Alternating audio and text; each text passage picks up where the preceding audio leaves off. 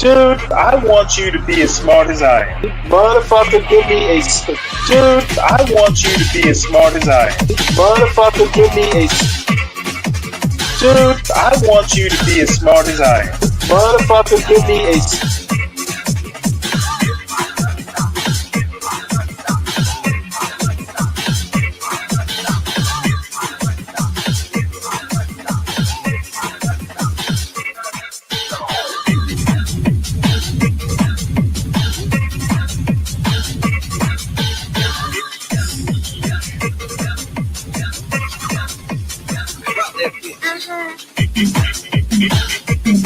Dude, I want you to be as smart as I am.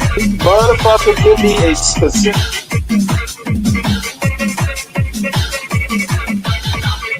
Dude, I want you to be as smart as I am. Motherfucker...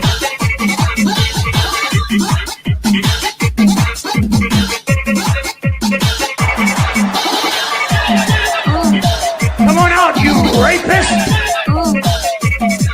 This nigga has a motherfucker, by the way. Let me go fast for him. I am the nigga, young Galt. This high ass nigga. They don't dance no more. It's all about the lean. Back in the day, crack was jumping on the scene. Now they slumped on the sidewalk. Can't talk. Golden era baby, but we still feel the rock. They used to be kings, now they lost in the scheme. Popping them bottles, throwing money, living breathe. Now they zoned out and mumbling, fumbling. No rhythm in the city, the whole shit crumbling. They used to rock the house, they was riding through the streets. Remember they was dancing, sliding to the beat. Now it's poison in their veins, ain't no pulse on the street. Guess it's over now, they accepted the back in the day, the rock had them wild and free. Different story now, they got no energy. New drugs got them slow with the hit unload. Out close and they don't dance no more. Block used to be jumping, top shit they was on. Now it's lights out, just the thrill is gone. I am the nigga, young Galt. I bring it to your rough, rugged, and raw, nigga. This nigga has a motherfucker, by the way. Let me go fast for him. I am the nigga, young Galt. This high ass nigga. They don't dance no more. It's all about the lean.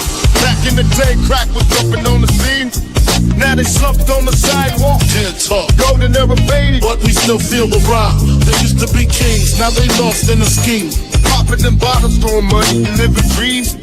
Now they zoned out and mumbling, fumbling. No rhythm in the city, the whole shit crumbling. They used to rock the house, they was riding through the streets. Remember they was dancing, sliding to the beat. Now it's poison in their veins, ain't no pulse on the street. Guess it's over now, they accepted the back in the day, the rock had them wild and free. Different story now, they got no energy. New drugs got them slow with the hit unload. Out close and they don't dance no more. Block used to be jumping, top shit they was on. Now it's lights out, just the thrill is gone. I am the nigga, young Galt. I bring it to your rough, rugged, and raw, nigga. They don't. He was a good kid, y'all. He was. He didn't bother nobody.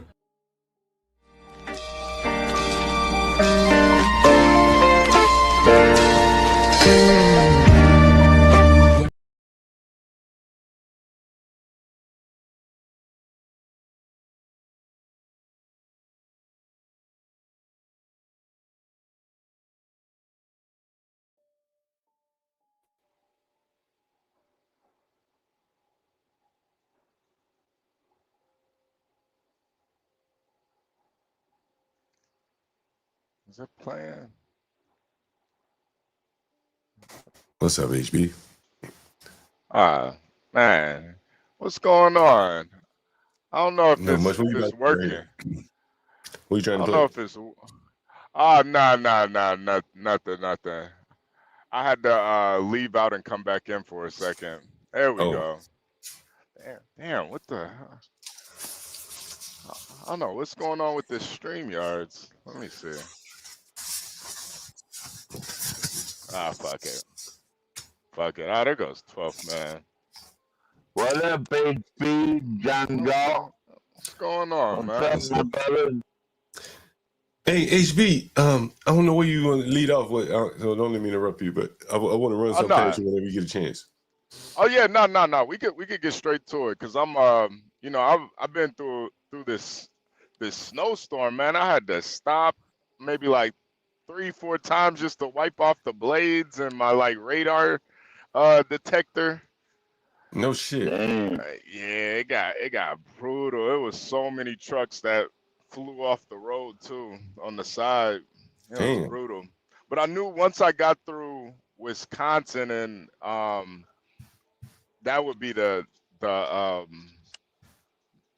storm. So I was just like, you know what, I'm gonna truck through it, man. That's why you wear boots instead of Air Jordans. Yeah, you goddamn right, man. You can't wear no Air Force Ones out here, man. Need those boots, man. You don't get your feet wet. Yeah, nah, it's been a wild one. I saw some crazy wind. Like I think my trailer tipped a little bit. Really? Yeah. Damn. Yeah. I kept it under control though. I lived in a camper one time, HB. I had to stick it in the ground with rope over the top. Oh yeah. You know, stick it down on the outside just to take on those winds, or it blew my little trailer all over the place. Yeah, man. It is brutal, man. But you know, it's a part of trucking though. So, you know, I don't wanna, I'm always looking at man, if I get through this storm, it's all sunny. Like where I'm at now it's just all sunny. It's crazy. No shit. Yeah, it's fucking beautiful out here. HB, let me show you something, see if you remember this. No, I'm not sure. With all the outlandish laughter and kind of poking at his, utility belt that he has on. So he's 12 years old. They appear to be much older than he is. Yeah. What are your thoughts when you see these older kids really appearing to try to shame him and pick on him? It is disturbing.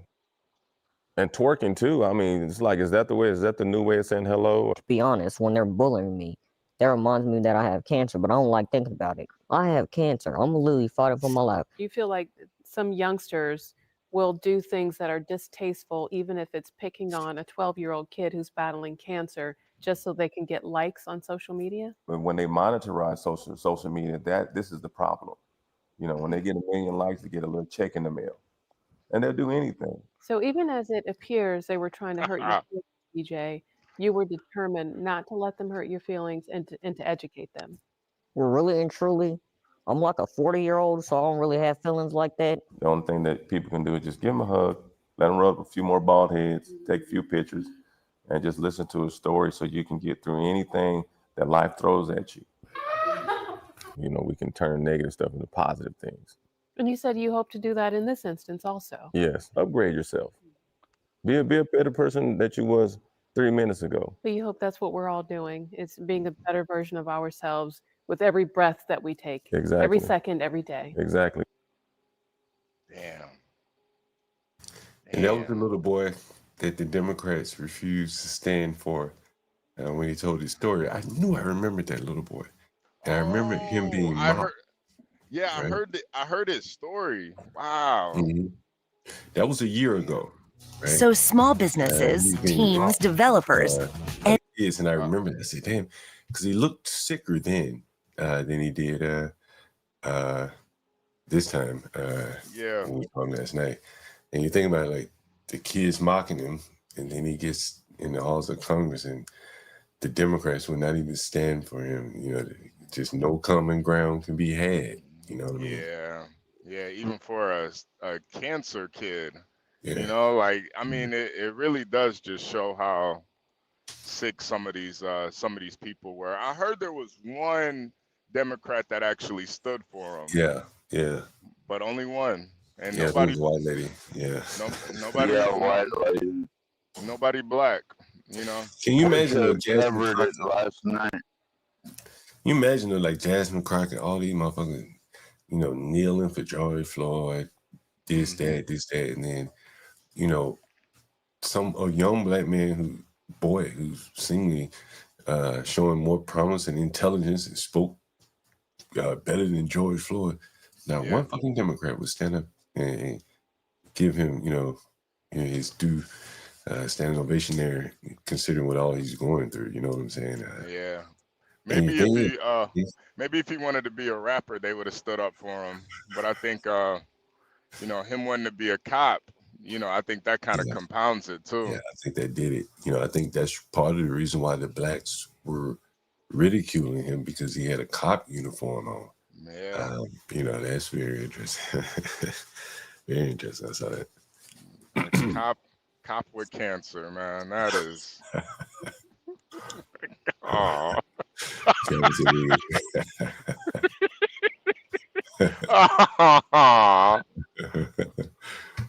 Man, yeah, I did. I heard about this story. Portia was telling me about it, and just what happened last night. And man, just the way she explained it to me, I was like, man, that is like a sad story. She said he had brain surgery every year of his life that he's been alive. 13 years. Yeah. 13 years old and 13 brain surgery. If he were in the third world, he'd be dead. You understand? And so that is the one thing that we all have in common, is that we're here. If some shit like that would have happened to us, you got a good chance of being treated. Whereas if you're in the third world, I mean, it's over, bro. It's over. You know what I'm saying? Yeah. And that is what the Democrats. That's what the Democrats and the Republicans, they could have spun it that way. Like, hey, we've all fought for better health care in this country, and this young boy is the beneficiary. But they can't even do that. And he was actually the beneficiary of Obamacare. Yeah, they could have spun Democrats. They could have spun it that way. Propagated that, but they didn't. Yeah. They sat there with their hands under their ass, basically, and they didn't do anything, man. That's 12th man. Obamacare. All right, hold on. What'd you say, sorry, HB? No, you brought up Obama, but I might not agree with Obama, but I think even Obama would have stood up for that kid in that situation. Yeah, I think so too. Yeah. That is that was man, inspiring story, inspirational story. HB, I was going to tell you something. Damn, I was going to ask you about something there. Oh man, HB, damn, I'm gonna call this guy on the phone. I want you to hear this shit. Let's see what he said. They sat there on their hands instead of. All right, we move. It was very terrible. Oh yeah, oh, there we go. Mute up, man. Mute up. You ain't got to mute on this. It's my buddy right here. Okay.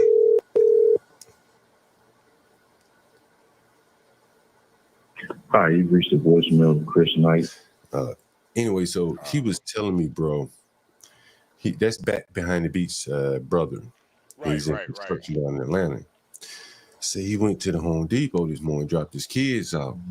Motherfucker was empty. Said he used to be teaming with Hispanics. He said he saw white men coming back into the construction to Home Depot. Right? He said use the team. He said there used to be even Haitians that would be, grouped up. You go to Home Depot, it's like guys out there, hey, are you looking for work? Right. And he said they weren't even out there, bro. He said only a handful of Hispanics that were, probably were the legal ones that, had like trucks and shit. That's all he saw that was there. Man. So he's like, man, it's a good time for brothers just trying to get some work. This is it. Your opportunity right here. You might only have 4 years, but this is the best time, man. You better stack them coins, get some work done. Well, if you make the networks and everything, connections, it'll last a lifetime. And and then my roofer stopped by. That's why I had to end the stream so abruptly. Older white guy, he comes by and he's like, "Yo, bro, I'm slow as shit out here." And I'm like, "Yo, you slow with the fucking immigrants being rounded up?" Yeah. And he's been so far out of the network for so long, that people don't even call him anymore. And so he's trying to figure out how to get back. He's an older guy. He's probably 60. Oh man. So it's the right time for him, but I think he just doesn't know how to, approach this new market. Right. And it's very interesting. Yeah. Hey, probably... Kimmy K said no monologue for you today. Nah, Kimmy Cake, we got right into it, Kimmy Cakes. My bad, Kimmy. Make sure you guys hit the like button though. Subscribe if you're new here. Maybe a prologue. Yeah. My bad, Kimmy. Is a prologue the end? Is the prologue the end? Is that like the monologue? What was it called? Yeah. Monologue at the beginning. Prologue is that the end? I think so. Okay, Yeah, the monologue's the beginning. Yeah, my bad, Kimmy Cakes. I've been having a pretty rough day today. It's been some crazy weather I had to drive through. I probably should have parked, but I don't know. I wanted some adventure this morning. So. Nah. I wouldn't want to live stream me getting into an accident, man. Even though it would be some good content. HB going through a snowstorm, you missed out, man. Nah. Would have got 1 million views over that. I think this is a good time, HB, to say, like support the channel. HB going trucking in the snow and the bad weather. And he's still alive with you guys. So make sure you support the channel. HB2N, cash out. That's how you dollar sign HB2N, man. I appreciate you guys, man. Hit the like button most of all. And definitely subscribe if you're new here. Cash out Porsche J, $20 a day. Try that. That's our campaign we're running there for sure. Absolutely. John, the one thing that has been on my mind though is that Lil Ronnie situation, man. I still been thinking about it because that video's just been playing in my head, and man, it just reminded me how much of a coward a lot of these like street niggas are, man. Yeah.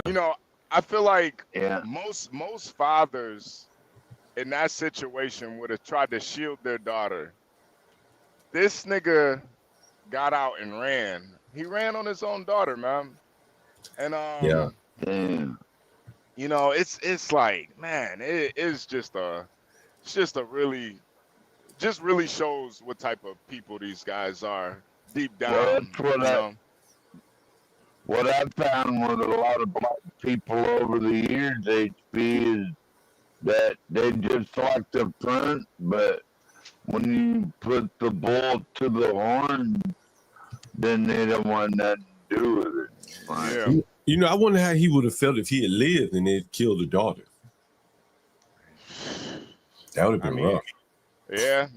I mean, the way he ran on her, though, he probably would have been okay. He probably would have been okay, man. I've heard of stories of just dads that when shooting happens, they cover their kids, even moms. They jump over their kids instinctually, yeah. But this nigga instinctually, he ran, and then just people making up excuses. Oh, he was trying to, get them to stop shooting in that direction, so he ran. And it's like, man, we'll even make excuses for being a coward, Like, man. Yeah, that's what it seemed like. Yeah, that is kind of crazy, right? Yeah, man. It is kind of crazy, bro. I gotta admit, though, y'all, that the time that I get I got hit the hardest was by a Golden Gloves boxer named Mountain, and he's a black guy. And man, he hit me in my jaw so hard, dude, I knocked out.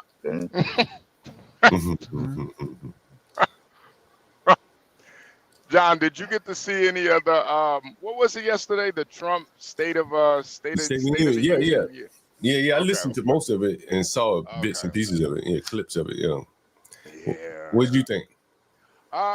Portia was supposed to show me some clips from it, but I don't know what she's doing right now. I don't know. I think she might be a little busy right now, but yeah, she was just telling me about it, and I'm just like, man, I don't know, man. Sometimes I think like these black Democrats, like they kind of hate black people, man. Well, I think they're Democrat first. HB. They're Democrat first. You know what I'm saying? Yeah. Well, they've never changed John Galt from the party of the KKK and the party of Jim Crow. They've always been the same. They've never changed, really. Well, I think at some point, they've diverged from each other, right? Where their interests may have been aligned, even if they didn't have anything in common, they had the same interests, right? Right. But it seems at this point, they've kind of gone their separate ways.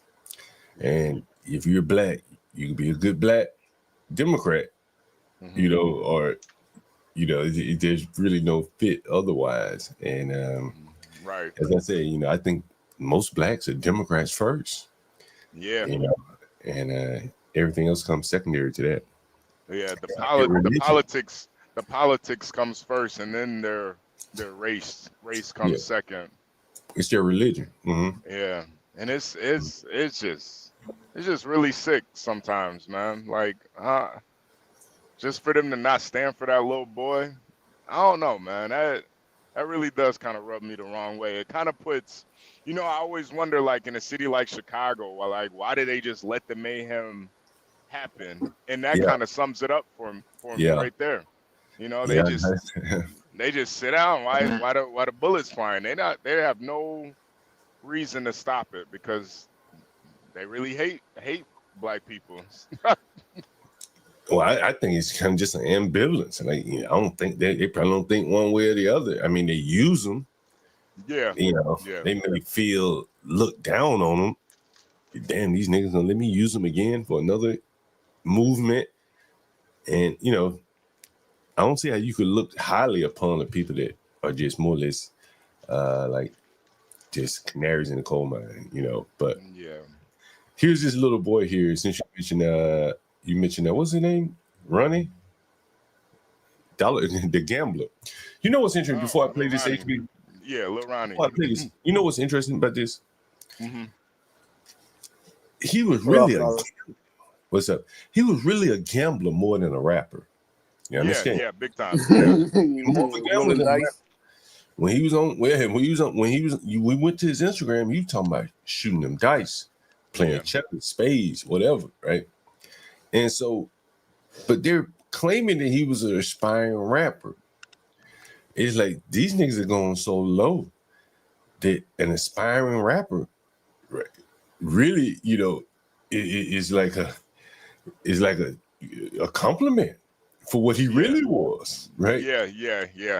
I think they're trying to, because I mean, his last album was like a year ago, and I think he was definitely way more a gambler than a rapper. Yeah, that's what was in his Instagram. It was like, I'm best gambler in Texas. Yep.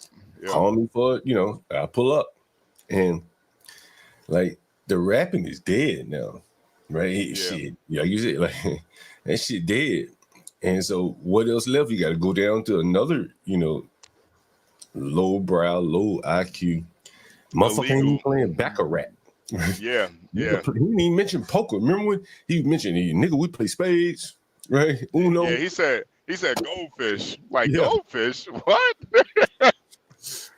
He's not even playing no high stakes. He's not even playing no high stakes gambling. He said, "I'm willing to put my daughter on the line." Like poker is probably the most high IQ card game, I guess. Maybe some Chinese games they be playing with cards. But poker is probably the more when you're thinking a good little bit, I guess, right? Right. Yeah. You ever played Chinese checkers, John? Nah. But he didn't mention any of those games. Never played Chinese checkers? Nah, but he mentioned all these simple ass games, right? Yeah. Right. And this is really the only economy that he had left. He gave up rapping, right? Yeah. To go be a damn bingo Uno player. Really amazing. Really amazing. You ever played regular checkers? He didn't say. I'll play you in the game of chess. Yeah. No chess. He didn't mention chess, right? Nah. No poker. Just spades, shooting dice. Pretty much all games of chance. These are pretty much all games of chance, right? Yep. Simple shit. Yeah. That's really amazing when you think about it.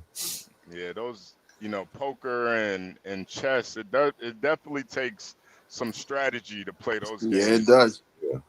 And he didn't really understand the strategy of life, honestly. He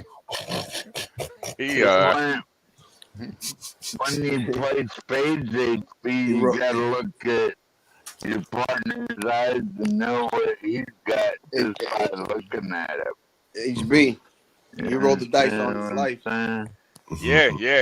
He was gambling with his life, honestly, and then unfortunately, he won. He was gambling with his daughter's life too. Sucks, man. Lord have mercy. And I know, John, you saw the GoFundMe too, man. Always the GoFundMe. Already? Yeah. You get about 20,000. Yep, 26,000. Yeah. That's pretty good. Yeah, that's crazy, bro. Yeah, I'm thinking it's mostly because of the little girl, For the funeral costs and stuff, all right, cool, that's acceptable. But for this dude, hell no. Yeah. Oh, let me play this news clip. Okay. Car wash. It took the lives of a local rapper and his 5-year-old daughter.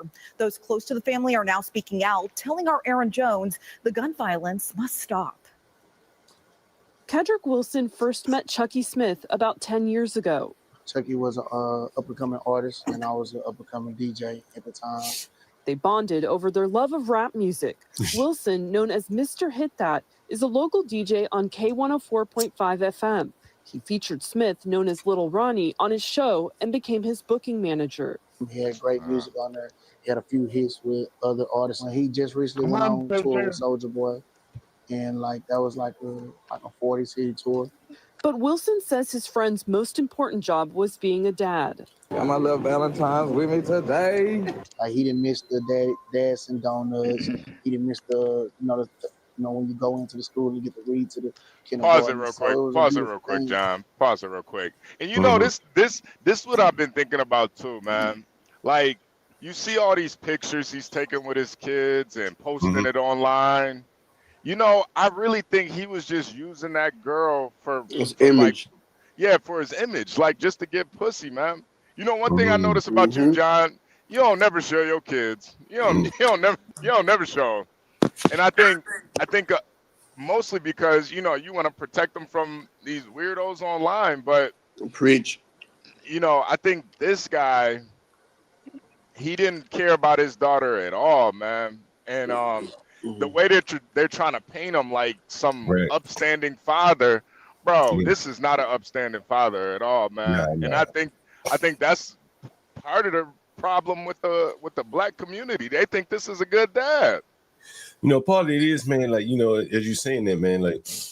Like you can go out as a no children and just live reckless as you want. Fuck it. Yep. Once you start to have children, you like, damn, man, somebody fucking kill me. You gotta turn on that switch. You know what I'm saying? So the shit that you might would buck back at somebody, or the activities that you might engage in as a man with no children, he was engaging in clearly risky activity. And you know, that's where you would have wanted to see him curb that behavior. You probably couldn't, because what was he going to do otherwise? Rapping ain't working. What is he going to do? Work. Go fish. John is better than throwing bricks off the Chicago project. All right, 12 fair. But yeah, John, man. It's I mean, he could have done anything else but what he was doing. But like Universal said, kid posts definitely bringing female attention, and I think that's all it really was. Yeah, honestly. Oh, it's like having a little is women's attention. Yeah, it would be women's attention. That's for sure. Yeah. I'll play a little bit more of this video. I didn't even think about that, HB, but I think you're definitely right. Like, they are trying. It is, John. I don't do this shit. They're trying to smooth his image because, you know, he put that child in harm's way. Is he alive, by the way? I'm sorry. No, he's dead, and What? they're trying to smooth his image, right, by showing him with his child, like he didn't do any wrong. Yep. He says on Sunday, Smith celebrated his daughter's 5th birthday. The next day, they were killed in a shooting at Slappy's Car Wash in Forest Hill just before 11 a.m. He was being a father in the midst of his tragic death, his tragic passing. He was being a father. So it's like, it's crazy. Do you think he was targeted? Most definitely. Being a rapper is one of the most dangerous things in the world. Forest Hill police say so why do this shit? And see, that's another lie right there. Ain't nobody shot at J. Cole. Like, ain't nobody shooting. That man, being a rapper is what you rapping about that makes you a target. Yeah, because people want to test you. But ain't nobody shot at Kanye West. Nobody shot at Kanye. Kanye ain't rapping about. But I mean, you probably could rap some real wild gangster shit, as long as you ain't picking on nobody that might shoot at your ass, right? Right. Hey, you just got to be creative with it. You know, I think what it is like these YouTube battles. You know, Fatty versus, I don't know, somebody, Strong versus, and I think the rappers do it, then it gets a little too serious because there's real money on the line. You know what I mean? And that's what it seemed to be to me. This is like some, you know, woe is me because I'm a black rapper. People targeted me, hating, and this ain't that, man. This ain't Don't you guys find it funny that every place in the U.S. named Forest Hills is a shithole? I don't know, but it's like, you know, when they talk about like when I say things like they don't really understand the way of the world, I think this really sums it up. What he just says here, like, you think about all the hard jobs. Hell, HB say, man, I don't want to drive them chemical trucks and them motherfuckers flip over, kill everybody. Yeah. Right? Power on. And here he is saying, most definitely, being a rapper is one of the most dangerous things in the world. What, nigga? What? Yeah, right, John. I ain't even think about that. Yo, John, I just drove through a snowstorm. I saw so many drivers on the side of the road. Being a professional truck driver is one of the most dangerous jobs in the world. Nigga, what you talking about? I saw niggas dead on the side of the road today. What are you talking about? What, a rapper? Nigga, you can do that. You can do that at home, sitting at home, man. You can be a rapper. Get out of here. Dangerous. Like, I think, and he said this shit with a straight face. Right? Yeah. No, he means it. He means it. I know. And you don't have to be a rapper, right? Like, you ain't born into this shit, bro. You know what I mean? Like, you can go be something else. So they're choosing to be rappers. One of the most dangerous careers in the world. In you think, right? Like, how fucking stupid must he be? Yeah. He never questions that. Wait a minute. Why the fuck are we choosing to do this shit? I'm in it. The dead nigga in it. Maybe I could get out of this and try to do something else. It never crosses their mind. No, of course not. Now, what is the reason for that? They want the change, they want the fame, they want the glamour, they want the recognition, they want the clout. I think it's even more That's simple. what it is, I think it's just the pussy, John. I think Yeah, being that's what like it comes down famous, to. being a famous, you know, even locally famous, you know, you get the Yeah. pussy, man. You get the John, bad bitches. John, but you put a video where in the 1950s they describe how the ninjas want to be flamboyant and they make them spend a whole bunch of money in the stores. You put a video up like that, so I mean that explains, you know. Yeah. Because these are big men, you know, they're not like 5'5", you know. You know, they'd be perfect for an assembly line, or auto factory plant or something, you know. Construction. Yeah, you know? here they are, you know, fucking around trying to rap. This nigga's a DJ. This shit for lobsters and shit. That shit is Nobody's getting dirty. Nobody's, you know, exerting any energy. You know, I don't know, man. Where are the pheromones being, you know, you know what I'm saying? You ever heard that? Men come home working nasty and shit, and women kind of find that attractive, you know? Yeah, man. It's one of the things that I just don't understand about women. Yeah, me but neither. bro, they actually get more turned on when you come back from a hard day's of work and you ain't even showered yet. I'm like, man, take me now. That should be like, should be wild to me, man. You're just like, this bitch is nasty. And you know, yeah, I don't guess men are that way. It don't work the same way for us. Hell no, you better go take a bath. You better go take care of that sea basket. Hey, you better let that coochie that shit air out. Let that coochie soak for a couple hours. Get your pH up. Get your pH up.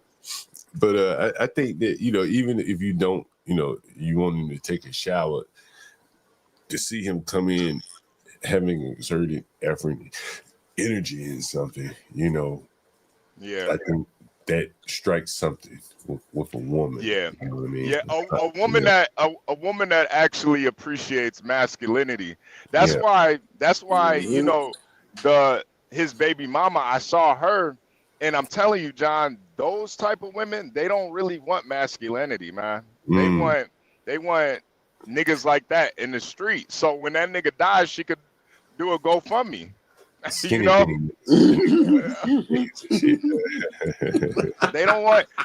That's why I don't even, you know, focus on those type of girls, man. You know, guys, you always hear it in the manosphere. Oh, black women only want hood niggas. It's like, bro, they what they really don't want is a masculine man. That's what it is. You know what they say? Somebody else's trash is somebody's treasure, bro. Yeah. Me personally, trash is trash. No, London. I make sure I clean regardless. I'm just making the point. I make sure I clean regardless. But you know, I think it is just the masculinity, because these guys, I'm telling you, John, I feel like a lot of the women are attracted to those guys because they're not masculine and they don't have any power. You know, a nigga that his only income is hustling and you know, gambling all day.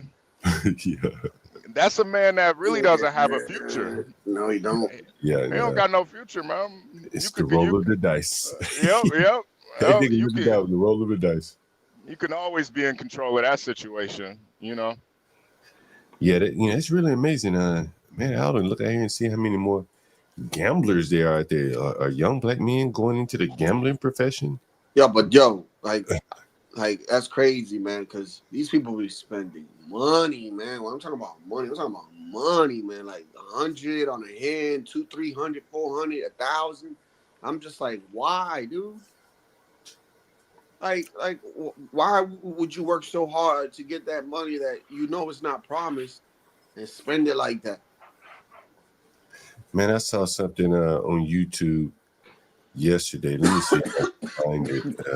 Wait, John, can we finish this video though? Oh yeah. Damn, my bad. Shit. Yeah. Forest Hill police say authorities have identified 2 suspects, and one of the suspects has a capital murder warrant out for their arrest. Growing up in the inner city, you see death a lot. It sucks to say it, but it's normal. Wilson says the gun violence has to stop, something echoed by local community leaders and stakeholders Tuesday afternoon. We must work together to break the cycle of self-hatred that continues to decimate lives and scar our community. This is my cry out to say, hey, this is how we started. Spark the conversation and start the revolutionary change to it. Wilson says hopefully through action, future tragedies can be prevented. In Forest Hill, Aaron Jones, CBS News, Texas. Hey, Stanley. Stanley says, so a trader is not a gambler. What I'm talking about is street gambling. When you're a street gambler and you play in the stock market, it's two different things, man. I made like $150 today on Palantir. Quick trade, you know, like in it for like 2 seconds, man. Quick trade. It ain't like the application's gonna turn around and shoot you. Yeah. Nah. It's a totally different thing, man. But I get your point though, Stanley. But totally different. The thing is, what I've seen when niggas that be gambling on the streets is that there's never a good time to quit, right? Unless you quit when you're losing. It's hard to quit when you're up because that person may say, "Nah, man, I want the right to win my money back." You ever seen that before? Mm-hmm. Oh yeah. They get mad when you don't let them win their money back. Right, and you're right. So therein lies this unwritten rule where you can't just walk away from the table like you can in Vegas. Mm-hmm. Yeah. And that is where the real serious risk comes in, right? Oh yeah. Then he's also willing to meet up with people like Facebook meetups to gamble. Yeah, with random people, bro. That's crazy, bro. Yeah, the last time I used to gamble like that, John, was in high school with like my best friends, and we would be gambling. We would be shooting dice for dollars, you know. Yeah, like, but you know those people. Right? Yeah, and it was nothing serious, you know. But some of those games would last hours because niggas didn't want to lose all their money. Back and forth. Right. Yeah, but I saw this shit last night. I was just going through YouTube and I was like, damn, look at this shit. I just happened to see something in the background that piqued my interest. And I'm not sure which video it's on, so I may have to play more than one. I'm see. Yeah, okay. Yeah, I ain't riding like that. You don't know how to ride then. Not like that. I go like the granddaddy folks. Yeah. You got Woody. Mm-hmm. So it's not this video. Let me see if it's the next one. What is it? Is it DJ being a cop in Houston being made fun of? Hey, in London, yeah, you're right. Offset did get deleted out of dice game. Right. Yeah, he did. Yep. Yeah, that's a fact. Put a hot one in them. This is probably HB. Next. Let me see. This is in Atlanta. No helmets running like that. That's crazy, bro. Video. Okay, so it must be this one here. Hey, look, you already got the Mr. Burn hairstyle. I might well. You see them niggas right over this man's shoulder right here? Yeah. Them niggas gambling. Yeah. Mike, what? You want to put the gloves on? It's a nigga cigarette. I want to write the four-wheeler. Come on, just figure that right now. Woody, what you got? Some 16 ounces? The gloves. You know what I'm saying? You see them young boys right there gambling, right? Mm-hmm. In one of the videos, you'll see them shooting dice, right? Like, that shit's so dangerous to be shooting dice like that, and that's what that man was doing, more or less, having dice games just like this. People. And I mean, apparently that shooting dice is back in vogue again. and there was some babies in the street too, so imagine if shit pop off. Pop. Oh no, John, that shooting dice shit, that never got out of style. Like niggas, yeah. That shit's been around since I was a kid, man. I'm about to be 37, man. They shoot dice every day. Going outside. That ain't nothing new. I just found out yesterday that one of the homeboys from the hood that I grew up with died from diabetes, man. My bad, man. I mean, you can laugh, but the nigga's always been fat. My bad. My bad. Damn. Niggas gotta eat healthier, man. Exercise. That'll do Yo, everything. everybody left the projects. This dude died in the projects, bro. Shit crazy, man. Still doing hood shit. It's like, come on, man. Everybody moving up. HP, what were you trading? You made money today. Oh, Palantir. Just Palantir. Yeah. It was the market right now is really crazy, man. So I'm just doing like just quick day trades and I'm in it for maybe a minute and a half, man. I'm not even playing around. Like I'm not. It's like really crazy right now. So I'm just doing like the more Nvidia, Palantir, just trying to catch a little dip, catch it while it's going up, and just making sure I make some money every day. You ain't gonna put money on the chips. I've been kind of staying away from them a little bit. Man, it's just so volatile right now. I don't even know. I'm gonna get it on the flow. 40 acres in the mule. This is bigger than the music. Yeah, I seen this crap, dude. I'm like, yo, this is stupid ass. Not like us.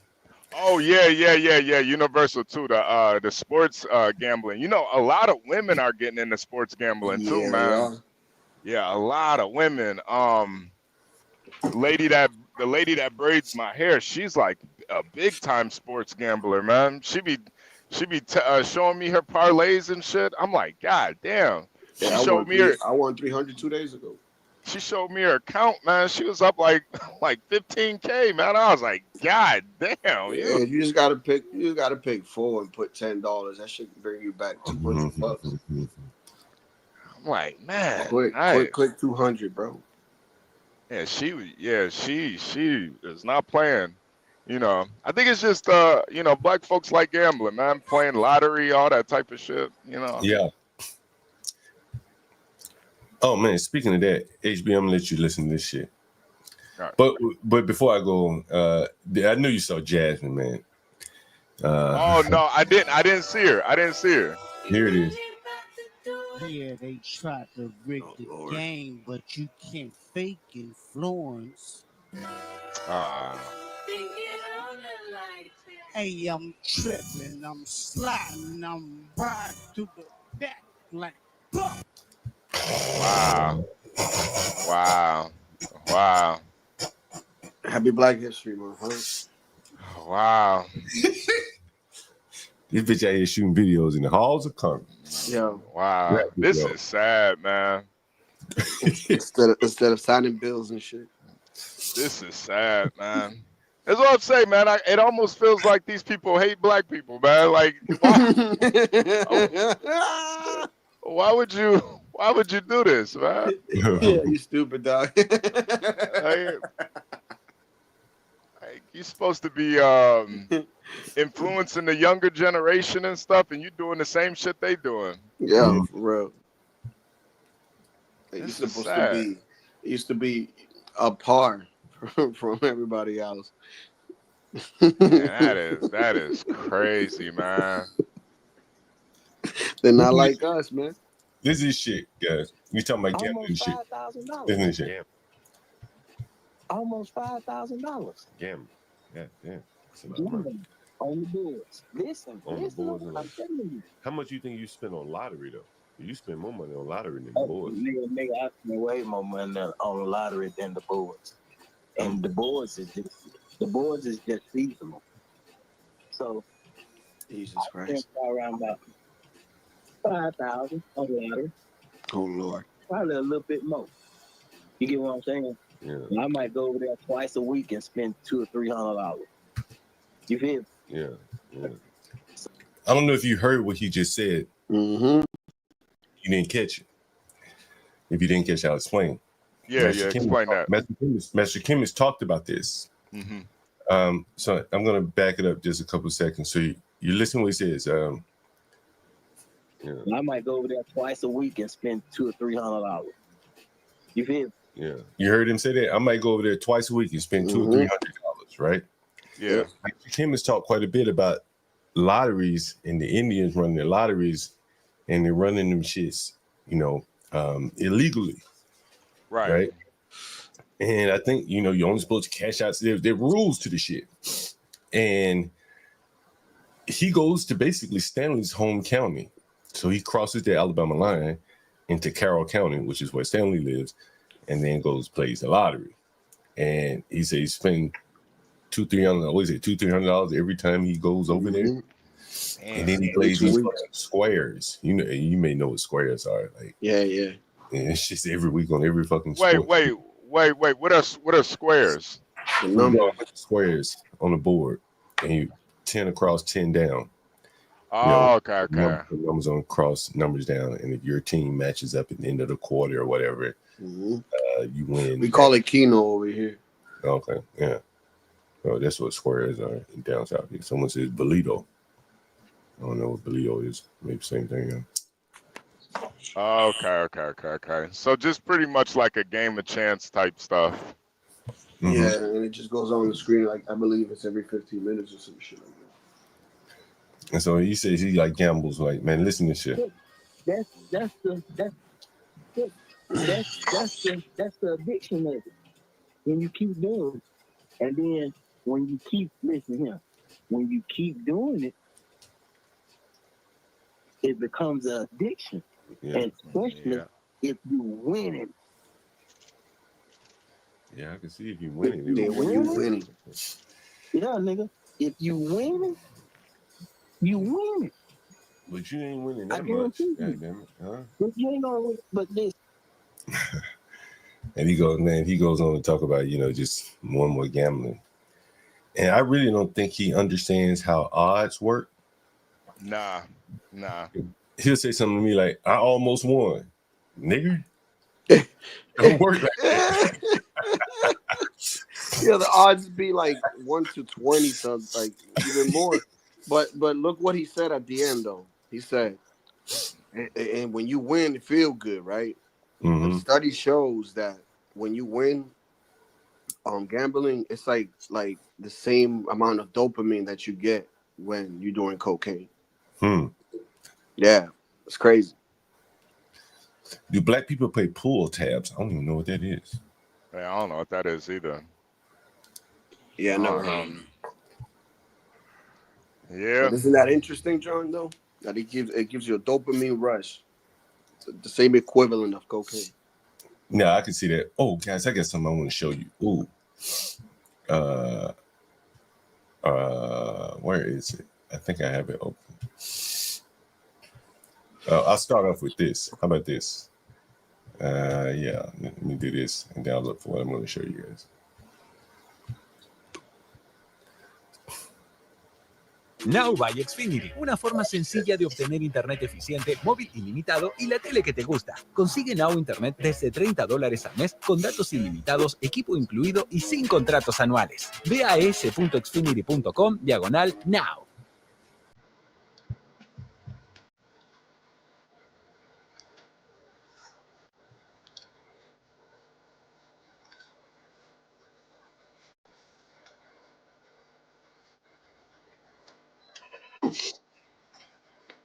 Can you guys see that? Yeah, but can you the Waymo. Okay. Yeah. Driverless car. Oh wow. Yeah. And it's rolling out in Austin, Texas. I think this month. Yeah, I'm good with that. Uber and Alphabet's Waymo are launching autonomous rides in Texas on Tuesday. So they're now joining forces Initially, Waymo was by itself, I think. Now Uber and Waymo are combining. Waymo is a Google subsidiary. Damn. Waymo Yeah, shit crazy.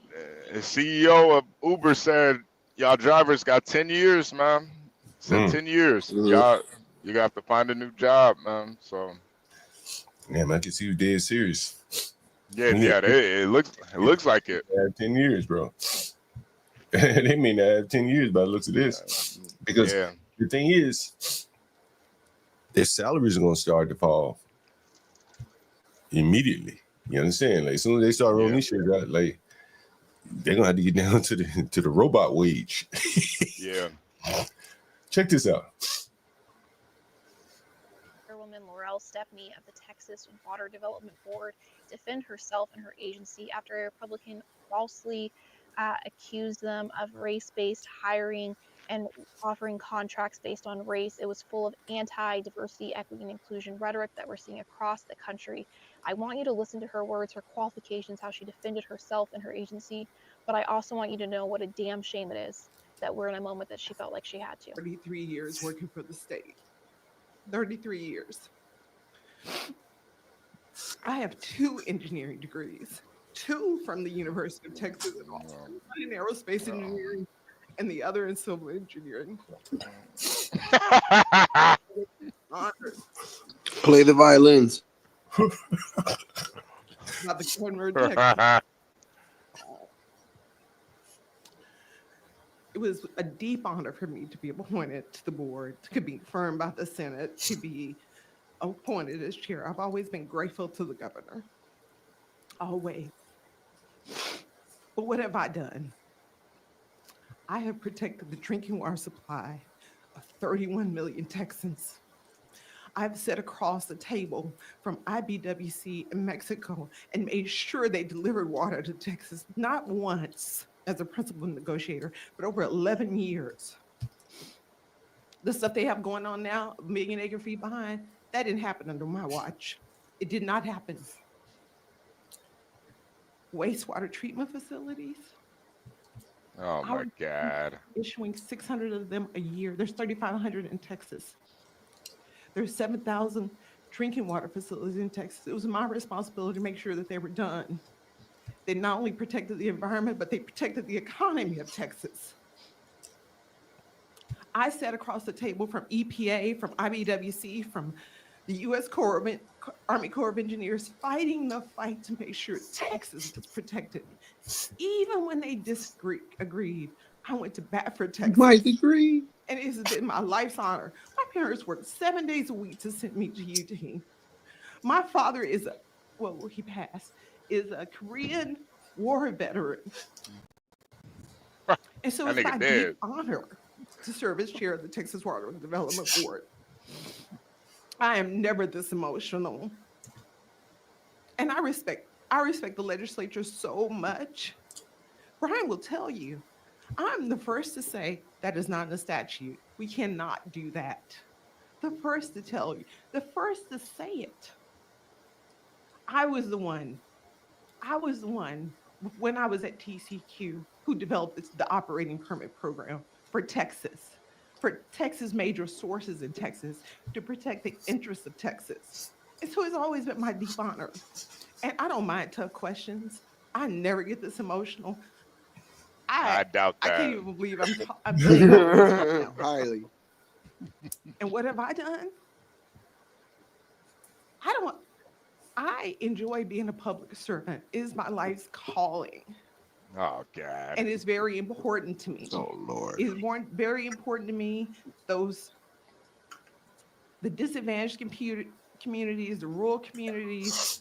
I was the one who protected 100 water systems from running out of water during the 2011 drought. She carried all that water Less in than her back. 180 days worth of water. I was the one who did that. I was the one who, and my staff, of course, who worked with the city of Wichita Falls because they didn't have any water. They put in the first direct potable reuse. Under my leadership. Hold on. Let me go back. I want to show you guys something. I think it's very important. It's very important. Listen. Communities, the rural communities. I was the one who protected 100 water systems from running out of water during the 2011 drought. They had a less than 180 days worth of water. I was the one who did that. I was the one who, and my staff, of course, who. That bitch finally mentioned her staff. Mm-hmm. 3 minutes and 51 seconds into the interview. Mm-hmm. I was the one. I was the one. I. This bitch sound like Charlie Brown's teacher. I got the degree. I got 2 of them motherfuckers. Yeah. You know. I. Right? They gotta mention that that PhD, man. They gotta mention it. I had a calling. Like, listen, man. I don't. Who the fuck has a calling to go work for a state government? Like, is that a calling? That's not. Hey, I want to go work at some random government agency, tucked off in some random government area. That's what I want to do. Yeah. But I don't believe that. Nah. This is the highest job that this woman could ever attain in her life. Triple degrees, whatever. She'll never get this kind of responsibility out in the private sector. Mm-mm. She'll never get to go up and cry and talk to people and shit and then go back to her desk. If she did this shit in the private sector, she'd be fired, man. Yep. Like, what? You ain't here, you in a company, you telling me about your degree? I've never heard anyone pull a rank with degrees in the private sector. No, hell no. Never seen that shit. Shit don't matter, can you do the job or not? Right? And she's in the job and now she's pulling rank. Like, I got degrees though. And but biggest lack of leadership Worked with the here. city of Wichita Falls because they didn't have any water. They put in the first direct potable reuse. Under my leadership. That was me. And so for all those reasons, I have to believe that's why the governor chose me. And I'm so proud of it. And I thank him for that. And again, I think that was a classic lesson in why these people have such hard times leading. Because, she's going to take all the credit. She didn't even mention the rest of her staff. All the people that likely work under her, they really do the work to get dirty. Mm-hmm. She took all the credit. That was me. And then I put that water in my head. I did that shit. I don't know. Anyway, I thought that was interesting. Yeah. Nah, it's and then too, just crying in front of all them white folks like that. She should be ashamed of herself, man. She really should. She crying for herself because she want to keep that damn job. Yep. That's all it is. She That's got all it degree. is. Yeah. That's really all it's about, man. And it's it's like these people live in a completely different world than the average American, and you wonder why nothing ever really gets done. And Miss Me says people usually brag about having a degree when it's not usually in their family to be educated. Just saying, yeah. Like a first-time home buyer. Yeah.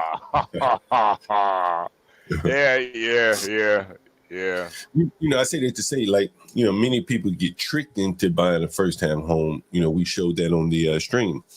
Guy, first-time home buyer, he bought a brand new house and. But you got to be smart, man. Afford it, right? Because there's such a push to get everyone to do it. Everyone does it, and some people are going to get caught up. And he was one that got caught up, and then we highlighted him. And I think college is the same thing, man. They have you just taking bullshit classes, padding the professor's pocket, and then you end up 3-4 years into this shit. You got to keep going at that point. And that's a hell of a business model. When you buy a little, you got to buy a lot, Hey, I'll be right back, guys. Okay. Yeah. No lie. When I first moved here, the first thing that messed up was the heating system. And that shit ran us up about like $6,800. Damn. Yeah, man. And it was in February too, so it was cold as hell. Yeah. You out in Boston too. I already know. That shit was brutal. Yeah, but we got back off the rebate. I believe we got back $2,200. So it wasn't that bad. We just had to wait. Latino, what's up with that Boston mayor, man? That bitch crazy, Woo. man. Woo. Like, yo, what happened? Did you hear the story about the off-duty cop that shot that knife-wielding guy in Chick-fil-A? That's what I'm gonna get you about. Miss Woo. Ain't that the mayor's name? Yeah. We were just watching her. She kind of cute though.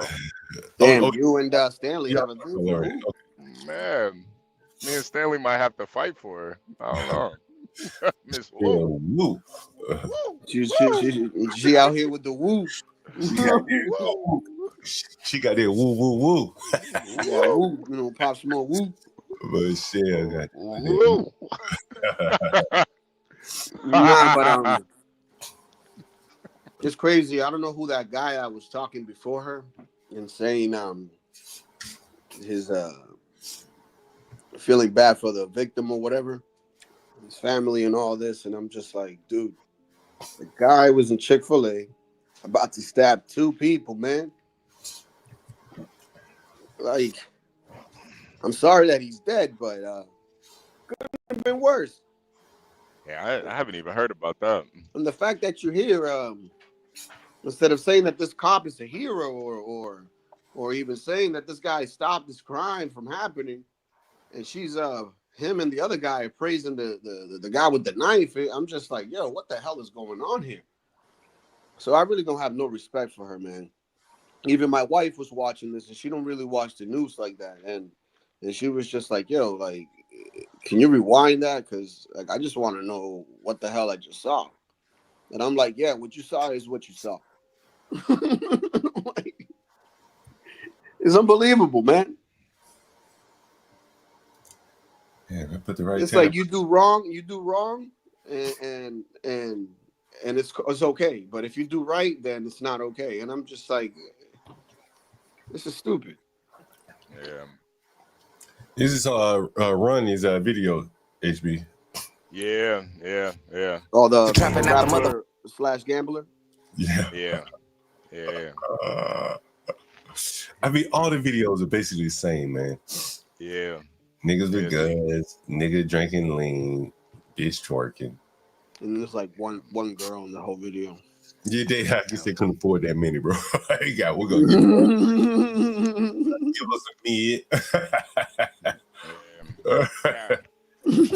Capping in the Airbnb, you know. That Does ain't anyone your know who crib. this is right here? Anyone know who this is right here? Who's that? Sam Cassell? Who is that? Who is that? Who is that nigga? Blows to you, by the way. Oh, wow. Okay. CEO of Blows. All right. And he gave all of his employees up to $10,000 for 300,000 employees after the company outperformed last year. Wow. Matter of fact, hold on a second, John. I'm about to give this nigga a round of applause, man. Let me give this nigga a round of applause.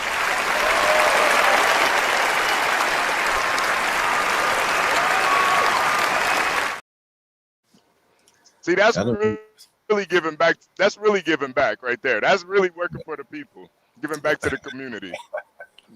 Definition. That's what it looks. That's what it looks like right there. That's what leadership looks like right there. No turkeys and Thanksgiving. You know, I'm sure he probably could have awarded himself a little more money or something like that. But, you know, this will help him stand out relative to Home Depot. I'm sure people are going to be, you want to work for a hardware store, Lowe's is probably, you know, higher on your list than Home Depot now. Yeah, nah. I mean, yeah, it's more organized. The thing is, like, you never really hear, but I've never heard this guy, you know, not that it mattered. I don't know many CEOs, but, you know, we went through Black History Month the other day with the kids, and here are some living examples that these people, you know, could look up to, but, you know, they're not in their community, so where would they see them? I guess they have to find out, you know, whatever. But very interesting, this guy's story. He must have a pretty good story. Marvin Ellison. Let me see if I can find him. Marvin Ellison. Yeah, that's interesting. Man, you just don't usually hear CEOs doing stuff like this, and especially black ones, man. Usually it's all some bullshit. He in some sex scandal or something stupid. This guy, man. Yeah, So he's pocketing it. Yeah, he gets my highest salute, man. That's a beautiful thing, man. Let me see. I want to see. Let's hear a little bit. You want to hear a little bit of what he had to say? Let's see what he had to say. Yeah, absolutely. This is a clip from him. It's always an ad.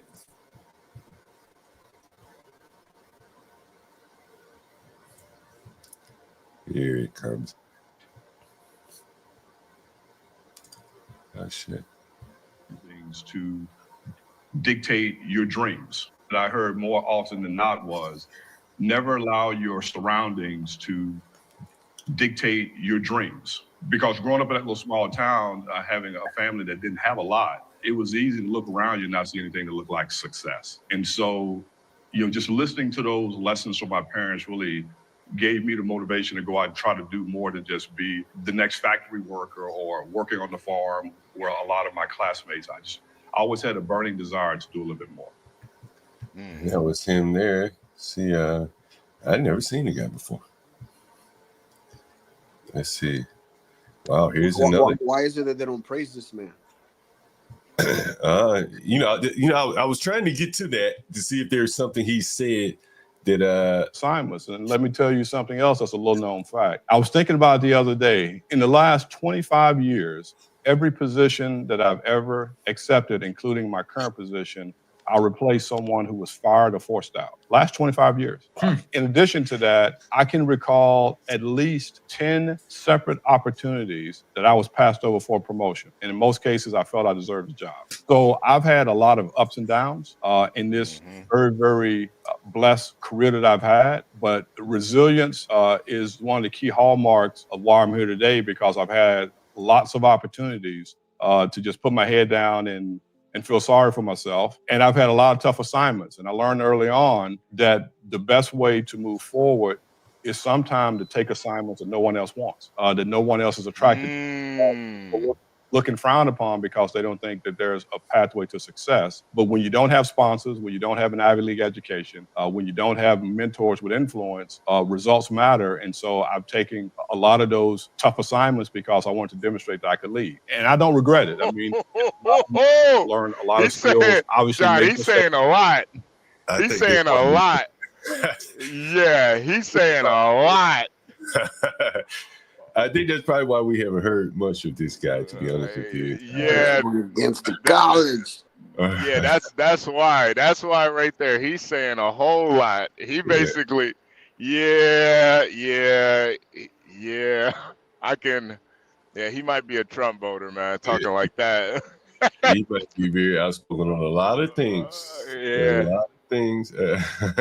Let's see. Mistakes along the way, but it's kind of hardened me and allowed me to learn a lot about leadership and a lot about how to solve problems. And I wouldn't trade one day because it's prepared me for my current assignment. You could best describe my career path in life as a study of resilience and taking tough assignments. Okay, that's interesting. Damn. That nigga started from the bottom, now we here for real. Damn, he worked for $100 million. He really started from the bottom. Damn. Wait a minute, hold on. Yeah, let's see another He video. said, I took the challenges head on. Every business had fires. I mean, I don't really like Kramer, but from Lowe's. Let's see what he says. This morning, the home improvement trade. Thank you, James. Great to be with you. Now, I've got to tell you, Marvin, I got up, I get your email, I look at things, I say, well, this stock's going to be up nicely. It is up nicely. Then it goes down. Let me tell you, I think the first reaction was right. I'll give you one. You exuded a sense of optimism and a belief about both the consumer and the hit. You're going to crush it. Jim, Tell me. I can't listen to that motherfucker. Yeah, that guy pisses me off, man. Universal, you didn't have to go there, man. All right, John, you gotta You got to look up his wife now. Universal. See, Universal is also very successful, so he want to tear this nigga down. I see what's going on. I see what's going on. Let's see what his wife look like. Universal. There you go. Oh, no, you might be surprised. HB, can you see my screen? Let's see. How do I get this shit up? How do I get this shit up? Her name is Sharon Ellison. Damn, how do I get this shit up? The role of a corporate spouse. Let's see if she got to say. Damn. Can you? Oh, you can't see it. Oh, here she is. Here she is. Yeah, I could see. Yeah, I could. Yeah, my sister Gal for real. Yeah, he got a real black woman. He got a real. Yeah, she got some. Yeah. Round of applause for that. Doesn't that kind of look like Tia a little bit? A little bit. I'm not gonna lie. She kind of does look like here. Ooh, child. Ooh, child. Look and see what they talking about. You can't fucking read this shit. Let me see if they got another article on it. The role of a corporate wife, corporate spouse. Wow. He got a little baddie, man. Universal. I am so glad she was black. Yeah. Seriously, because typically with men who have, I mean, he's very successful. 100 million is a lot, but let's say a millionaire. Those type of black dudes, you don't see that too often, so it's a good thing. Yeah, take a listen to this. Soon after he left, took over as CEO of Lowe's, his wife peppered him with questions on why the home improvement retailer didn't carry certain types of tiles or doors that she wanted for their new North Carolina home. It's a familiar pattern for the couple who have been married for 26 years and have worked closely together as Mr. Ellison has risen to the top of corporate America. Yep. At JCPenney, he served as CEO until he left in May to join Lowe's. Mr. Ellison gave him her opinion on store layouts and provided a sounding board for ideas. She was the guest of honor She was the guest of honor at an employee event. You guys didn't get that, did you? No. She was the guest of honor at an employee event and redecorated the CEO's office, leading some staffers to call her the First Lady. So again, that was an employee event. Mm-hmm. She was a guest of honor. She showed up. Oh, I see where you're going. And she showed out. She, with a nice voice, she made things better, right? She redecorated. Right? She showed up, right? That's half the battle. In recent interviews, he said he leans on his wife's judgment, and his career really is both of our careers. There's no one that I count on more for candid, blunt advice and opinions. Now, contrast what he just said with what the lady who was crying in front of Texas commissioner, whatever. Me. He's saying, it's us. Mm-hmm. My career is really both of our careers. Yep. Right? Like he's team mindset, at least from this far, right? There's no way he could be the CEO of Lowe's without that mindset, right? There's just no way. And so let's see what else is interesting. At JCPenney's, her involvement rankled some employees who spoke among themselves about how they felt Mr. Ellison placed her opinions of their professional expertise, according to some of these people who have since left the company. I come in as a shopper, not an employee. She's 50, she said in the interview. She said her interest is born of the couple's close relationship and joint life goals, which they map out on a cork board at home. He was careful not to characterize his wife's support as in line with that of any spouse. He said he often seeks her input on difficult decisions, but not corporate direction as much as my thought process. He's respected for the emphasis he places on his family. I think a lot of ladies talk about work life. He leads that way. Let's see if there's anything else. The former CEO of another large retailer says his wife often sat in on meetings and offered her opinion when she accompanied him on business trips, even though some of his staff resented her involvement. when employees pushed back, he made it clear that decisions rested with him, but added, "When you hire me, you get both of us." I don't know about that. I think when you hire someone, you do get both of them at a level like that. But I wouldn't have my wife in meetings. But hey, I've never been in that position before. Yeah.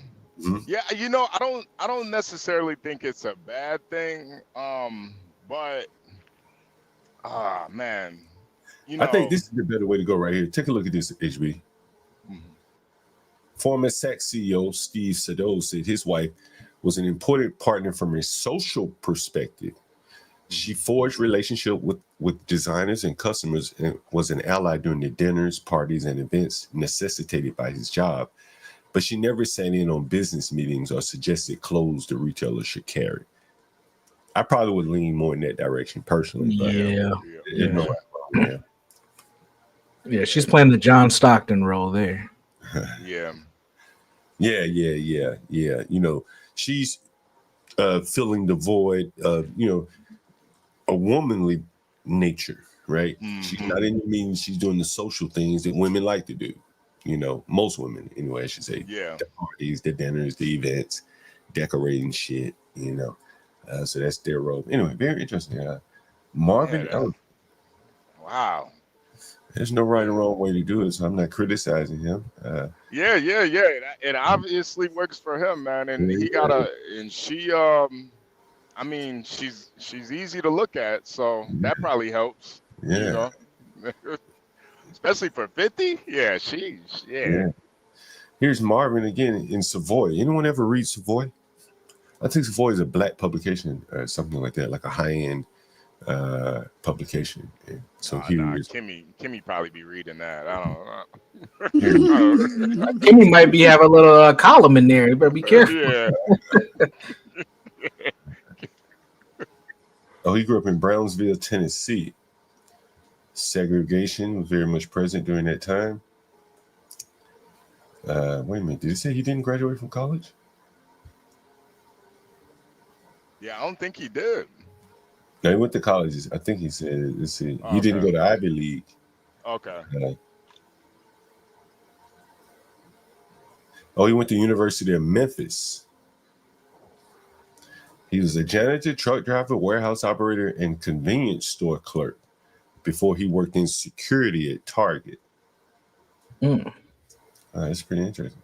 Yeah, he got out the mud for real. Yeah, seriously. I always think it's important that people have jobs like that, especially when they go into corporate. It really gives you a lot of perspective, and I think it just gives you a different outlook on how to do business when you see it from multiple levels. Bro, listen to this shit. He started at Target at $4.35 an hour as a security guard. By the time he left 15 years later, he was a senior vice president of the loss prevention department. Wow. As an employee with Target, he was curious about how the retail industry operates from an associate perspective. That's the lowest level job at Target. So he sought lateral opportunities to work in different departments, but also worked his way up. Wow, that's very impressive. It's very, very impressive, man. I mean, you're talking about persistence. Jeez, Louise. Yeah, that. God damn. Listen to this, HB. In 2002, he took what he had learned and joined Home Depot. During that time, the CEO, Bob Nardelli, took interest in him, including investing in his graduate education at Emory's Business School. By 2008, he was named Executive Vice President of U.S. Stores. Wow. Damn. So he, unlike Lil Ronnie, he took a gamble on himself. Indeed, man. This is not he's not Ivy educated. This guy's not Ivy League educated at all. You know what I'm saying? Yeah. University of Memphis is, it's He got his job. He got his job to pay for it. That's crazy. That's crazy. He got a job to pay for Emory, but he worked for Memphis on his own. So, damn, that's pretty impressive. He stayed at Home Depot for 12 years and then joined JCPenney as their chairman and CEO in 2014. Say he remembers going to JCPenney's for special times of the year, such as Christmas and Easter. It was not a store his family could regularly afford. He thought of his mother when he thought of the average customer. so on and so forth. There's his wife. Nice. God damn, man. Nice for 50. Nice. Yeah, she is. Nice. She is So well put here's- together, man. Yes. Salute to Kellen. Waist trainer. Yeah.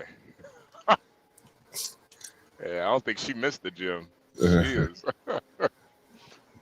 Yeah, one of his priorities is to diversify the company. One of his goals was to increase the number of minority serving in VP. VP roles and above. When he joined Lowe's, that number was 8. Now more minorities and women serving at these levels in the company, including in top executive roles. All right. And there you go. All right, enough about him. You see Portia's comment in the back chat? Oh no, let me see. Oh yeah. Portia, yeah. The way he was talking, I kind of figured that. Yeah, I kind of figured that. Yeah, I kind of figured that. The way he was talking, yeah, he definitely MAGA voter. He ain't gonna be up there crying for no job. He ain't one of them niggas. What is DEI? What is DEI? Yeah. That ain't no DEI hire right there. That's hard work. And here's the other thing that he ain't gonna crash Lowe's. That's crazy, Portia. There it is right there. Oh shit, dog. Oh, there it is. Yeah. There it this is. is his business. Look at him. There it is. There it is. Wow. Nigga will never be in a Look black. at that man. There it is. And he donated to Trump. Yeah. God damn. Yeah, he put his money where his mouth is. Yeah. Nigga, you would never be in a Black History book. But again, he should be. You think about it like this again, like it only makes sense he would be a Trump supporter, bro. Like, yep. He started off in theft prevention. Right? Yep. He knows what a killer business, bro. He knows what a killer business, right? Yeah. People coming in looting, employees looting the store, customers looting. He knows that kills the business. He spent a lot of time there, and apparently there's a lot of experience there. And Trump talking that law and order. Someone was in the chat last night talking about is Trump really law and order? Pro police, whatever. I say, like, at the ranks that he's renting to people, he wants safety. So his customers will come in out to do it. Same thing for Lowe's. They don't want people running in, stealing generators and shit. So it really does make sense that he would be behind Trump 100%. You don't want white people stealing heaters. He said generators. Man, I got a video, man. Of Don't bring up heaters or deep wave might come up. That's what I was talking about, man. Come on, 12 man. Come on. Portia asked me to read the comment on the screen. I'm gonna read it real quick. So Marvin Ellison donated $16 million to President Trump's PAC, and he also donated $25 million to Black-owned businesses. Look, investing in himself and his people. Yes. Yep. That's $41 million, folks, that he's invested back into the American economy. Yep. And John, that was another thing you didn't hear from that lady. Which lady? That was talking, the Texas lady. She didn't talk about how much money she donated back to the Jazzy? It's all the money for her, bro. The lady that was crying. Oh, yeah, the lady that was crying, and that's another thing. That's why too, she crying. Man. These people get so successful, but they never want to donate or give back. HB, that's the reason why she crying. The grift is over. Yeah, you know what I mean? The thrill is gone. Feel me? The thrill is gone away. Yeah, man, BB King, man. There was a video here. A dude stole a police car here in DC, drove to Lowe's, went right in Lowe's, and like stole like a damn generator. Oh, listen, here it is. I think about Looking for this man seen getting out of a UDC police SUV. That man not a police. of stealing that vehicle from UDC's campus last Friday. And then you can see there, taking it. Police are also looking for this man seen getting out of a UDC police SUV. That man, not a police officer, but he's accused of stealing that vehicle from UDC's campus last Friday. You can see there, taking it grocery shopping. Surveillance cameras inside the store captured this man filling up that cart. You see everything from paper towels to laundry detergent, even that clear picture there as he left the store and went outside and loaded all those things up in that police vehicle. If you recognize that man, call DC Police. Is that Jay Prince? Yeah, John, if you're gonna do it, you gotta do it big, man. Hey, why not? He looked in the camera and gave it a smug too. That wasn't no. He just gave it. He was like, "Nigga, I'm taking all this shit is owed to me, man." He didn't give a fuck. And that was at Lowe's, man. You know, like shit. It only makes sense to that black guy. But you know, the sad part about it is like the blacks who would really benefit from his message, they can't. They're not going to be presented with this message. You know, particularly if he could really speak honestly. You know, if he grew up in a small town, this fucking looting that he's seeing is probably like fucking foreign to him. Yeah. You know, ain't no fucking looting in no small town. And what do you think, John? Do you think they feel entitled that they're allowed to just rob grocery stores or jewelry stores? Yeah. I mean, clearly they all that shit and just get away with it. Yeah, I guess clearly. Someone said they couldn't see the video. Let me see if I can rewind the video back one. See if I can. Problem. While you're pulling it back up, John, I'm gonna make a point.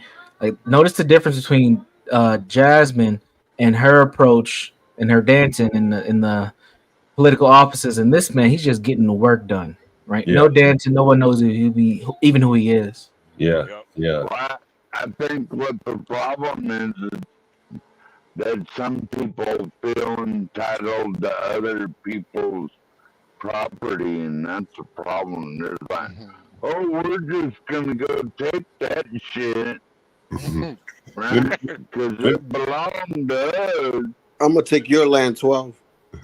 Let me play this video clip for Dane Nixon. DC police are also looking for this man seen getting out of a UDC police SUV. That man, not a police officer, but he's accused of stealing that vehicle from UDC's campus last Friday. And then you can see there, taking it grocery shopping. Surveillance cameras inside the store captured this man filling up that cart. You see everything from paper towels to laundry detergent, even that clear picture there as he left the store and went outside and loaded all those things up in that police vehicle. If you recognize that man, call DC Police. Whoa. So he got himself a free ride and a free meal? Yeah, he stole him a car. Damn, man. Yo. Well, look, you know, I'll tell you or HB or somebody on here a third of an acre of land. How about that? You can do what you want. Yo, John, how does a police cruiser just go missing like that? How do they not have that like bugged or something or GPS you would think, on it? you would think, you know. But, well, it was a university police, right? So it was a university district, and that's basically damn community college police, you know. Oh, okay. Well, even then, those things have computers too, dude. I mean, they probably fucked up, left the keys in there, you know, just you know what I'm saying, and you know, just incompetence probably on their part, to be honest with you. Yeah, that cop is going to get suspended now. Damn, that is an impressive story about this guy, Marvin Ellison, though. Very impressive. A couple of interviews you saw him. That's very impressive. Yeah, man, 26 million, dude. I wonder if he ever spoken at like a HBCU graduate commencement. Yeah. He probably too radioactive for them. They always talk about I'm not gonna lie, John, too, man. I know this might be a little bit racist, but man, it really is good to see him with a black woman too, man. It really is. It's not racist to say, man. Agreed. It really is. Like a real sister too. Like, dude, all my life, right? Like, don't get me wrong. I dibbled and dabbled in my life, you know, but I always knew in my heart, dude, that I wanted to be with another Dominican, man, and that's what it was. Yeah, but Man, you I don't know, know. It just go ahead. makes the story that much more powerful too. And then too that she was there for the whole come up too. You know, Yeah, yeah. Mm-hmm. like that is, I don't know, man. It's That's just beautiful awesome. to see. Yeah, it really You is know, beautiful. Man, you know, I tell you they this. say pressure makes diamonds. You know, one of my business partners, Puerto Rican, when I first met him, the motherfucker couldn't even hardly speak English. And he's married to a Dominican woman, and he had, you know, basically a preference for, you know, a Spanish speaking woman. You know, familiar culture. Even though he didn't marry a Puerto Rican, he got, you know, the next best thing, I guess, in you know, a Spanish speaking woman, a Dominican. You know, islands, I guess that's probably pretty close in geography and stuff like that. And I've met a Palestinian, had a Palestinian Airbnb guest who said, I'm 100% Palestinian. We don't mix. And I think that it's really only blacks and whites. And I'm not saying anything's wrong with it. I'm just saying it seems to be that only blacks and whites profess to the mixing, whereas other groups are more outward about, I want me a Puerto Rican girl. I want one of my own Dominicans or Palestinian, you know. So anyway, I find it to be the Indians. Why you think that is? Because my parents, right? They always told me like it doesn't matter who I get with, right? But they always said that they preferred it to be a Dominican woman. You get what I'm saying? Yeah. So I always took it as, you know, fuck it, I could go in any race, you know. But me personally, that's what I decide. It's not because they told me this stuff. Yeah, you know, I imagine, you know, probably makes you, you know, you're probably more comfortable with a Dominican woman, and so that will only make sense. But I just think that Americans, maybe our culture, you know, we don't know what to make of our culture, and so we don't hold as steadfast to it as these other groups. It very well could be what it is. You know, when it's in America. Hey, to Latino, I accidentally kicked Latino. My bad, man. I didn't mean to kick you, man. I pressed the wrong button, man. Okay. Oh, hold on, John. I gotta refresh real quick. I gotta refresh. He meant to kick me, John. Who's that right there? Oh, this is 10:07 Yeah, my phone. Yeah, I think Americans just, you know, maybe don't know, like, can't really make heads or tails of what is an American. So if you don't really know what it is, it's kind of easy to, you know, part ways with it. You know, maybe that's the thought. I'm not sure. What do you guys think? Yeah. Have you seen the PBD interview with Andrew Tate? He talks about this, and he says something that kind of got my attention, and it was to this effect. He goes, if let's say France, right, moves in a whole bunch of people from every other country. France is still the name France, right? But is it France though? Because there's no more French. Yeah, that's definitely true. I think too, John, in America, black and white people are so like linked to each other. Even just the term black and white, like they're literal opposites of each other. So I think that's part of it. Why we're so open, and plus, you know, we were like forced to kind of coexist pretty much. So I think that is part of it. But yeah, it does feel, I don't know, it just makes the story that much more powerful. Yeah. Seeing that. Yeah, no, I think you're definitely right. I like I said, I think it's all propaganda. Hey, HB, here's something I want to show you. You may know exactly where this is, and so I want to get your opinion on this.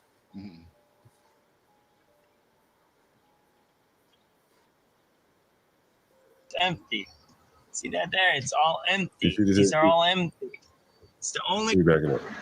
Let me show you this. This is one of the only places where they have restaurants in downtown Chicago anymore. Yeah, he's on. There.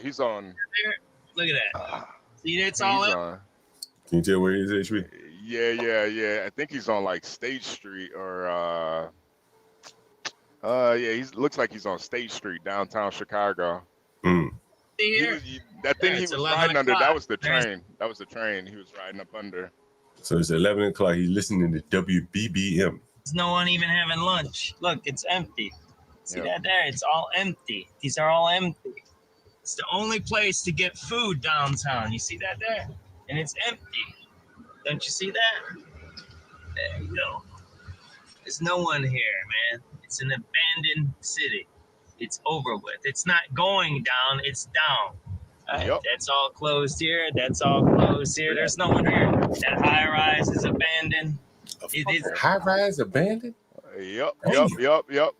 John, after COVID or after those riots, I'm telling you, man, so many businesses did not come back after that. Damn, somebody said no video on the screen. I can see it. I can see it. I can see it. Yeah. So, let me remove. Get out of the Obama phone. Let me bring it back up. Can you guys see it now? Even on the Mag Mile, man, you know, Michigan Ave in Chicago, it used to be nothing but like storefronts, like places you could shop. Man, there's so many empty buildings now. Barber shops and good stuff. Damn, it's there now. Let me show you this. This is one of the only places where they have restaurants in downtown Chicago anymore. And it's empty. See that there? Look at that. See, it's all empty here? There, it's 11 o'clock. There is no one even having lunch. Look, it's empty. See that there? It's all empty. These are all empty. Man, this shit It's the only place to get food downtown. You see that there? People saying and it's empty. What? Don't you see that? I can see it. There you go. Damn. I think you can see it. There's on no screen, one here, man. It's an Huh? Let me. Damn. Let me remove. I can see the video.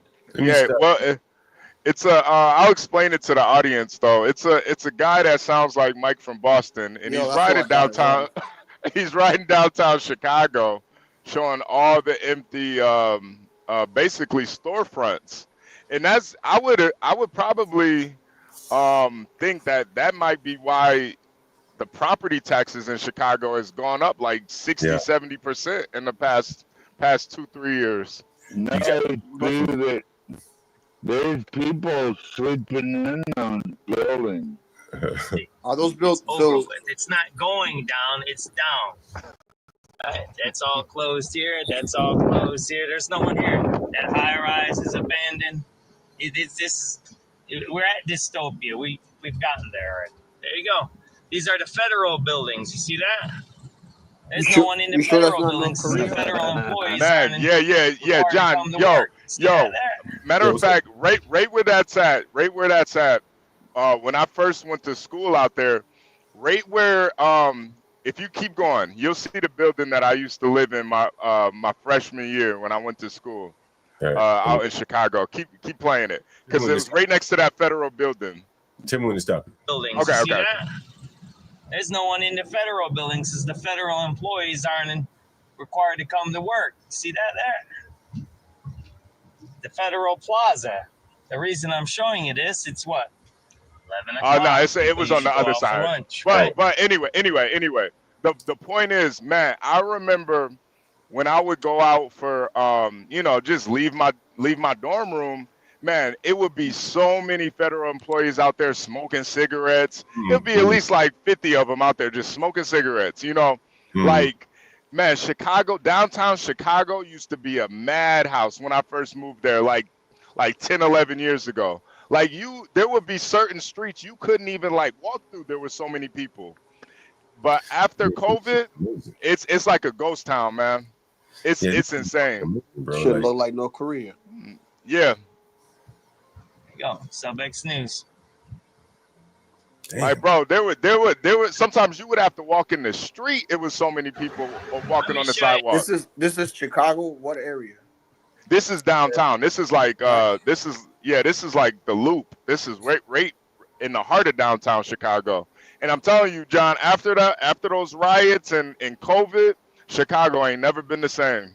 Right. So Johnson, whatever his name was, that had the hearing today, the mayor of Chicago, Yeah. said that the crime was down, right? And now looking at this video, I could kind of see what he's saying. Yeah, nah, yeah, because it ain't nobody down there. Ain't no crime because everybody left. HB, Chicago has always been a gangster town ever since the beginning, and it'll always be a gangster town. And you know the That's thing too. just the way it is. The thing too, John, like And with tech. you know, with those federal workers, man, those people would always be at the little mom and pop shops eating at all the restaurants. And now, you know, a lot of them working from home now, man, they just killed the whole industry downtown Chicago. Yeah. Some say that's not their responsibility. Take a look at this, HB. When this government worker goes to the office every day, There's nothing to do. There's nothing to pretend to do. though Edward McSwegan once managed a large portfolio of research at the National Institutes of Health, NIH, his work days have been pretty much empty since. March 1996. It's not that he doesn't want to work. He says they won't let him. Meantime, taxpayers are covering his generous paycheck. How much do you get paid to do nothing? About 100,000 a year. So what do you do all day when you go to the office? In 1996. Managed to publish a couple of books, some short story fiction, a little bit of nonfiction writing. Yes, with all that free time and with taxpayers footing the bill, he's become a successful mystery writer and more. I wound up joining a health club near the office just to sort of break up the day. Oddly enough, he's been getting good job reviews. I guess I'm good at doing nothing. When this government worker goes to the office every day, There's nothing to do. There's nothing to pretend to do. though Edward McSwegan once managed a I need that job. Bro, I'm gonna tell you a funny story, bro. Back in DC, I don't know if in Chicago go downtown anymore. They probably don't have it because motherfuckers ain't going to work. A lot of the government workers, the men primarily, would go to work like 5 in the morning. You mean, what the fuck are you doing, nigga? Ain't nothing open yet. To handle business. Well, first off, that means they get off early because they just work 8 hours. Yeah. Fuck, business can still be going on as long as they do their 8 hours. What they say, all the prostitutes are downtown early in the morning, right? And so they go down there, get to work early, fuck the prostitutes while no one else is at work, and then no one else come to work at 5:30 except for a handful of people. Prostitutes were down there. It was the damn Michael Boston know what I'm talking about. He's in the audience. All the prostitutes down on like K Street and shit, like 5 in the morning. You know, it was always curious to see that, and they were there for the government workers. Another group getting killed by the COVID. Yeah. Now they all on OnlyFans now. That's fucked up, man. Yeah, but this guy here, I'm fascinated because he took his time and wrote books. At least he just wasn't sitting there doing shit. Bro, no, and that was when 2006, 2003. This guy is making $100,000 doing nothing. Yeah, that's crazy. That wouldn't have been an equivalent of like maybe $180. There's so many people like that, bro. That just nothing, bro. They basically go to work to have lunch. Seriously, they go to happy hour after work. Yep. You know, the funny thing about it is he doesn't seem entitled though. He almost seems like it's a joke. But I think the modern day government workers, they feel entitled to this shit, man. Like I should be able to not do nothing all day. Get you paid. gotta understand, dude. That's what it is. It's like, they're like, what other job can I get that is like boring? You know? Well, he took the time to go write books and shit, so it wasn't necessarily that boring for him. He was productive doing something else. Yeah. Some people just sit there. I mean, he play solitaire. And to be honest, he actually complained about it. He's like, yo, why am I here getting paid for doing nothing? All these other people complain that they're losing their job for doing nothing. Yeah, that's insane. Yeah, wow. John, there's no fraud, waste, and abuse according to liberal. I think they know better than that. So, man. Yeah, I got a PhD. I might want to read. I might read one of his books, man. So I am going to fight him every step of the way until we get what we deserve, because it was my ancestors that built this motherfucker. Okay, I'm done. Okay. That while we may not have the numbers just yet, that doesn't mean that we don't have fight left in our bodies. And so I am going to fight him every step of the way until we get what we deserve, because it was my ancestors that built this motherfucker. On top of their head too, right, John? Sound like Stanley. You see who she's talking to? That's Tamika Mallory of BLM fame there. Tamika Mallory. I guess they're doing some kind of clubhouse or whatever the hell they're doing there. But my ancestors built this motherfucker. Man. Like, Jesus, please, man. I thought that white lady was going to be Stanley's new wife. Yesterday, like, she came on there saying my little boy was going to kill himself if he was a federal officer. I mean, how demonic and disgusting can you get as these liberal creeps, man? Oh, I didn't get to see that clip yet, 12th man. I want to see that though. Which one are you talking about? Man, Portia was telling me about it, but apparently, like, I guess somebody on MSNBC was commenting on that kid with cancer. Oh, yeah. You want to see that? Yeah. Yeah, and then she twisted it into a demonic phrase, and he would kill himself if he was a Capitol police officer or some shit, man. Let yourself feel, and I. Man. Let me pull it up here. These people. But I think this was a lesson in finding one thing that you let yourself feel, and I let myself feel joy about DJ, and I hope he's alive for another 95 years, right? And I hope he lives and the life he wants to live. He wants to be a cop. He knows what he wants to do. And maybe when you have childhood cancer, that crystallizes for you. And I hope he has a long life as a law enforcement officer. But I hope he never has to defend the United States Capitol against Donald Trump's supporters. And if he does, I hope he isn't one of the 6 who loses his life to suicide. And I hope he isn't one who has to testify against the people who carried out acts of seditious conspiracy. She's a demonic bitch, HB. Yeah, she's a real cunt, man. Dude, when I saw that kid yesterday get that little CIA badge, whatever, right? And he hugged that director. The director was so surprised of that hug that he hugged him back. And I was like, man, that was a beautiful moment. Wow, this lady is a fucking cunt, man. That's a definition of a cunt. You saw her smile when she said it too. She is a fucking bitch. And you know what? Wow. She's a Republican. Wow. No, highly doubt it. No, I think that's Nicole Wallace, right? I think that's Nicole Wallace, right? Why would she say that? Why would she say that though? Because I think she's kind of exposing the uniparty of a sort, in that the Republicans look at J6. I think that's Nicole Wallace. If I'm wrong, someone correct me. But I think she's Republican leaning.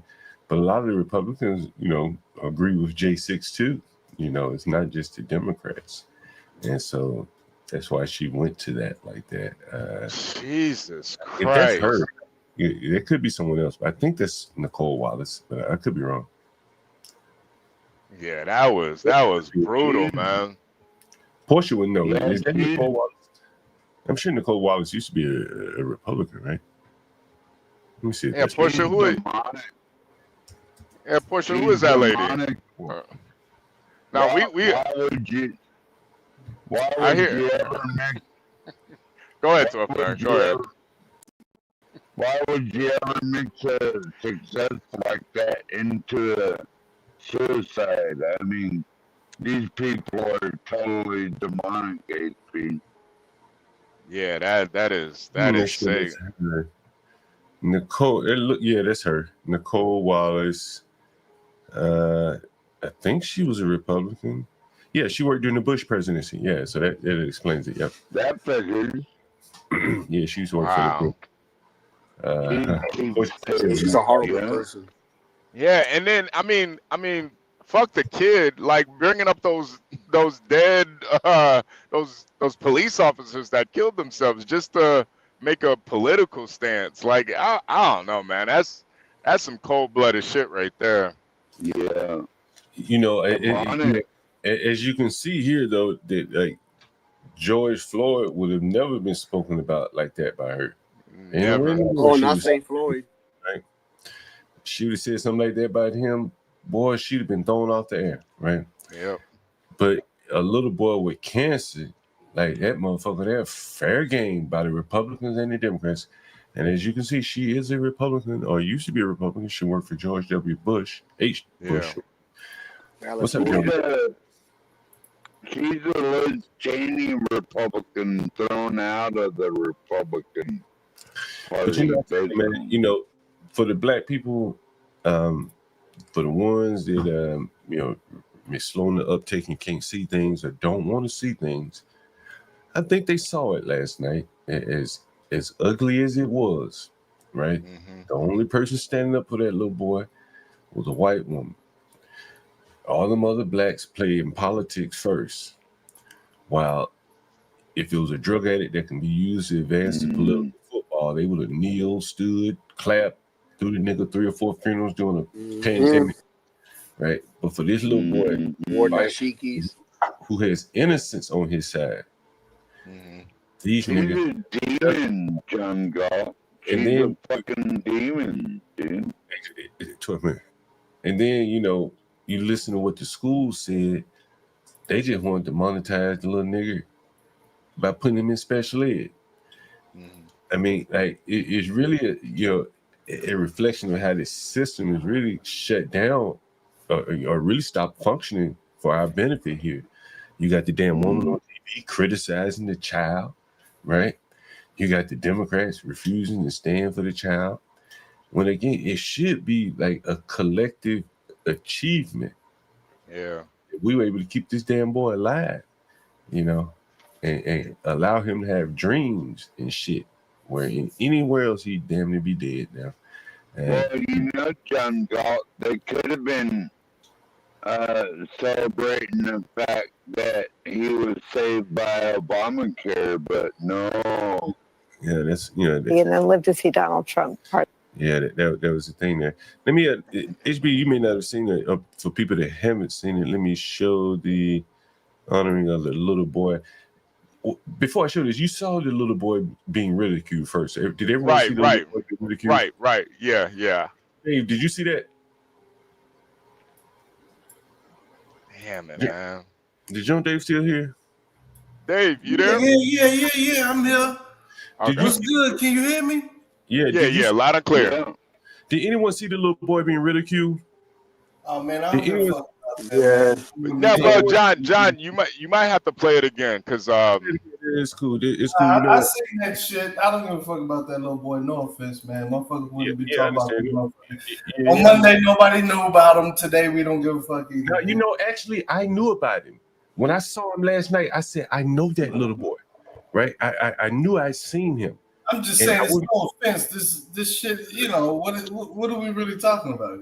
Well, but yeah. Anyway, so well, I'll show you. I don't know why this is still live, but it shouldn't be. Let me see. Here it is. Here it is. I think I knew where the easiest find is, so I just found it here. Don't play it again, John. Every time I watch that bitch, I get angry.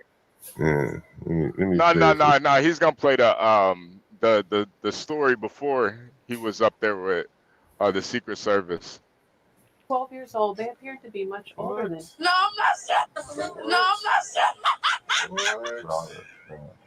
No, I'm not sure. with all the outlandish laughter and kind of poking at, you know, I know I remember that little So he's 12 years old. They appear to be much older than he is. Yeah, yeah. What are your thoughts when you see these Freak on older him. kids really appearing to try to shame him and pick on him? It's disturbing. And twerking too. I mean, it's like, is that the way? Is that the new way of saying hello? Be honest, when they're bullying me, that reminds me that I have cancer, but I don't like thinking about it. I have cancer. I'm literally fighting for my life. You feel like some youngsters will do things that are distasteful, even if it's picking on a 12-year-old kid who's battling cancer, just so they can get likes on social media? But when they monitorize social media, this is the problem. You know, when they get 1 million likes, you get a little check in the mail, and they'll do anything. So even as it appears they were trying to hurt your feelings, DJ, you were determined not to let them hurt your feelings and to educate them. I remember that little nigga. Well, really and truly, I'm like a 40-year-old, so I don't really have feelings like that. The only thing that give them a hug, let them rub a few more bald heads, take a few pictures, and just listen to a story so you can get through anything that life throws at you. You know, we can turn negative stuff into positive things. And you said you hope to do that in this instance also. Yes, upgrade yourself. Be a better person that you was 3 minutes ago. So you hope that's what we're all doing. It's being a better version of ourselves. There you go back again, just in case you just. Yeah, I knew I remember that little boy.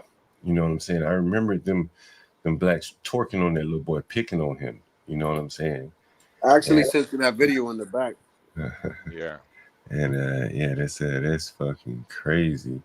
So when I saw him last night, I said, "Damn, where the fuck do I know him from?" And damn, and so this was the local news coverage. It looks like coming out of Houston. Wait a minute, is that Jasmine Crockett's dinner?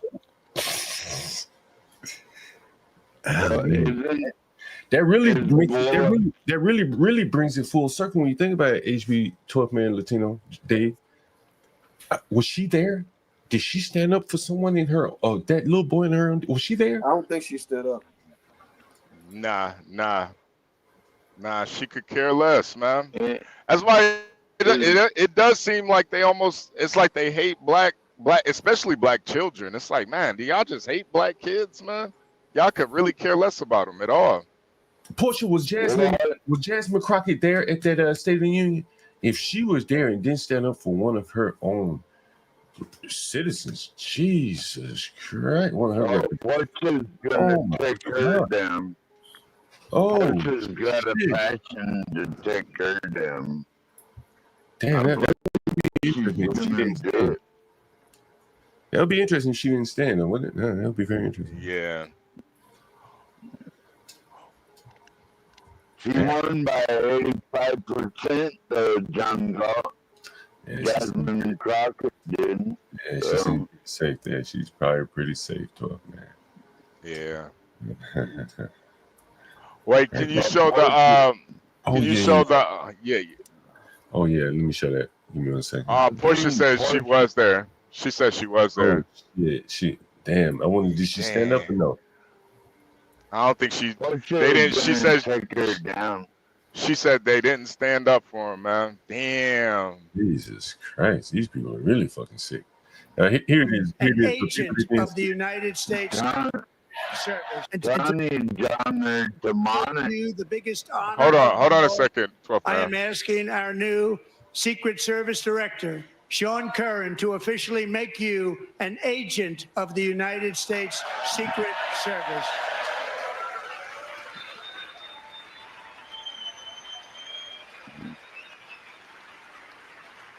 Damn. I bet you'll be watching everything. Watch when he hugs that man. Oh, okay. I'm done with this little spreadsheet. Yeah, I had a comment on the reason why I wasn't standing for none of it. Oh man, come on, man. I had a reason because it's like disingenuous. Like, how you gonna be going for 2-3 months talking about DUI, black people stupid, women stupid, everybody stupid, and then go be hugging on the black kid?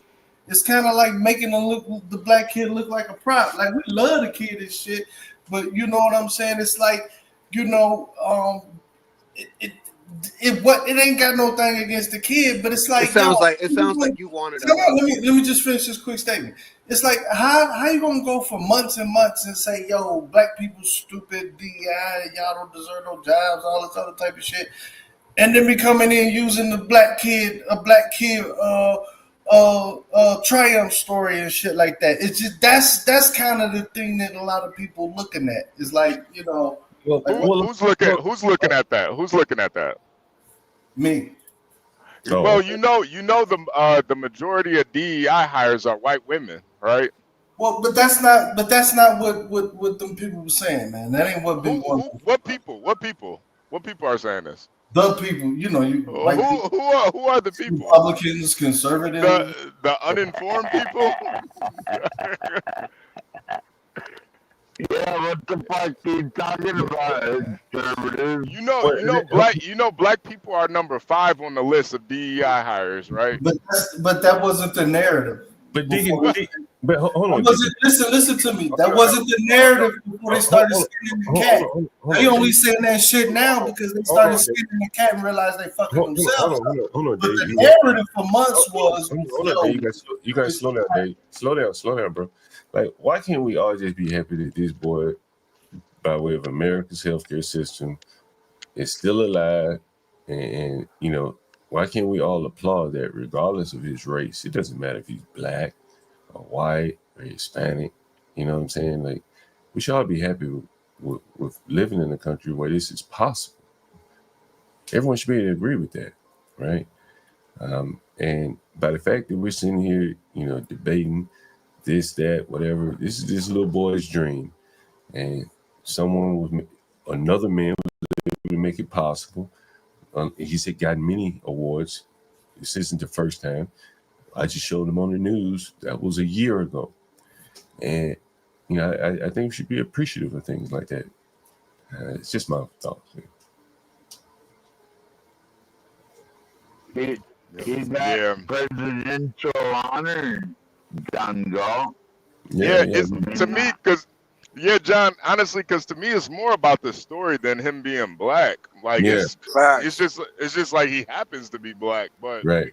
I mean the kid is like, he's like stoic. Did you see him up there, man? Like he was like, that kid was like a damn, I don't know, man. That shit is it's God's miracle, man. See it as Yeah. God's miracle at least, man. You know, I posted an interview of him just talking on his own, and it's like, yeah, I'd trust this officer. Yeah, I know, what I mean? I know if you guys remember this picture right here. Does anyone remember this picture right here? No. It's one of the most iconic pictures from the Obama era. It was some little black boy. I don't know his name. I don't remember what his relationship was. Maybe he's related to someone in here. Is that Universal up there? No. He had to drop down. Okay, yeah. So this little black. Yeah, Hood Conservative is here though. Yeah. All right. Hey, what's up, Hood? And so this little black boy came into the White House, and he this was the iconic picture. He Obama bit down, and I guess the little boy said, "Is your hair really like mine?" And this is it. Let's see. So it's the right up here. So you can see it. Hair like mine is a 2009 photograph by Pete Souza of a 5-year-old child, Jacob, Philadelphia, touching the head of Barack Obama, then President of the United States. And so when I saw that hug of that little boy when he hugged that Secret Service director, that was the memory that came back to me. Like, that was the touching of the hair. With Obama, but probably with a little more sentiment, because there was a lot more on the line here. This boy here is facing a terminal illness. So, anyway, just my thoughts. Go ahead, Hood. Well, John Galt, that little boy will be blessed for the rest of his life now. Yeah. And be able to go wherever he wants, do whatever he wants. Right. What's up, Hood? Hood. I don't know. Hood, you might be having some audio issues, man. I can't. Oh man, I know because I already know Hood got a lot to say about this. Won't he do it? Yeah, say, look, just go ahead and mute Hood Mike for a second, man. Look, we making a good comparison. So imagine Barack. I'm not gonna even do that because I hate when y'all be dirtying up the man's name. He did good, but you have to fundamentally understand that for months before the DEI cat started getting really skint, till you started getting a little bit to the bone gristle, it was all black people. You is the DEI. You not even qualified for no jobs. It was whole. Dave, who said that though? You even booked a plane with a black person flying, right? Dave, who was saying that though? Pilot, all this shit, right? But once they start getting skint, that's when everybody starts saying, "Oh, it's not black people that benefit." Hey, what the fuck are you telling me? What the fuck is you telling me? We ain't talking about no DEI. What I'm saying is the DJT was the main one saying that shit. But now you got a black kid and you want to be like, hey, why aren't you standing for me because you did the black kids? It's like, it's not against the kid, it's against you. Oh, okay. So you take it out on the child because you got something against the man. Oh my God. My conclusion was literally, it's not against the kid, it's against you. And you said, oh, so you're going to take it out on the child. Like, Dave, that's just what you said. Dave, you just said it's not against the child, it's against Donald Trump. That's why they didn't win. Understood, right? Damn. I got it. I understand it now. A kid with cancer, Dave. Damn, man. He really is a Chicago nigga, man. That's a little Wody all good, man. He's a little Wody. I'm saying I didn't vote for neither one of these crazies. Like, I said, hey, man, fuck it, let them motherfuckers duel out so they really try to get to me. Hey, let me ask you this, Dave. Huh? What do you think about George Floyd? Why do y'all want me to go back to it? Look, okay. What do you think about this? Here's the reason why anytime anybody ever say something about George Floyd, and what do you think? You don't answer the question, I'm gonna put you back. Look, come on, give me the George Floyd. What do I think about it? Yeah, tell me what you think about it. Back, take yourself back during the George Floyd time. Okay, right. Huh? Okay, my thoughts were, the Loot for Justice campaign fucked their heads up. They thought they had a co-op going with this BLM shit, but they wasn't prepared for the hood saying fuck all of that shit, Loot for Justice, and we made billions. Did you have some sympathy for them 9 minutes that white man had his knee on their neck? Yeah. I'm glad he in jail. He deserved to be in jail. You had a little sympathy for him, correct? Yeah. Sympathy for he killed dude. Yeah, that's I think that's all. There goes, ladies and gentlemen. There it goes. There it goes. He couldn't even get to the judge. You know what I'm saying? Like, Jesus Christ, man. He was like Judge Dredd. And so, BLM, the co-op signs was there, but, then they got co-opted. And then, but the hood always knew that shit. Said, you know what? Y'all trying to fuck around and do all that shit. And then the campaign, and everybody who was talking before was all in the house scared while everybody else was handling the business. And then after that, in the hood, we always consider anybody who asks about the George Floyd and want to relitigate it, it's like going back to a crime scene. And it's like you want to incriminate me, so we gotta look at everybody who asked about George Floyd is shady. Because obviously they wasn't part of the Loot for Justice campaign. Gotcha. You know what I'm saying? Damn, Dave. He's just a kid, bro. I'm just telling you the truth. That's why Galt just sit there like, yeah, that pretty much sound about right. We really do appreciate the truth. We really do appreciate the truth. I'd much rather you tell the truth, be honest. The truth, man. And, now, if you want to if everybody want to relitigate it, fuck it, we can do a Loot for Justice round 2.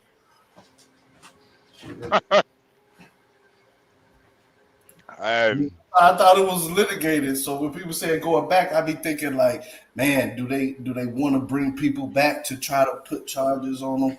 Not saying that I did. I didn't do anything. I'm just saying, like, I'm just reporting the news to you.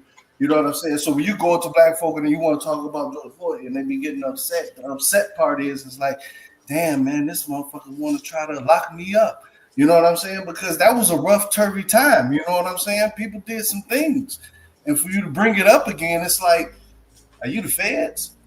That's really what it is. It's not a political issue for most black people. Why did they want to lock you up, homie? Why? You asking too many stupid ass questions.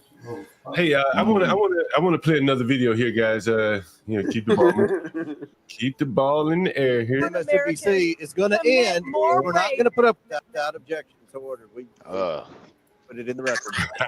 The Black Magneto. Mr. Chair, can I have several articles.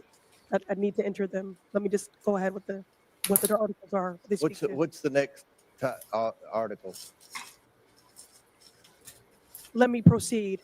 Data from Texas shows that U.S.-born Americans commit more rape and murder than immigrants. Listen, this trend of you all trying to get thrown out of committee so you can get on MSNBC is going to end. We're not going to put up with it. This is my procedural right as a member of this committee. You can go. You can go with Mr. Frost and Mr. Green. Can you pause it, John? Ms. Presley, I have been very accommodating to you. Yeah. Go ahead, talk, man. Well, my issue with the whole rhetoric right here is, so we got our own problems with murder and crime and all that shit. Yes, so we should invite more in? Yeah, that's true. Mr. Superjohn, and I take particular umbrage as a survivor of sexual violence. I will enter into the record. This is my right. Thank you. No. Thank you. No. Thank you. Mr. Superjohn. He said no. Hold on. What the fuck is going on? Hey, y'all gonna stop talking about this fucking video. Okay, stop doing that shit. Sorry, John. Record, this is my right. Thank you. No. It is Mr. Superjohn. Mr. Chair. No, you know the process of unanimous consent. You are not recognized. I have several articles to enter into the record. Mr. Superjohn, if you don't go, we're going to recognize Mr. Timmons. And I mean, like, it's going to be very interesting governing. I thought she was going to cast her evil powers, man, and start controlling metal and shit. You know, John. The reason why they do this type of stuff, it is just to get clicks and views and stuff, and pretty much promote themselves. But really, no laws get passed. Nothing ever gets done when you act like this. You know, HB. I ain't think about that until he said this shit. Yep. But we got Jasmine making videos. That's for clicks and giggles, correct? He's alleging that she just want to do this shit for clicks and giggles on MSNBC. Yep. You're not very serious. I don't think y'all like her though, because y'all keep clicking. And you know, I'm being real with myself. I like that. Hey, Dave, we're going to the hood. We're going to the hood next day. Don't make me mute you. Go ahead. And John too. You know, there are black people that actually champion this type of behavior too. So it's like the black people that look up to this, you know, they gonna support her. So she gonna get her, you know, speaking engagements. She gonna get her clicks, her follows on social media. They not serious at all. No, they're not. This is the second rap video. We're now seeing black women becoming aspiring rappers. What the fuck, bro? Why? This is Jasmine and Tiffany. Remember, they both dropped the video, right? Yep. God damn, man! Like, wow. This is how you get black people to vote for you too. You do this stuff in front of. You do this stuff in front of white people. Yeah, she fighting for us, not realizing that she really just fleecing your pockets. They getting rich, bro. They getting rich off your dumb ass. She ain't doing nothing for the hood. Speaking of hood, that's a black woman with blonde hair, right? That looks like a Joy Reid. They got mad at me with it. There you go. What's up, Hood? What's up, Hood? Jump in here. You've been in and out. What's up, man? Damn, man, Hood, your mic's still not working, man. Oh, you muted. You muted. Yeah, you muted, Hood. Like fucked up anyway.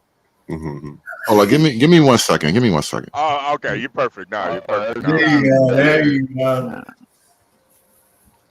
What's up, conservative? Well, he must at this point, that speech I gave was like, I gotta come up here and set the record straight, bro. Yeah, I was on the phone. I had to take it off. You said it real straight, Dave. Yeah, we'll give you that. Yeah, no, Dave, you said exactly what I thought you were gonna say. That's you did a good job, man. All right, thank you. You know what I'm saying? Glad they didn't let you down. You did a very good job, indeed. Now go ahead. Oh yeah, no, I was saying that I dropped a video about that little boy, DJ Daniels is his name, and I kind of made it, about black women because that's kind of content I make. And I put it out there like he kind of low key well, I didn't put embarrassed. I say he outclassed the Democratic black women because if you see the video, it's women taunting him. It's young women taunting him. And for a little boy like that in Black America, young women are the bane of your existence, right? Because he's already kind of like out of the game as far as like being one of the kids and all that. So he might never actually get to have a regular relationship with any of these girls. And so they're just being vicious to him endlessly. And what does President Trump do? Give him like one of the best gifts you can give him. Because, he's a young kid. He's fighting cancer. He may or may not make it. This might have been the height of his life right now. Yeah. But look at how you girls treat him, though. Yeah. Let me ask you this, Hood. You do this kind of content. HB, you chime in. HB, hold on a second, Tough Man. Hold on. Who do you think is like worse off right now, like in terms of demonstrating like antisocial behavior? Is it the black men or the black women? Man, that is a good question, man. I would have to go, and I hate to say it, I would have to go with black women. Honestly, I would too. Because the difference is there is no feeling of urgency when you to check black women. When it's like a little YN, nobody ever has a problem with bad things happening to some young nigga. But if it's a woman that needs to be checked, oh God, people will come out of the woodwork to stop you from delivering justice, bro. I've seen it. I've been in the middle of it. I've fought it off. I know how it is, and it's the women, bro. Yeah. Not saying that the black men don't need to get it together, but you're just asking who.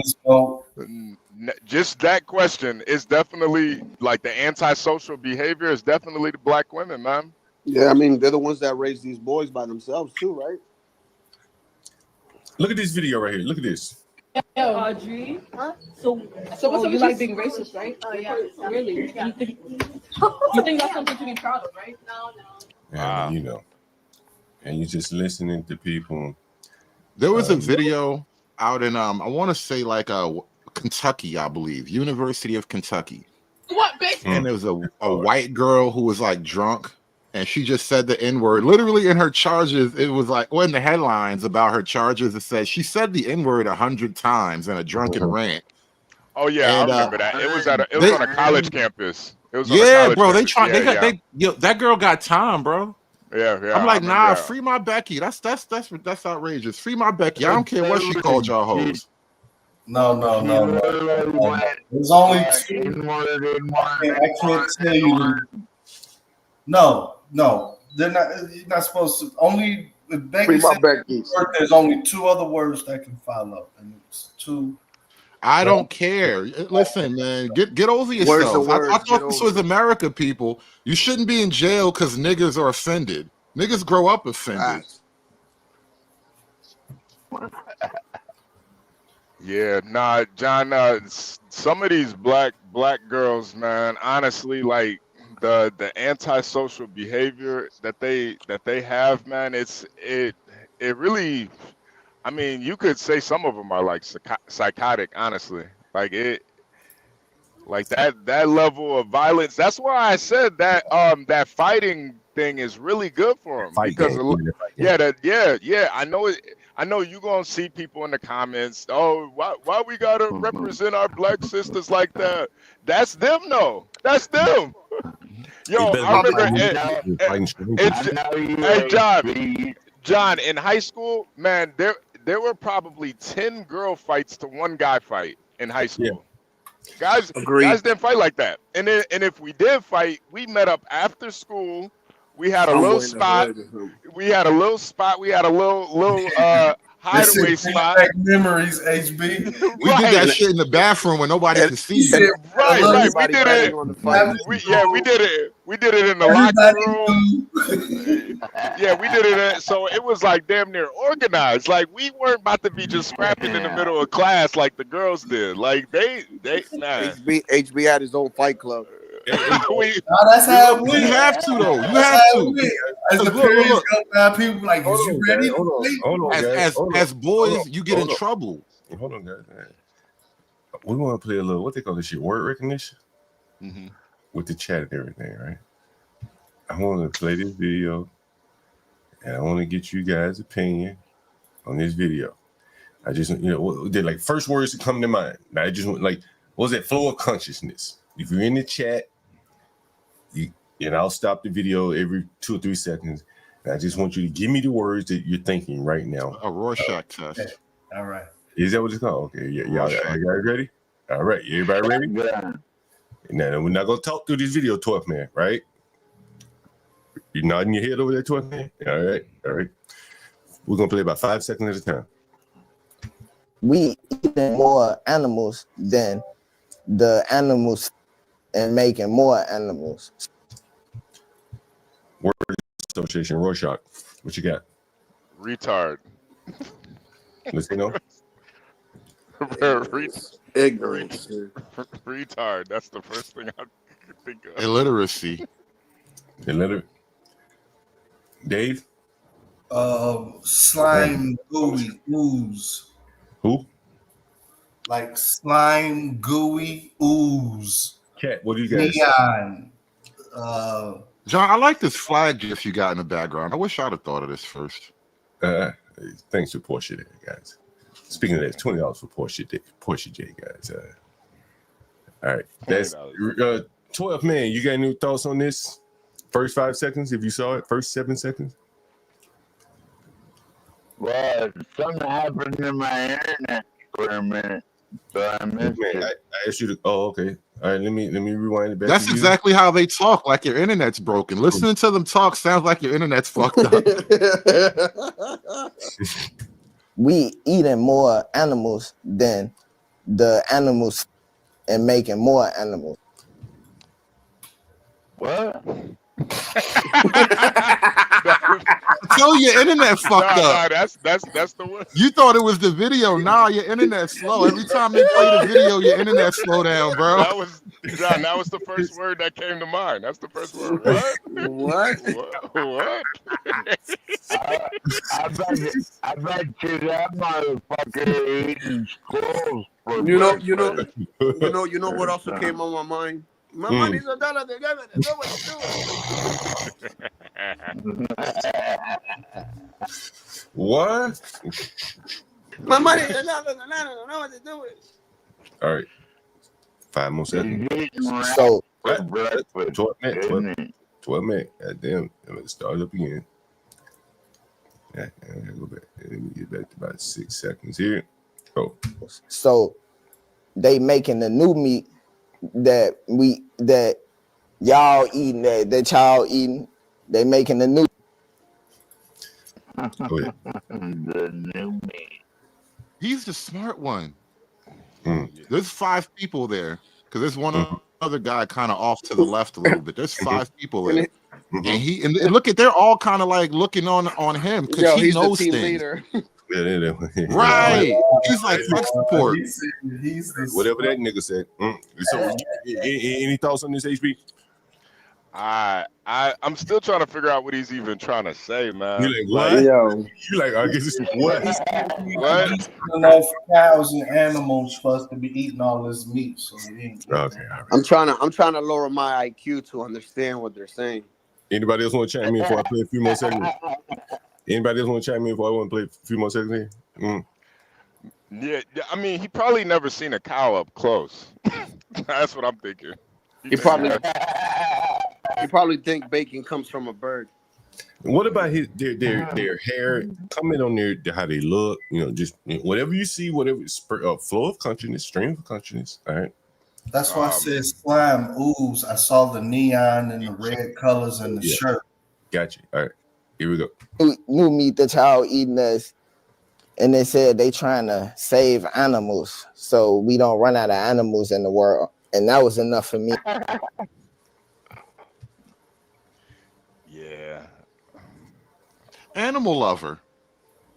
Yeah. So the animals. It sounds like he's saying animals. Possible homosexual. Possible homosexual. Animal lovers do code as gay. Actually, that's not that far off. Yeah, panda. How many deer have you run over as a truck driver? Man, probably about 6 of them things. But... Come on, We do need some more vegan. All right, let me play the rest of this. See what the fuck they saying. You know, because he's talking about why. Now he's trying to explain why he wants to open up a vegan restaurant in Chicago, and goddamn, he can barely get it out of his head. Damn, John, that's what you got? Nah, no bad, T. I ain't gonna lie. That was enough. That was enough for me, T. We eating more animals than the animals and making more animals. So, yo, look at that nigga right there. That nigga looking off in the outer space. He's like, dog. He's like, I'm just here for the ride. Trying to count how many animals we really do have. Yeah. Like all the animals in the world. He's trying to do the calculations right now. And that nigga right there, he like, yo, John. If any of these guys were his real friends, they wouldn't have been like, yo, what the fuck are you talking about, bro? No, they What if your real friends are way dumber than you though? Yeah.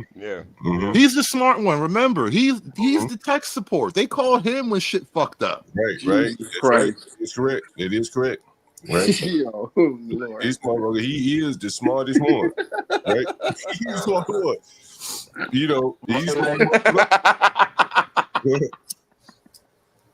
well, they got a crew right there. They could go out and get the roadkill. They could go out and get the roadkill that HB runs over. Then they'll have a real sandwich. Man, it's like his bit in the internet cable slowed down the neutron. Literally, black man, 34 years. Because the animals, the animal is an animal. Damn, you ain't never tried to do Uber Eats and nothing like that? DoorDash? Nah, I can't even, man. I can't even drive right now, man. Why not? Well, your license fucked up? Nah, my license, I ain't never had license. I can't even pass the motherfucking test. Oh, that's because right. I can't stay focused. I can't focus, man. Right. And then I get so nervous. I'll probably pass. I'll be almost about to pass it. And then something just lock up in my brain. It's something mentally with my brain, man. Oh, man. Wow. It's something mentally in my brain, man. Like, and I think it's something mentally in that dude's brain, too. It's something mentally fucked up, man. You know what I'm saying? John, you kind of like lightly touching on it in a comedic way. And I started out like that, and then I kind of really started getting darkly philosophical about what this means. And this is why I start coming up with concepts like the burden of empire and all that. Like, what if you are actually the one civilized place surrounded by these guys? Like everywhere outside of your neighborhood was these guys. Yeah. Well, that is what we see a lot of, man. Like these guys, he can't even explain why he wants to open up a business. So imagine him you know, he probably has the money to open up a business, but that shit clearly ain't gonna work. And these guys can't be much of the damn hill of beans in terms of helping them, especially these two. Please, they're off in space, bro. Nah, cause the animals are animals. Animals. Anyway, I saw that. Yeah. The animals. We don't want to sell animals that go moo. You know, the animals. Wait a minute. Someone says Chicago mayor is speaking in Chicago in DC right now. Right now, they're having like a Chicago congressional hearing about the immigrant crisis. Yeah. Somebody just sent me that email. Wow. Okay. I wonder if anyone is live streaming that. It's being live streamed right now. I could give you the link if you want. I gotta go back in my history.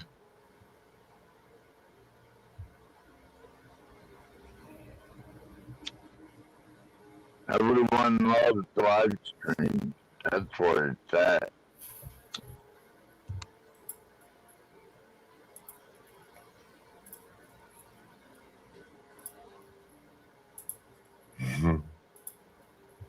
Them little girls twerking on the little officer, man. I wish he had authority to lock them bitches up. HB, you still here? Is HB still here? No, I haven't seen John. Yeah, I wanted to ask him what did he think about. I hear that Pusha T and Kendrick Lamar are reportedly working on new music together. And two of Drake's nemesis, huh? Working on music together. You know, the interesting thing, you know, I said this before, you know, I think these guys are really missing an opportunity to work together as one to resolve their gripes with the music industry. But seemingly the music industry has pitted them against each other, and they're doing the bidding of the music industry by going against each other. So I find that to be very interesting. So it's very interesting to me. What do you think, good Charlie, about that? You know, on my channel, I rarely talk about rappers and rap stuff and, you know, the traditional, like, Real Housewives of whatever stuff, because I have fond memories of, like, standing on the bus stop after high school, having vigorous debates about rappers' beef. And now I'm in my 40s, and we're having vigorous debates about rappers' beefs, and I think there's something really fucked up about that. You know, initially, as a young man, you know, I thought it was interesting, you know, who won the rap beef, things like that.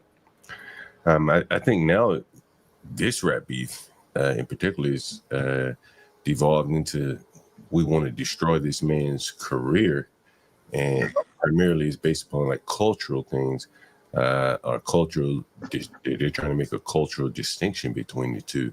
So that's what I find more interesting than the actual battle.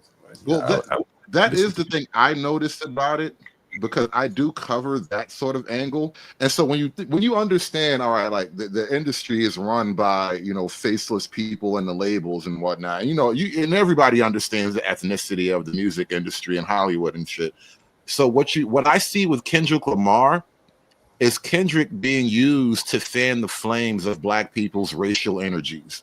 Yeah. And so They Not Like Us is a very powerful catchphrase for the for the pro-blacks who want to be xenophobic and whatnot, want to be racist and all that. It becomes a very powerful catchphrase. And I pointed it out, though, when that song first dropped, it's only a matter of time before that phrase gets used universally, because it cuts both ways. If they not like us, then they not like us either, right? It goes both ways.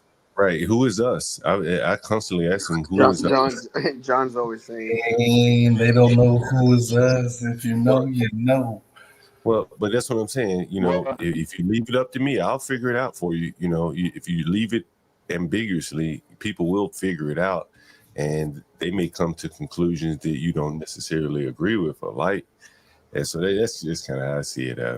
You know, it's kind of cowardly to not name the they and the us. Wow, you know, they're not like us, like so. I can't go to a black event and they're gonna say, "Oh, you're not like us." Not invited to 'cause the I'm cookout. white. You know what I mean? He is passively divisive. You know what I mean? That's call what back up. I think he's passively divisive. So that's what I'll say about that. I just saw something come up. Damn, it looks like a stream didn't end. Let me end that one. Yeah. All right, cool. I saw something come up in the news here. It looks like Tory Lanez is getting acclimated to prison here very well. We talked a bit about prisons here the last couple of days. Blacks seem to be fairly acclimated to prison, and now they're releasing entire albums in prison here. And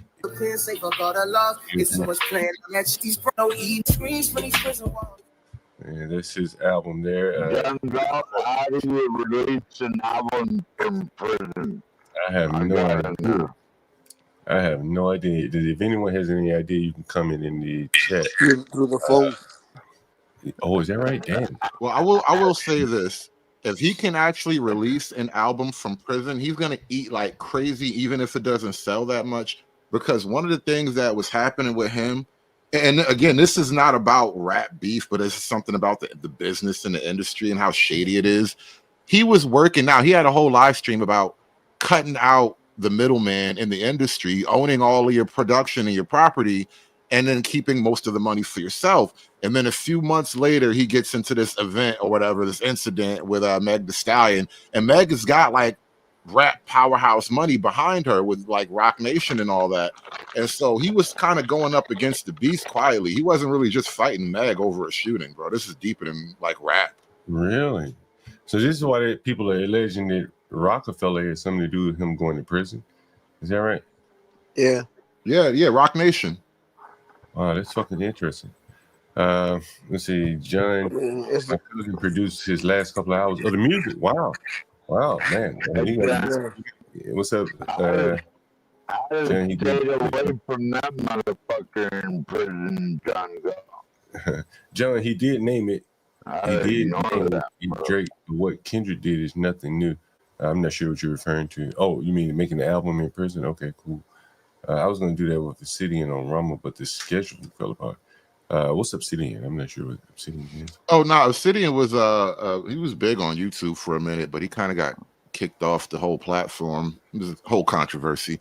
But he was like one of the big three founding fathers of the Black Manosphere. Oh, is that right? Okay, well, there you go. Seriously, yeah. Obsidian. Tory Lanez. They had a big meathead like that was going around trying to punk everybody out, and then this one guy came up behind him and just smashed his head with those horseshoes. He had like 2 horseshoes in his hand and just smashed that motherfucker, and he went down. Here's a little testimony. Sack of fucking grain, dude. Here's a little commentary from Brandon Johnson. It looks like maybe a testimony here. And honor of serving as mayor of the city of Chicago, the 3rd largest city in the nation. Established by a Black Haitian man and a Potawatomi woman, Chicago is and always has been a proud city of immigrants. Generations of new arrivals, including the descendants of the enslaved during the Great Migration, created a vibrant city where 1 in 5 residents is foreign born. Each day I wake up to serve every one of Chicago's 77 unique neighborhoods and those who live in our great city. As mayor of Chicago, nothing is more important to me than the safety and well-being of all residents. And since I was elected, my administration has been laser focused on creating and implementing public safety initiatives that protect all Chicagoans. We launched the People's Plan for Community Safety, which builds trust between communities and law enforcement by prioritizing transparency and violence intervention. We established a dedicated robbery task force that reduced robberies by 25% citywide. We added over 200 detectives, increasing the clearance rates on our cases. And we've updated police equipment and technology so that our police officers have the tools they need to effectively prevent and fight crime. Our efforts to improve public safety by building trust with and investing in our communities are working. Violent crime is down in Chicago. The city ended 2024 with its lowest homicide rate in 5 years.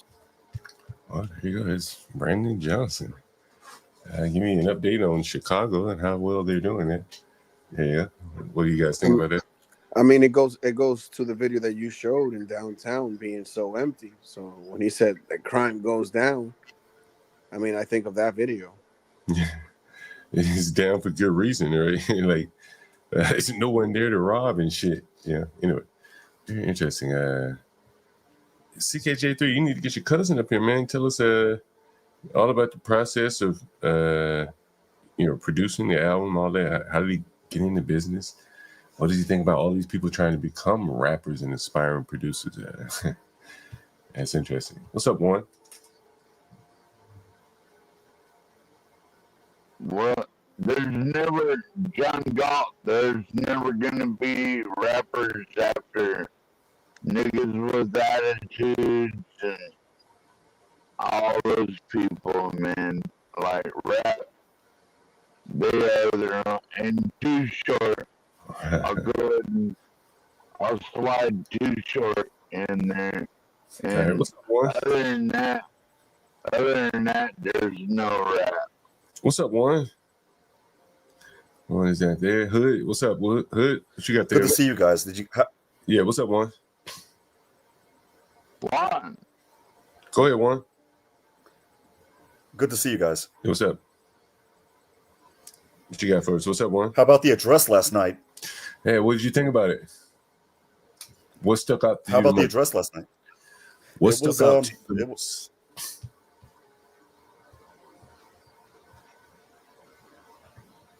Oh, Warren, you got what stuck out for me the most was that you had a black kid that was. What stuck out for me the most is that for him, even though he was being made an honorary Secret Service agent. Yeah, I thought the same thing too. I had some thoughts about that. Other than that, what else do you think about it?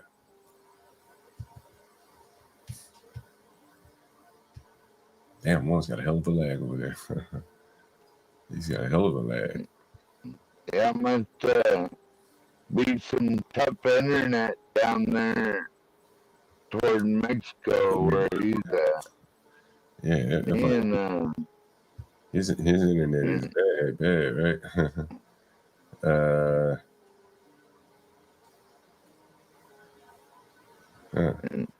Yeah, damn. Well, hey, what's up, Hood? What do you have up here on the screen? Yeah, Portia was asking me in the chat about covering Trump's speech last night, and this is one of the things I kind of would have talked about. I don't think I'm gonna do a show today. I've done a show a couple days straight, but she wants somebody to take one for the team and get Trump up out of there. That's what this clip I got in the background is. When you say take one for the team, what do you mean by that? Go to jail and do the rest of your time, but just get the job done. Don't miss. You mean like kill Trump? Wow, that's interesting. Let me pull it up. Give me 1 second. Here it is. I think you have to play it. Go ahead. Oh yeah, I got it. All right. I fear somebody's got to do it and get it done quickly. Somebody's got to do it. And we need to set up a GoFundMe for whoever does it to make sure they have the absolute best commissary in there. Top-notch noodles. Top-notch deodorant and shampoo. And hypothetically, if you don't make it... Wait a minute. You really want me to risk my life, my freedom, my family's life, because they might come after my kids. You do something like that, right? You want me to put all that on the line, and only thing you willing to verbally put on the table is deodorants and ramen noodles? Commissary. Like, I don't care. I'm in jail. You can give me actual money. You know that, right?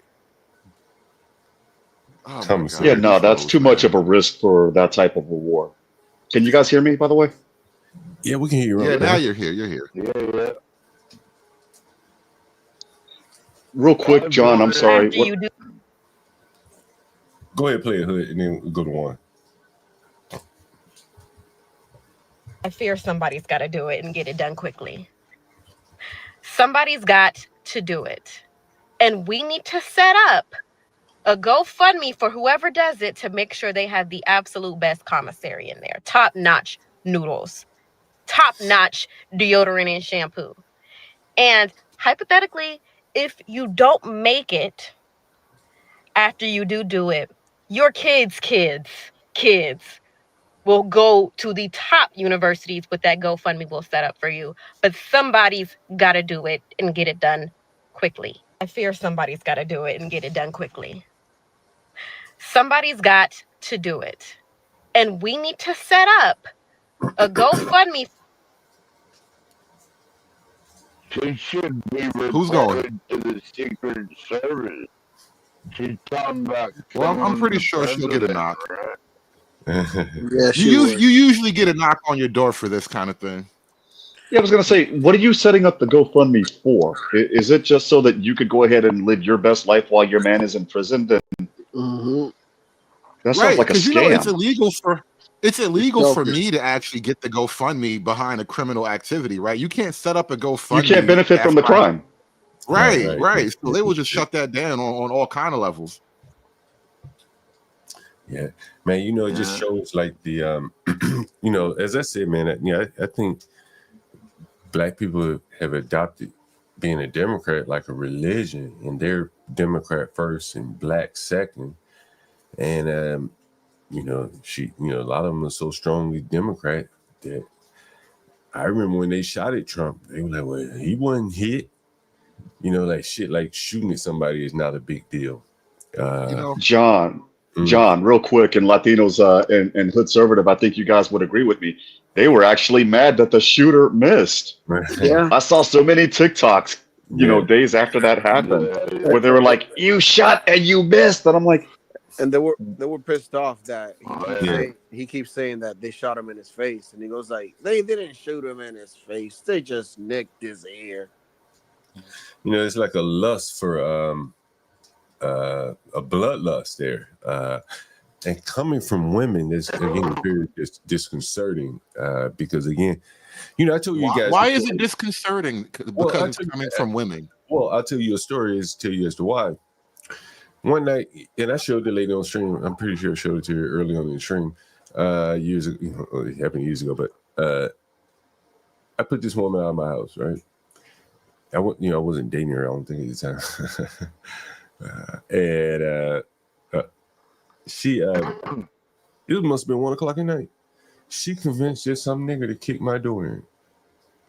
How she convinced him? I don't know. She's a nice enough looking woman that, you know, get some man's attention.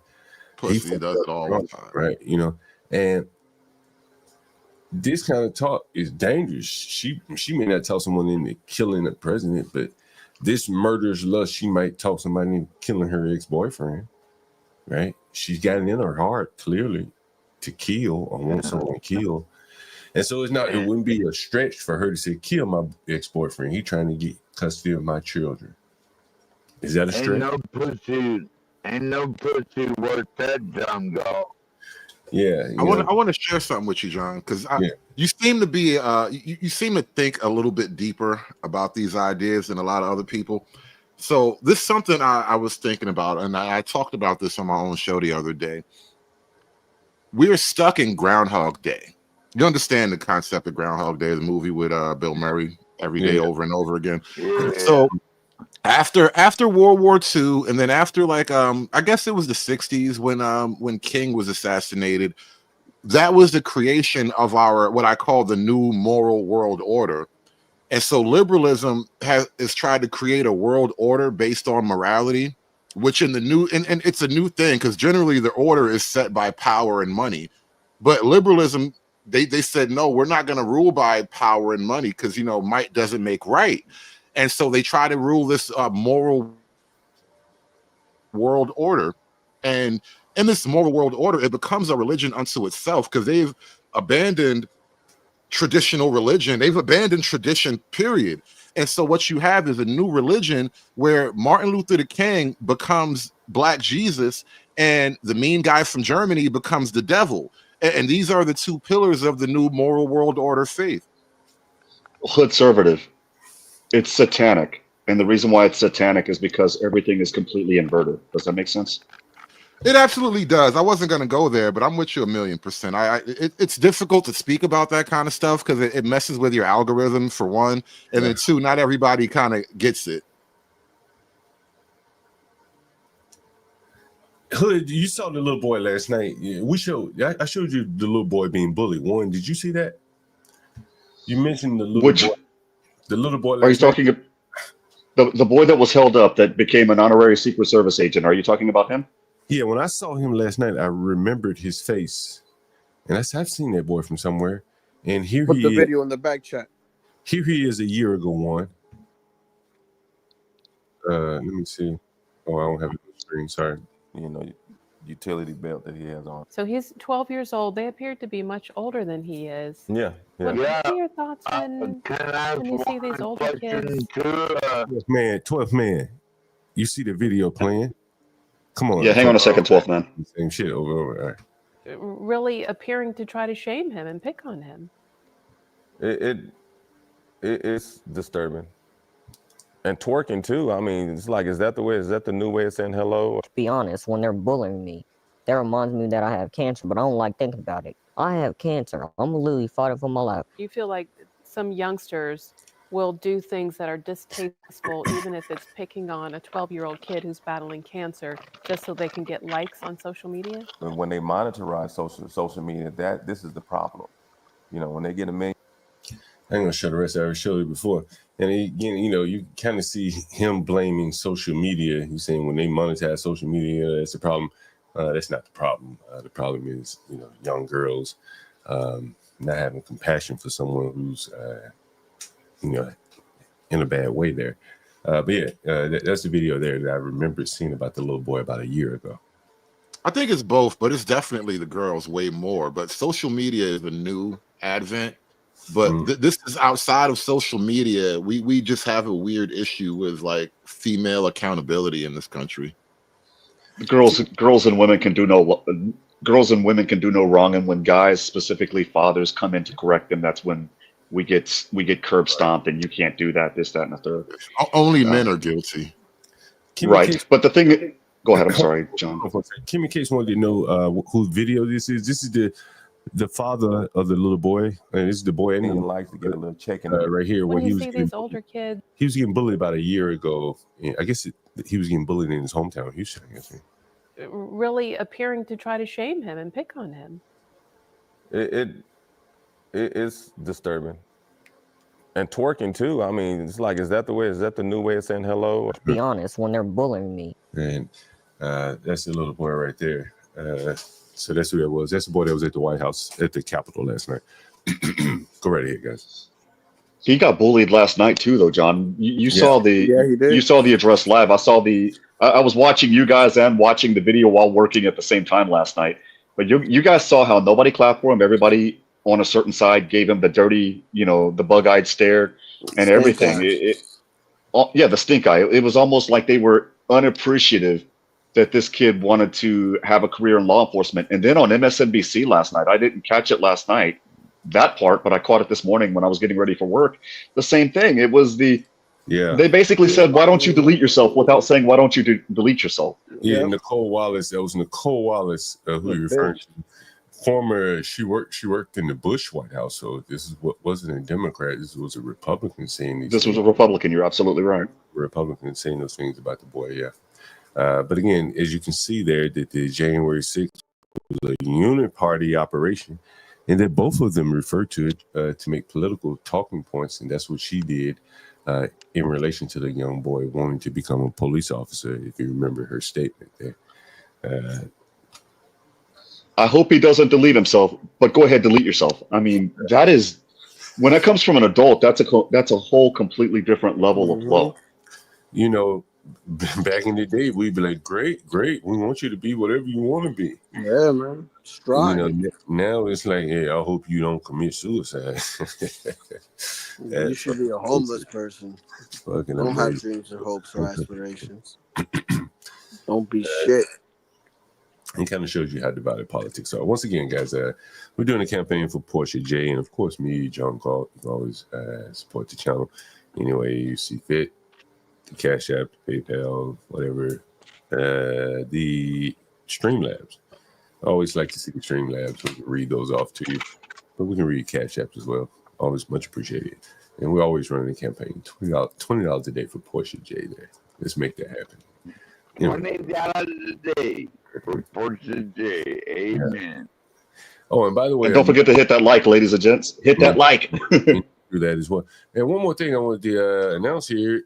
Friday, tomorrow afternoon, everyone knows who's going to be on the stream tomorrow, right? Sure. Everyone knows we're going to have Jason Kessler. Kessler. Does everyone know who Jason Kessler is? Everyone, you should be up to speed by now, right? Jason Kessler. Hood, you know who Jason Kessler is? I know he's a big booster for the right wing. I think was it Unite the Right? Or I know he does a lot of reach out. Unite the Right rally. We played a clip of his. Maybe I'll play it a little bit later about him. You know, speaking on racial integration, segregation, all of that type of stuff. So that should be an interesting conversation tomorrow, 8 p.m. Eastern, guys. So if you have questions, feel free to pass them on to Portia J by email, or you can send them to me. I'll be able to get those as well. But we're going to have a real streamline. Just probably me and Jason Kessler. Anyone want to come up and answer a question, we'll bring you up and put you down. What's your question? What's your answer to the question? I'll let you know. I'll let you know in advance, John. If I pop up, don't bring me on stage. I'll just answer my type my question in the back chat, and then I'll log right and I'll hop right back off. Yeah, you can do that as well. One, before you go, I was wanting to ask you if you think that immigration is specifically a federal deal and that states should have to comply with, because they can't make their own immigration laws, right? To make immigration laws specifically a federal immigration laws are specifically a federal issue. Article 1, Section 8 of the U.S. Constitution gives that power exclusively to the federal government, specifically the Congress. However, what happens is that the federal government can enter into contracts with the state to help them, and that's under the Immigration and Nationality Act, Section 287G, which Texas is a participant of. My home state of North Carolina is a participant of. I believe Florida is a participant of. And basically what that is you have these police officers and sheriff's deputies that are dual credentialed. So they can come up if you're within that 100-mile zone and say, hey, are you a U.S. citizen? And if you're not, they can turn you over to ICE. Yeah, in that regards. But the states don't have to cooperate with the federal government because the state is a separate sovereign.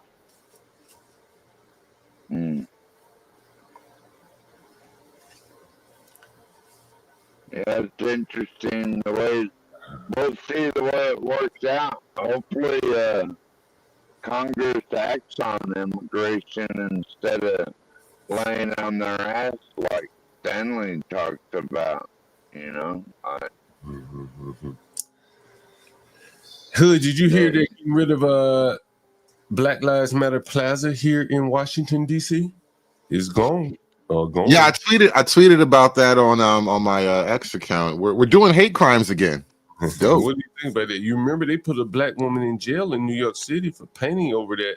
I think they put a white guy in jail too, and now they're going to paint over it. It's a hate crime sponsored by Trump himself, bro. This is what I voted for, man. Make hate crimes great again. You know what's interesting about this? At least here in DC, I don't know how it is in other places. She could stand on business and say, I don't need your money. This mural is so important to us that we'll just tax our citizens or we'll just do without. Do it. I'm going to stand on business, right? She could do that, right? Do it. Do it with the welfare people, right? Here in DC, if you go outside the Fed guidelines for welfare. They'll just cover it with local budget money.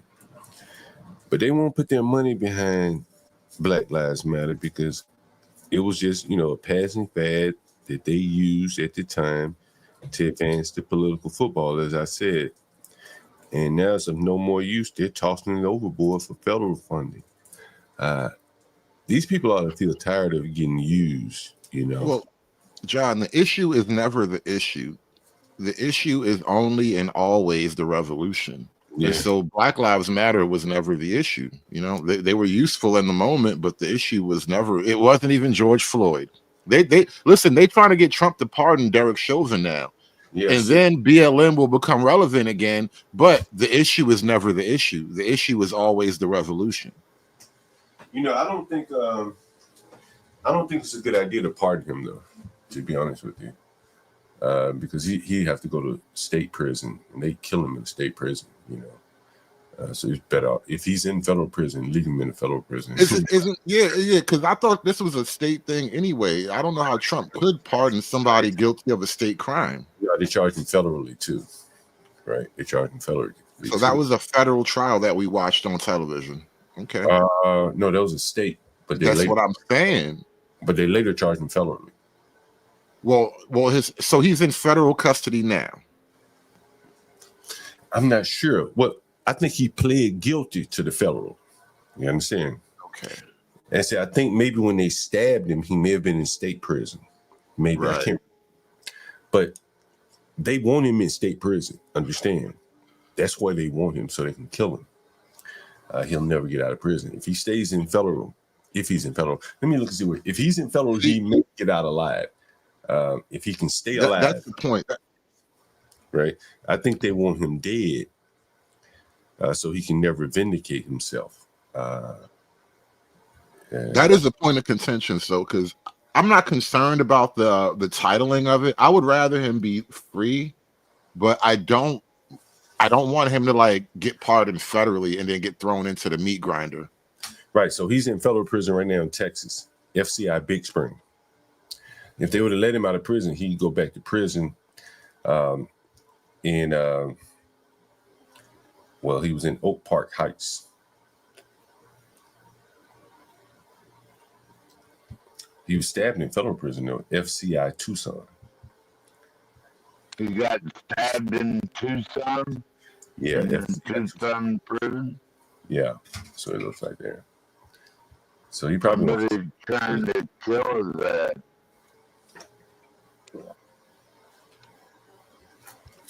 Yeah, one has it there. Yeah, he pled guilty of. Yep, there you go. Yeah, one is correct. Yeah, so I don't think he wants to go to state prison, bro. He probably would be better off fighting it out while in federal prison, fighting his state charges if he has any appeal process left. That's what I imagine he would do. Yeah, because only a governor can pardon him on state level. Mm-hmm. Yeah. And he's not getting that. No time soon. And this is Illinois. Well, what state is this? Minnesota. Minnesota? Oh, no, they're not going to get a Republican anytime soon. So his best bet is fight from the federal prison, which is very interesting. Very interesting. Hood, what else you got up? 12th man. What other topics you guys have on deck for today? I can show you some video. Oh, you want topics? Oh, I got a whole anthology of clips that I haven't used. Let me see. Here's one right here. Public schools here. I probably can't show you. Here's a public school here. And that's the teacher knocking the kid out. And the kid called the teacher a nigger. And I'm just in here thinking, you probably had some enterprise. Didn't he, John Galt? Well, you imagine you'd have some enterprising young kids out there that know they just made $1 million or two by provoking a teacher. And this guy here is clearly not intelligent enough to not be provoked. So that can be very, very interesting. Someone says, talk about the Black Rock buying the Panama Canal. Yeah, I saw that. Yeah, they basically bought the port on both sides of the canal. So technically, America is gaining control of it, but America as represented by shady corporate interest. Yeah, let's take a listen. We'll be reclaiming the Panama Canal, and we've already.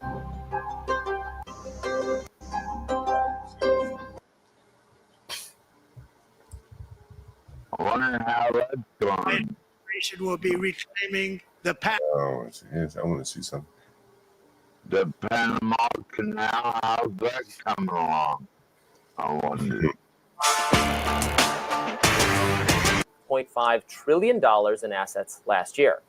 Many on the right have grown to dislike the investment firm for partaking in what's called ESG, or environmental social governance initiatives. Put simply, BlackRock was prioritizing investment in companies that meet certain ESG standards on things like climate change and diversity. Now that appears to be over. Per the Wall Street Journal, BlackRock backed out of Net Zero Asset Managers in January. Net Zero Asset Managers is an initiative dedicated to net zero greenhouse gas emissions by 2050. In BlackRock's most recent annual report, they dropped references to DEI. For instance, the Wall Street Journal pointed out a stark difference. Reporter Jack Pitcher writes, BlackRock CEO Larry Fink, in a 2021 letter to shareholders, said, quote, "We have a long-term strategy aimed at improving diversity, equity, and inclusion at BlackRock. To truly drive change, we must embed DEI into everything that we do." Compare that to their most recent report, which says, quote, "Delivering for the firm's clients requires attracting the best people from across the world. BlackRock is committed to creating an environment that supports top talent and fosters diverse perspectives to avoid groupthink." Well, that's much better. There's been a lot of pressure since 2022 from red state attorneys general, House Republicans, and oil and gas lobbyists to stifle ESG efforts. Yeah. I want to play something else. Yeah. John, I remember when Harley Davidson fell under BlackRock, and I think they still a little hard. Like, people were ripping their Harley Davidson emblems off their bikes and all that shit. Let me share some with you guys. I'll get back to the Panama Canal. But, I've been talking about Bitcoin. I started off about Bitcoin with the strategic reserve. I'm not sure if you guys have heard this here. Trump announced the other day, made an announcement. Get Crack mentioned it. Here's some more about this.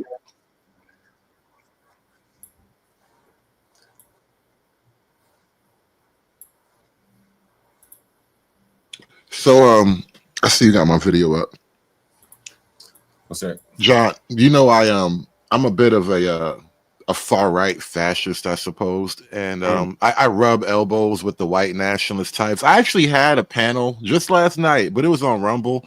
I had a white party on my show last night. It was an all-white panel. We played by segregation 1920s rules. I was only there because I worked there. That's how white it was. And in the far right circles, George Floyd is becoming a meme. They got so many, not just memes, but now with AI, they're making these George Floyd little videos. There's a thing I follow on X called Floyd AI, basically, and all it is different AI clips of George Floyd, and it's funny little skits and shit. And here's one right now. This is actually kind of cool. Can you drop that comment? Hello, my niggas, gather close. Want to hear the tale of Sir Floyd the Breathless? Then sit back and listen well. The signs were clear when he did rob pregnant women by night. Verily, my noble nigger, relinquish unto me all thy worldly possessions this instant. And so it began, when Sir Floyd sought to pay with false coins. And this did not sit well with the shopkeeper. How dare they pay with false coins in my shop? I shall call the guards. And the hunt for Sir Floyd had begun. And the news of this enraged the king. Capture Sir Floyd without delay. The king commanded with resolve. But due to too many fentanyl potions, he failed to defeat the guard. In the end, it was not the guards who defeated him, but his own death. Hello, my nigga. Yeah, I've seen some of them. You know what I hate, John Galt, is when I get a Canadian twin by accident and then the Tinder won't take it, but your Canadian coin is no good over here. 12th man, where the hell did that come from? You pulled that one out of left field there, 12th man. Well, I got something else for you. John, it's weird. We have such I had such an interesting introduction, a story arc on your channel here, because I kept getting into fights about women and shit. And I don't back down. I stand by everything I've ever said. And I want to share a clip with you. It's a funny clip about the nature of women, as told through the telling of behind the scenes on RoboCop. RoboCop, not that much. Yeah, bro. I'm interested in like that. I got all kind of angles to come at this shit, man. My misogyny knows no bounds. There's no music there. How about that?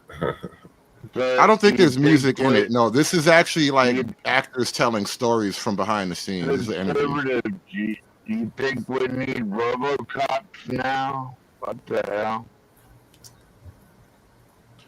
We're gonna get RoboCop whether you want it or not. That's a whole other conversation for a whole other day.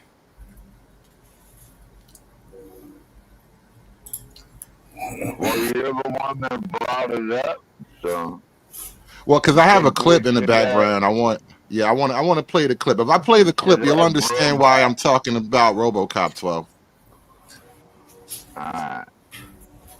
Paul is Dutch, and Joost Vacano, the cinematographer, is German. And I don't believe that Paul knew during that evening that bitches was a pejorative term for females. we were getting ready to do the scene, and so we were kind of blocking it out. And Paul says, yeah, Cartwright says, bitches leave, then the bitches leave, and bitches, then you leave when he says that. And then he says, no, wait, bitches, don't leave, wait.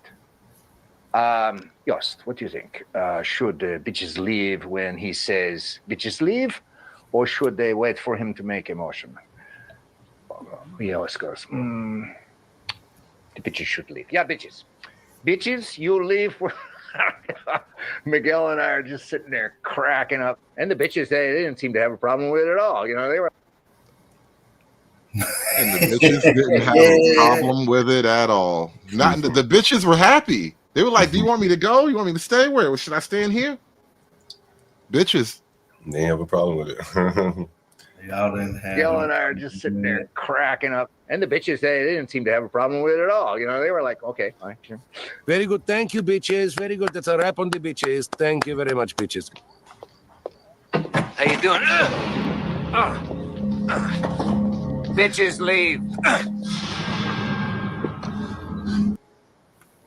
Oh, they stole that from Tom Clancy. Yeah. RoboCop. RoboCop was low-key like a based movie, though. The first RoboCop is like a very like right-wing based movie. There's a lot of movies like the old school stuff that are very right-wing looking back at it. They tried to be kind of futuristic and left-wing, but they came out as a far-right, almost fascist dream. You know, RoboCop is a very based right-wing movie at the end of the day. He's literally fighting globalism. Conservative, have you seen any of that Jack Reacher off Amazon Prime Video? I like Jack Reacher, the show. Jack Reacher. I like Reacher, the show, but you know how Hollywood is. Jack Reacher, the guy, whoever that character is, he's he's basically some kind of liberal. So, you know, I'm not really happy with that. The show Reacher is pretty cool. You think he's a liberal? No way. Oh yeah, no, I've already started roasting him. He became a right-wing meme already. I gotta see that one. Yeah, because I forget exactly what he said. It was something about, I don't know if it was Trump or immigration, but it was like, bro, all you had to do was lift weights and keep your mouth shut. Everybody liked you already, bro. Hey, is anyone into watches?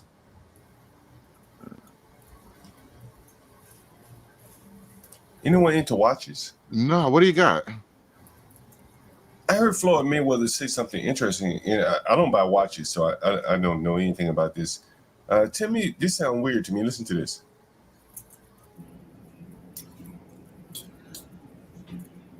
Money made, and y'all know the rest. Benny, talk to him. You know what's going on.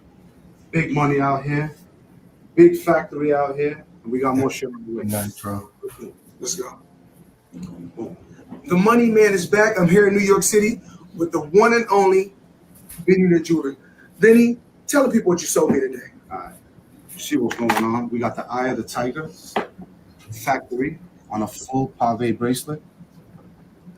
And tell people about this, please. We got the white tag with it too. That's I got one of them. From what he told me. Yes, sir. Did you hear what he said? Because somebody was talking. No talking to him during the video. Basically, the tag cost $20,000. Did y'all hear that? I want to have to play it again. He's gonna say it. I don't know if I can rewind in this. Money made, and y'all know the rest. Benny, talk to him. You know what's going on. Big money out here, big factory out here, and we got more shit on the way. Stay tuned. Let's go. The money man is back. I'm here in New York City with the one and only Benny the Jeweler.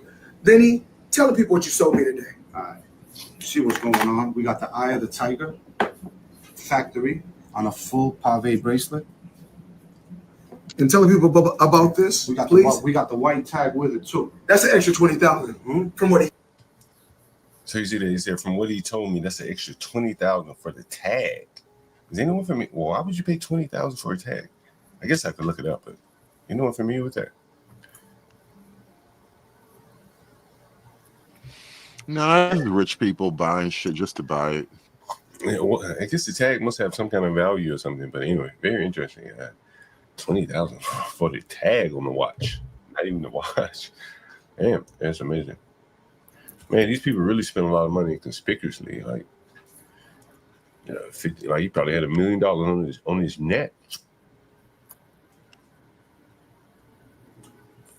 Anyway, I always found that kind of interesting how they could spend like that kind of money. Oh man, what else should I talk about here today? Here's an article I'll post it here.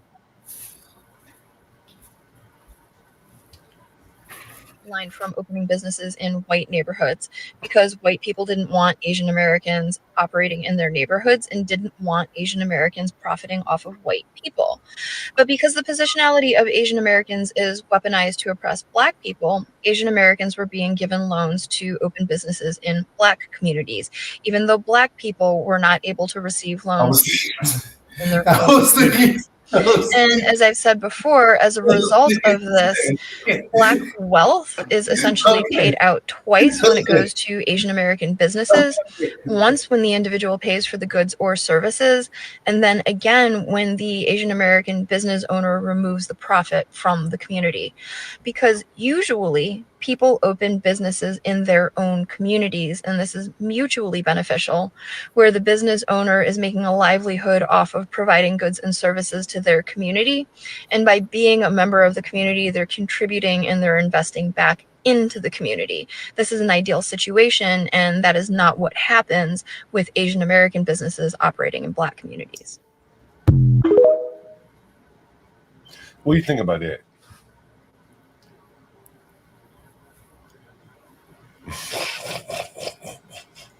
I always question the validity of these sort of narratives just because I know how much we've all been kind of gassed up about racial history in America. Yeah. There's something I'm trying to dig up right now. Because no, there's a truth to that, but I don't think it's the truth that she wants us to think. Because I saw something recently. I saw something recently that it kind of highlights an element of that, but not how she's laying it out. Like, have you been to a hotel recently? Not recently, no. If you've been to a hotel, if you frequent hotels at all, you will have noticed very many hotels, especially on the lower end, like lower than like 2-3 stars. A lot of these smaller hotels, like your Red Roof Inns and whatnot, Knights Inn and all those kind of little places, they're owned by a lot of Indians. And not only that, a lot of your gas stations are owned by a lot of Indians. A lot of it starts to become a thing. Like, well, how does something like this happen? Like, for one, why are so many of them here? And then two, why exactly is this happening? And you realize there's actually something going on there. And it's not like, I don't know, this has nothing to do with some old school racism like this lady was talking about, but there is something happening, at least right now, where like you are definitely using this race thing to displace people on a crazy level. Here, let me show you what I got on my screen right now. Yeah, when you give me time, you know, I could definitely explain that on the economics level. Do you believe that the Asians are getting loans when they come here? Well, most definitely, but it's not Asians like Chinese and Japanese. It's not the white Asians. Well, who do you think is getting loans? Let me show you this post from Dylan Patel, Mike Cast, Lueva Patidar Samaj. Volleyball tournament in Dallas is unreal. 8,000 people here out of roughly 40,000 people in the US. And I think that means his cast represents 40,000. So just his one section of the Indian immigrant community represents about 40,000 in the US. Everyone from a part of Gujarat. And listen to this. And same way of life in the US. Literally everyone here owns a motel or gas station in rural America. Yeah, we talked about that. Picture. Yeah, we talked about that. And then, I can explain it. And then, you know, we have hold on, Dave. We have a Korean guy that comes on the panel, and he talks about these guys. We actually had a guy who was married to a woman from Gujarat, black guy. He's a pilot. He owns convenience stores and shit like that. I think he just bought some Red Roof Inns. And he was talking about how Red Roof wants to diversify from the Indians. So it was a good opportunity for him to open up a Red Roof Inn. So there's definitely that. But that is an amazing picture. Yeah, we talked about that. Go ahead, Dave. And this goes across all the nationalities that we speak of. So the USD is the reserve currency of the world, the entire world. So as they buy into this reserve currency, there's only two options. You could either park it, you know, in the banking system, but if you want to earn more interest or anything like that, you'll actually touch down in the land. And so what you're seeing is a product of our foreign, is really a monetary policy thing, not a foreign policy thing. Because at some, like China has to go through it too. Like when they sell their goods and everything like that, they're saying that right now they don't want to bring back, they don't want to make that foreign exchange Hood rate. So they're piled up so many US dollars. Hey, you gotta get it concise, man. Hey, Hood, if you scroll down in that tweet right there, I think what you'll find is that some people are saying that they use it for immigration scams and financing scams, and that they'll go bankrupt and then sell it to the next family member. Master Kim talks about this as well.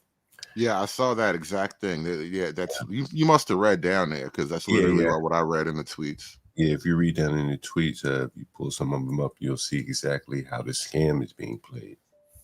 And that's a scam, you know what I'm saying, that many foreigners of, you know, from wherever they come from, they know that they can play that game, that Americans either really can't play it or unwilling to play it. So in that sense, they have a distinct advantage on our field. There is definitely a racial issue here, bro. Black boys trying to open up a vegan shop? No. It's deeper than that. That nigga was illiterate. Stop, Dave. Stop. Don't fight for him. Don't fight for the illiterate. Eventually, y'all gonna say it's black culture, but No, nobody was even gonna talk about black people. You so sensitive, nigga. That's why you can't. That's why your team gonna lose, bro. You too sensitive. Open up a vegan shop. Hey, Dave, slow I'll down. laugh them out the building, and now I promise you, in the next 5 minutes, it's gonna be a black culture thing. Nobody was even gonna talk about black culture. This is actually I was actually gonna talk about white culture. Fucking sensitive bastard. They're very sensitive these days.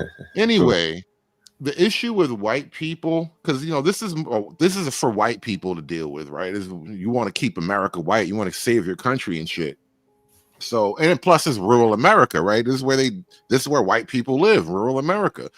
So what happens is white folk aren't as accustomed to manipulating their system against themselves the way foreign outside groups will happily manipulate the white system against white people.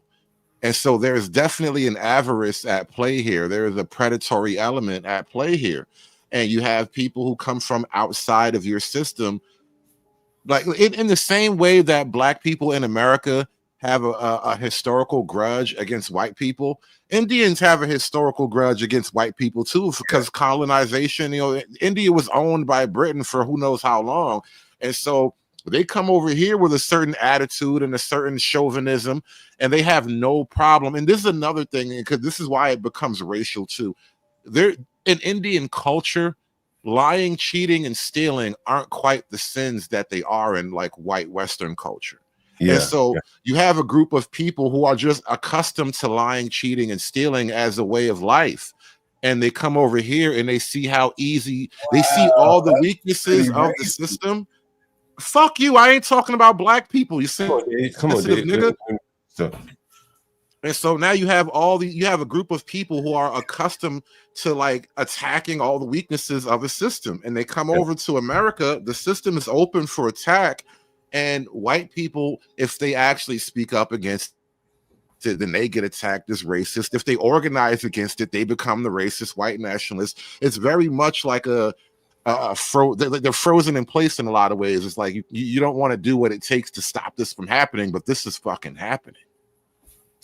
Yeah, they are in a tight spot, and that their system is being used against them on the high end of the Indians. Because I think if you read deeper into this, matter of fact, I had some tweets that I saw about Indians and how they're able to play the H1B game in ways that I don't think it was intended to be played here.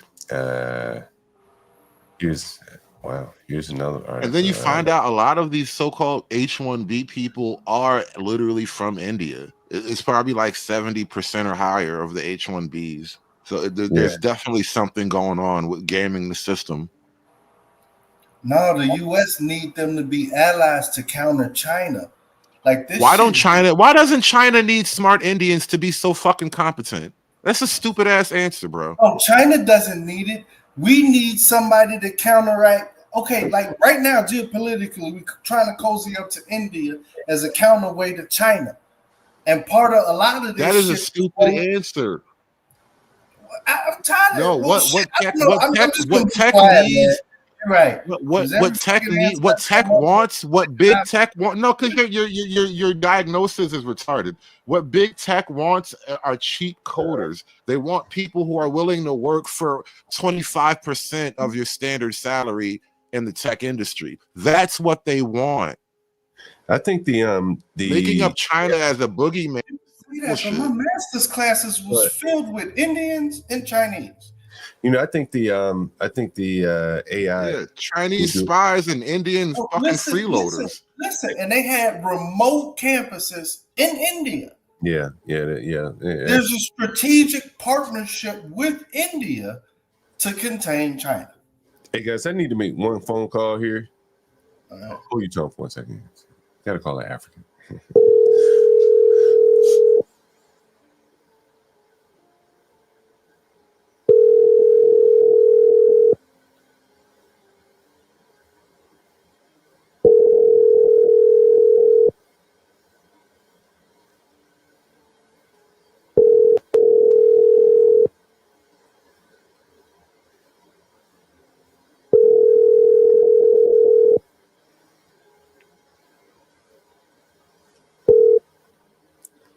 subscriber you are trying to reach is not available. Please.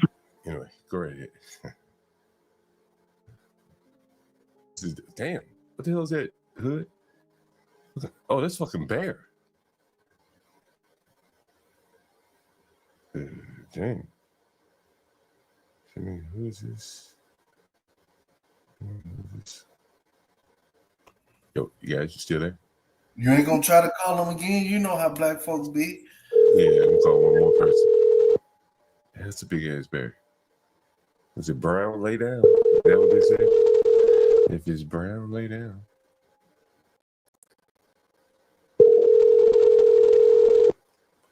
Yeah, I hear the fucking bears eat your ass alive. I be watching the videos. These motherfuckers eat you alive, bro.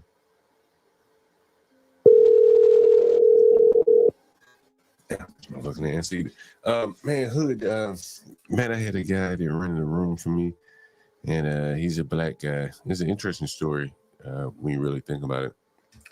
So he's a black guy, and he had a law degree, lost his law degree, lost his ability to practice.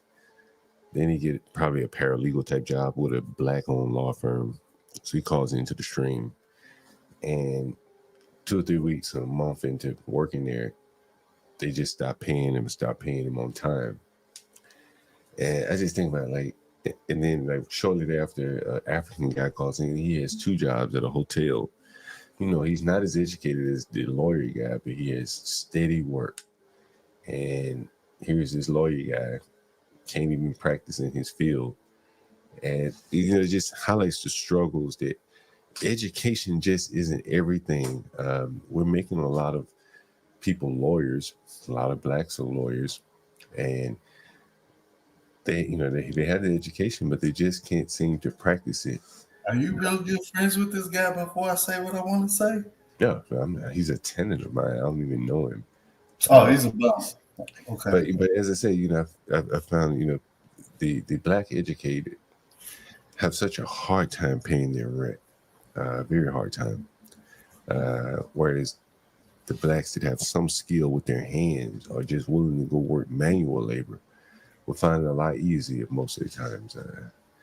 This education doesn't seem to be working out seemingly to me. What I discovered, and I was having this conversation on, I think I was on your panel, and I was arguing with somebody about this because, and I think you were there, John. I think you were there when I was trying to explain to somebody the fact that so many black people actually work for the federal government. The federal government in and of itself actually kind of almost created the black middle class as far as I understand it. And or at least not the federal, but government jobs definitely. But between those 2 sectors, the black middle class was created. And when we were having this argument about that, kind of it dulls the quality of individual because you work from a position where you'll almost never be fired. You don't have to actually produce a thing. You don't have to really provide a quality service the way you do in the open market. And I think right now with all these government cuts and everything, you're seeing that a lot of black people were making money without providing equivalent value. You know, one of the things that, you know, living here in DC, I realize is that blacks almost look at it as like property. In a sense, they try to build a moat around it and, you know, pass positions on to their children. You know, other than their house, it's like the only thing that they own. Particularly in city right here. I think in the history of like European governance, there was always an issue of nepotism because like European governance starts with like royalty, and royalty is nepotism by definition. And you know, it's God ordained nepotism, right? But when you go down into a more democratic system, you still wind up with like cliques and power groups and all that. So it's kind of difficult to avoid that phenomenon, but European governance has battled against it over the years. This is why it's tried to become more open and liberal. What you have with black people, and not just black people, but with like all the sort of like a lot of the tribal sort of people around the world, when they get into government, they practice a more tribalistic kind of government, which means if I secure something, I secured it for my tribe, and any benefits I get, I share it only with my people, and we lock it down as a sector. And we had like elements of that in parts of America, like with the Irish becoming police and all that, and firemen and whatnot. Like, but we haven't really had a wholesale practice of it. And I think with Black folk, we can't get away from that. It's too much ingrained in us, apparently. Well, I think if you look at what's on the screen, and then I'm going to give you an example of what I think the problem is for the ones that want to go in that direction. You see here, Michelle Obama felt Irish American political leaders had far too much power. This is from her time when she worked in Chicago. I think she worked for the government of Chicago, also at a law firm. And First Lady was stressed a tight circle group of white Irish Catholic families controlled the city, the Madigans, the Dailies. Yeah. There was another group here. They're the ones that destroyed Chicago the way you see it now. They bankrupted the motherfucking city. And so those are the groups that she talked about. And I was going to say, one of the things I think that, the blacks cannot do is, and we had this example here in Washington, D.C., when they do get in power, they don't own businesses that they can properly and effectively seal, as a facility to launder money. All they end up with are like front businesses where they can skim a percentage off of the top as opposed to do the actual work and just overcharge. Right. You understand? Right. It's one thing to be the middleman. You can only get so much, right? What did you do? But if you say, hey, I paved the road and I charge you 3 times the amount, well, hell, you may be able to come up with some kind of justifications for that. But oftentimes they're just serving as the middleman or just taking bribes, outright bribes. And that lessens your actual political power. Because so like look at how like these mob groups work. So that's Irish or Italian or whatever. But once you are able to like negotiate for contracts, I mean, because you're able to negotiate for contracts, it goes without saying that you're providing service.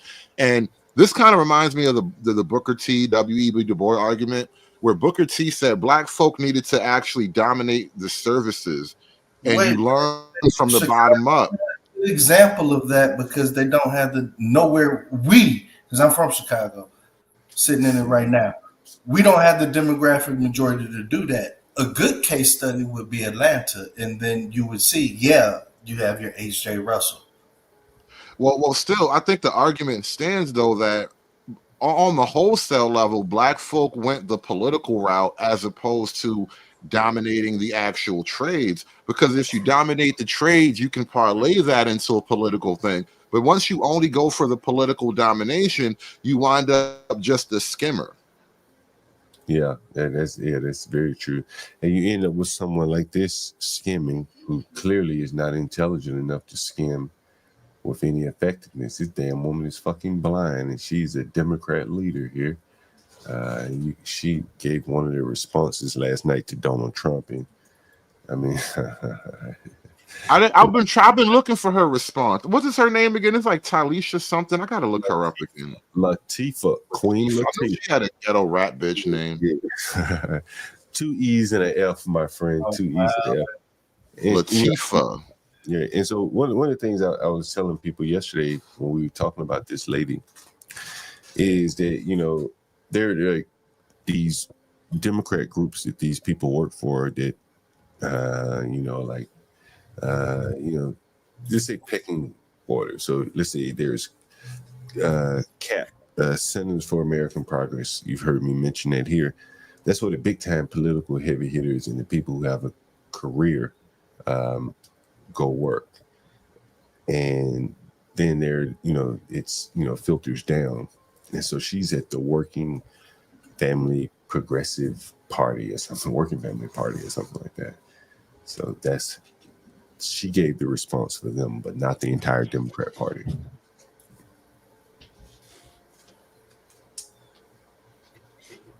She speaks for the blacks. I got the response, yeah. Or maybe it's part of it. I think she speaks for it would definitely be the blacks. They would be included, but the blacks don't make it up enough of the demographics to have a Sway coalition. anything, right? You have to have the Browns and the what's the other group? The transgenders and all that. So. Yeah, I actually just worked it out. I'm gonna do a show tomorrow on Rumble with Obsidian, and we're gonna talk about all this stuff. That's why I'm kind of trying to keep all my clips together. Let's see what she's talking about. We're going back to a 1950s America. I want to be very clear about that for those of us who have parents, who have aunts and uncles and communities that are still alive, who remembered what a Jim Crow America looks like. Tonight in the chamber, you could look easily to your right and you can see. Remember what I said earlier about Groundhog's Day, right? We're always stuck in that era of time. It's Right. after the German and it's before they killed King, because Dr. King is Black Jesus for white people, and we're always stuck in this moment of time. And that's the very first thing she had to say. We're still in that day. It never ended. We're going back to a 1950s America. I want to be very clear about that for those of us who have parents, who have aunts and uncles and communities that are still alive, who remembered what a Jim Crow America looks like. Tonight in the chamber, you could look easily to your right and you can see essentially a monolithic group of folks who look just like one another. And then you went to the left side and you would see what America truly looks like. A beautiful tapestry of all of us who pray differently, who look differently, who come from four corners of the globe to make this country what it is. We know what we all. This is something else that bothers me about the Black political platform. Why are we supposed to be so happy about everybody else? I mean, maybe I'm a selfish nigga, but I don't really care about other people's happiness all that much. Like, theoretically, I want other people to be happy, but every day I get up and go to work, so I'm happy. Well, I think she's speaking from the group perspective, which she has to, to keep her position there. She probably was given this speech, I would imagine. But she's not saying anything different from the actual Black platform, which is we are family. I got all my sisters with me. But you're talking about all the other people. You're not just talking about Black people, though. Well, I think I don't think you hear the other groups talking that way. Now you see why I got an attitude about it. So I think they're doing it from a standpoint of weakness, almost like they're like wanting to be tag-alongs. I mean, I've been saying all along, these Blacks have to see that these other groups are kicking their ass and don't want to be bothered with them. So if I were Black in one of these groups, I would be trying my best to tether myself to these groups to keep them from leaving me behind altogether. What? This goes back to at least maybe before, because do you know during the Black Panthers they even had a White Panthers. I think they may have had some Mexican Panthers, but this goes back at least to the Rainbow Coalition. And as best I can understand it, the idea was that back then Black folk were maybe 13% of the population. And so the numbers just said we needed more people. And so we had to make allies with all the other non-white people. And what wound up happening, it becomes the kiss of death, because now you open the gates. We open the borders. Literally, we support open borders as a Black, as a part of the Black platform. We're support immigration and all that, in the hopes of upsetting the white apple cart. Yeah. And what winds up happening is we have opened the borders to so many other non-Black people, non-white people, that when we upset the apple cart, they eat all the apples. Yeah, I think the miscalculation was that the Hispanics would side with the Blacks, but I think the Hispanics will side with the whites and other groups. Hood, I got a question for you. Could you see the Browns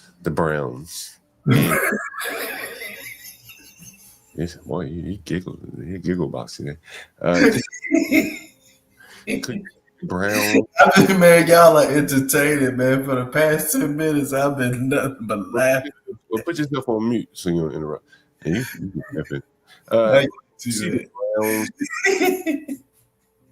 and don't make me mute you. Put yourself on. You're gonna have to have mute powers here. Dave is a guest a lot on my panels. It's just like this. We've killed Dave several times on my panel, but he always comes back like Kenny on South Park. Dave, I can tolerate you, but I may have to mute you. But I could see the Browns and the Africans and Caribbeans at some point. And you know what? We don't even want to be on the umbrella with the blacks. Like, you go your way, guys. And we've diverged so far that we don't even have the same needs and interests. And it seems to be to me that the blacks are just hanging on here, trying to keep this group. John, a couple years ago, I used to do like a regular Saturday show on another streamer's channel, on another YouTuber's channel, and I would always pitch him some kind of idea, something racial or political or whatever. And I pointed out to him that they have this new black identitarian group, the FBA. And we did a whole thing about this a couple years ago. And I first noticed this FBA thing, the Foundational Black Americans, or the ADOS, the American Descendants of Slavery.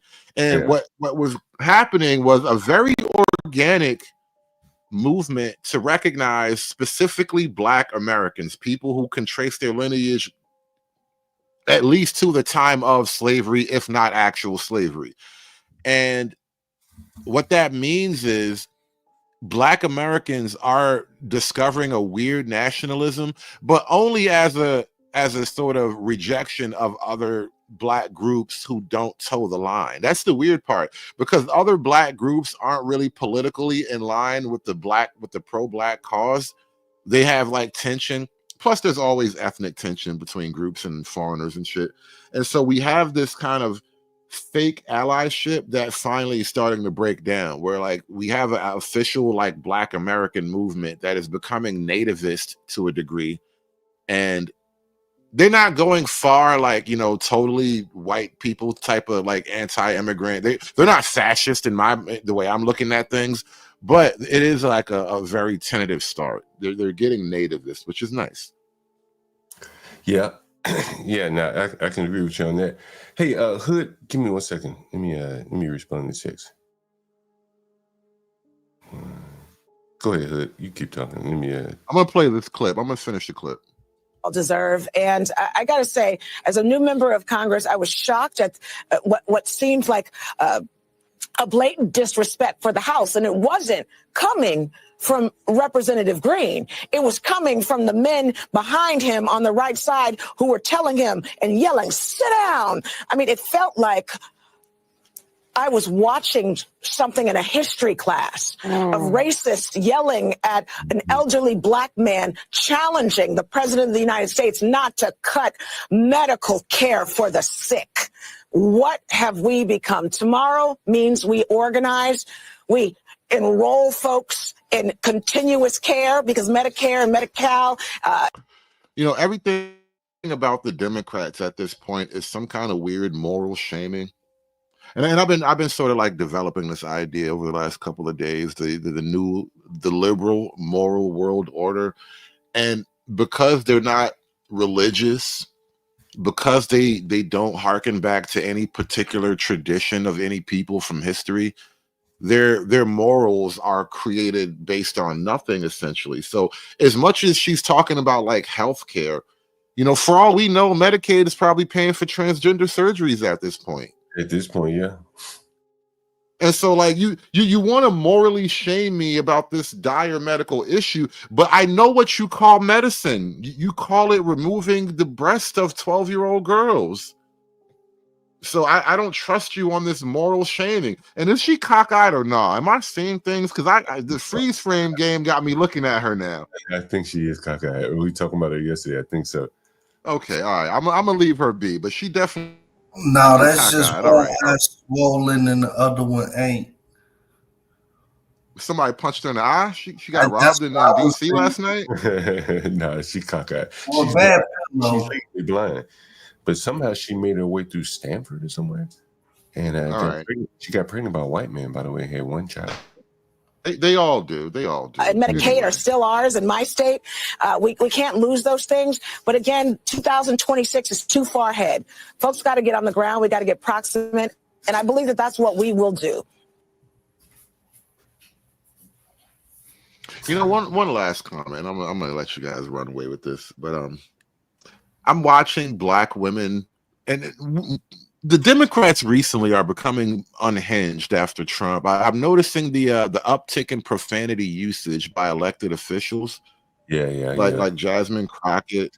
They're all cursing a lot. You know, and some of the white ones too. It's not just the blacks, but it's mostly the black women. I haven't seen a white. I'm noticing. I did play one video of one white woman saying, she said it all wrong too. She literally said, "We got to fuck Trump." It was hilarious, but basically, I'm watching the example being set by pretty much every black woman in the DNC, and there's no softness anymore. There's there's nothing, no feminine warmth. Am I wrong for wanting that? No, I definitely would agree with you. I mean, you know, you got bald-headed ones, you know, the cursing, shit. Jasmine Taylor Crockett, whatever, made a rap video. They're becoming just as hardened as the women on the streets. If they represent, to be quite honest. Yeah, I hate this whole thing. I remember like years ago when I first noticed it, I kind of traced it back to like the Black Panther revolutionary period specifically, because that's when the idea of like having a warrior woman next to you in a revolution kind of took hold. And I don't think the Panthers understood this, but historically speaking, warriors were never meant to pair off and mate. That's, you know, we go out and conquer and pillage, and you get your mates you get it from the mud. You literally get your wife out the mud. You know what I mean? But warriors were never meant to pair off and mate, and we've created this revolutionary class of the warrior class, like these hoes like to call it. And this is another reason why we can't get it together, because warriors were not meant to mate. Hey, there's an update on Lil Ronnie. Hey, but Blacks, is Blacks still in the audience? Someone let me know if Blacks is still in the audience. I want to know if Blacks saw this. I saw this years ago, Black, a couple of years ago. And Blacks, you let me know if you saw this. You might remember this little boy, Blacks. Let me see if you saw this, Blacks. Let me know if you remember this. Is this it? Let's see. Yeah. Let me know if you remember this, Blacks. Sir.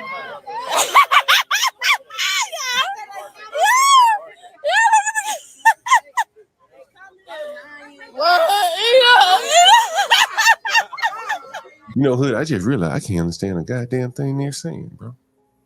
Listen, what are they saying? Rest for you too, cocky. What? Yeah. Bitch ass back for real. Sir.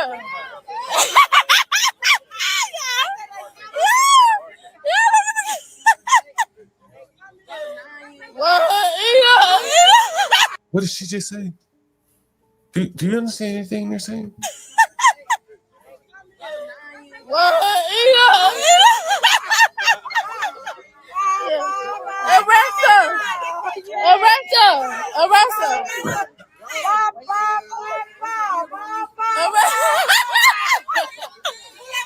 he supposed to be doing? A wiggy dance? Arrest her!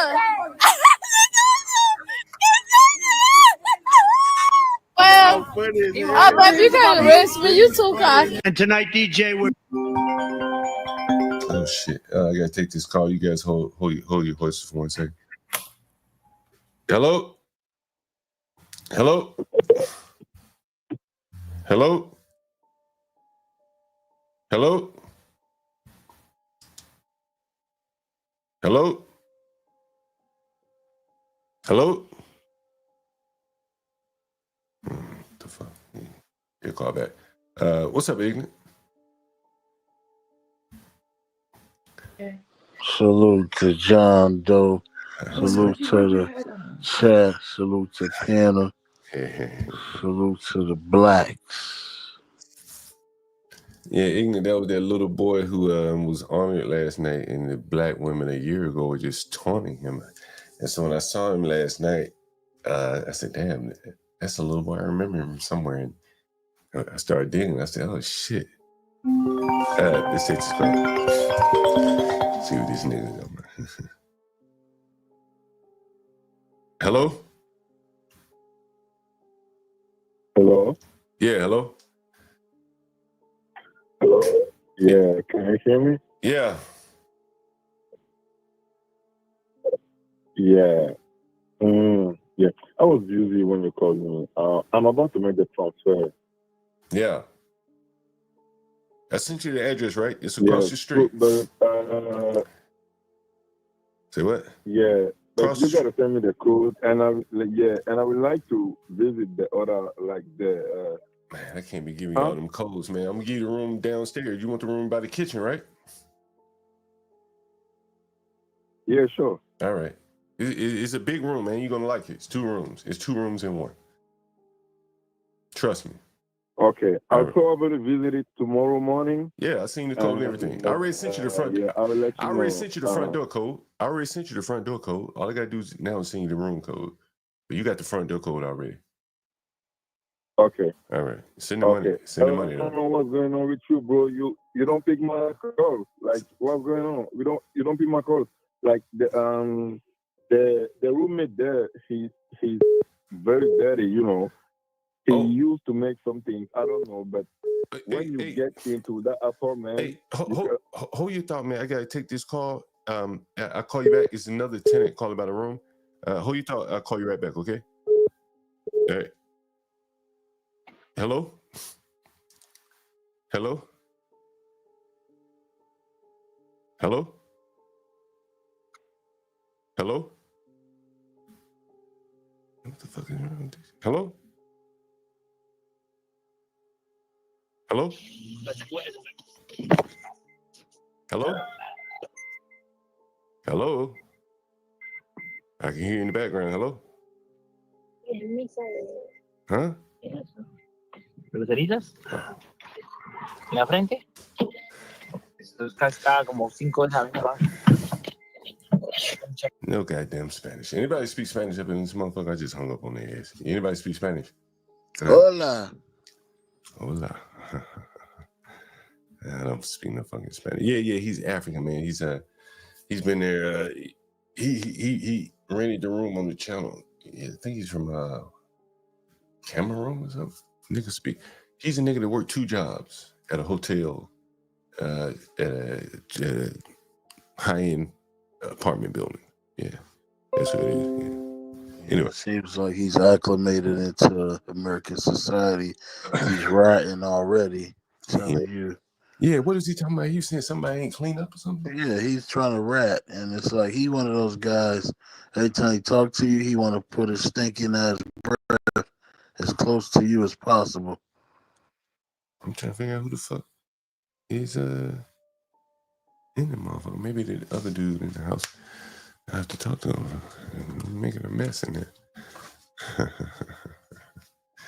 Anyway. Yeah, he should be used to it. He's from, his monkeys running around where he's from, But I'm telling you, ignorant, bro, they beating the hell out of these blacks, bro. Because he won't live around a black person. He won't come over here and live around me. Right? He won't live around white people. Right? Why do you think that is, John? Because they're separating themselves economically, culturally. There was already the separation, but they've gotten here and they've seen that they really don't have much in common with black people. Matter of fact, they have a lot of things that they dislike about black people. And economically, they, as I said, and socially, I would even go so far as to say, cities like DC, I mean, they have their own events, parties where most Black Americans are not even aware of them. Well, you have a whole society in DC of black breadwinners, who are rich and enjoying life. So I mean, I don't know. Maybe they don't look at those Africans like dirty, spirit chucking, ashy, hand eating, no forks, no toilet paper having, booty scratching. Bro, the Ethiopians up here do very well, man. They may be like the top group up here. Top I don't African. think so, John. I think what we're seeing is they tend to do a lot of Ubers and Door Dashes, but they're not really winning. Like, if it's 20 of you guys in the house, that should be a fucking mansion. So I don't really look at it like that. I think you're looking at it, they're really fucking poor. And they're just living poor together. So I don't get it. I know if 20 Americans was living in one house, it'd be a fucking condo.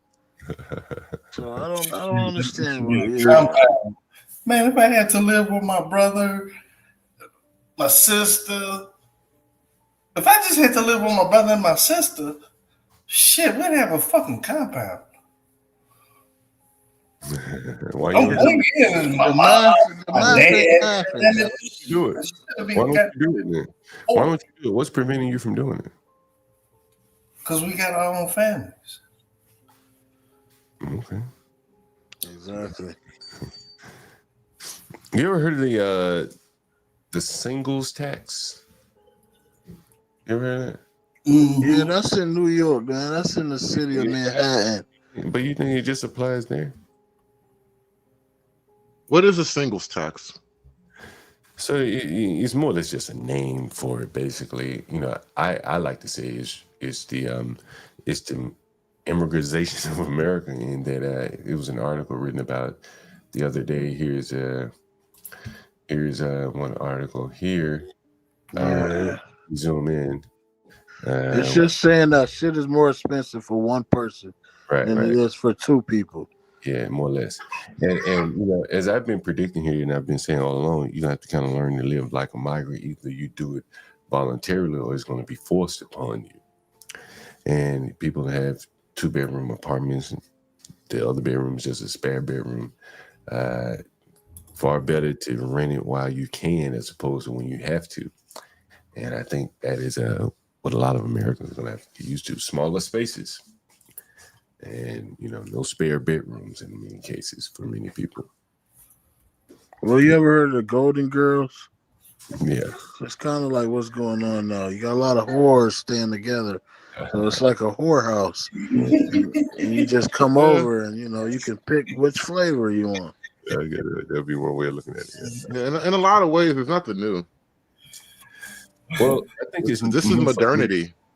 Well, I think it's new for many Americans in that they're having to rethink how they do things, and that's very different. You understand? Like, to rethink how you live, which is fundamental to, Well, everything. Back in the day, John, when there was a house full of women, young women, it was just understood it was a flop house, it was a whorehouse. There was nothing like this before now that wasn't really a whorehouse.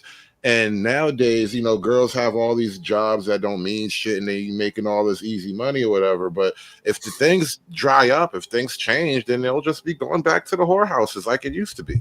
My mother told me when she went to college in Atlanta, stayed in Atlanta, she rented a room from a lady, and the lady was like, no men, no boys.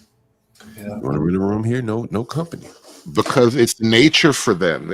I mean, and I don't even mean to be like glib about it, because listen, guys do the easy thing too, but for women, the easy thing is to sell some pussy. Well, how much of it was that the men were having a harder time and they were doing as they're doing now and shacking up with women? When I rent rooms, I have to look at it two ways. It's some inside baseball here, guys. And you've seen it play out on the stream, so I'm not telling you anything that you haven't seen. If I rent to a black woman, I know a black man is coming along with her, even if she said she's moving by herself. So you have to be very cautious. Because if she's anyway dependent on him for paying the rent, and they break up, well, the rent's not going to be able to be paid. and black couples have a hard time maintaining relationships. So you can't really discriminate against them in that way. I'm very skeptical of them. So those are my thoughts in terms of renting the black. On Twitter, they got this thing called First of the Month tweets, where women just, somewhere around the 20th, they start talking about how niggas ain't shit. You niggas ain't got no money. Why y'all niggas all broke? Always that last week of the month, they always start talking about that shit. Yeah. Getting a lot of calls today. But you also got to understand it's a price for peace. Like, I pay that price, bro. Like, I don't give a fuck what the single tax is going to be, goddamn it. Like, I'm paying for my peace. You want to be able to. I learned the hard way on that shit, boy. There are no perfect situations, only trade-offs. Mm-hmm. That is true. That is very true. That is very true. Damn, Harvey. Put some sugar in this shit. I drink a little bourbon tonight. It's bourbon time. Man, I used to go out all the time on Thursdays. Thursday used to be my night around here, but they've kind of killed that shit with COVID, You know what I saw recently, John? The Canadians hate us right now. Yeah, I heard that. And they in the video, one of these videos I've seen, they were like pulling American products off the shelf, and there was a whole cart full of Bullet bourbon. And I was like, you know what? I haven't had any Bullet in a while. I think I gotta go support my people, because that was one of my favorites at the time. You gotta go on the Bourbon Trail. Then you ever been on the Bourbon Trail? No, I don't even know what that is. Bourbon Trail's in Louisville. Let me show you some hood. Kentucky. Yeah, man, it's just nice, boy. Beautiful.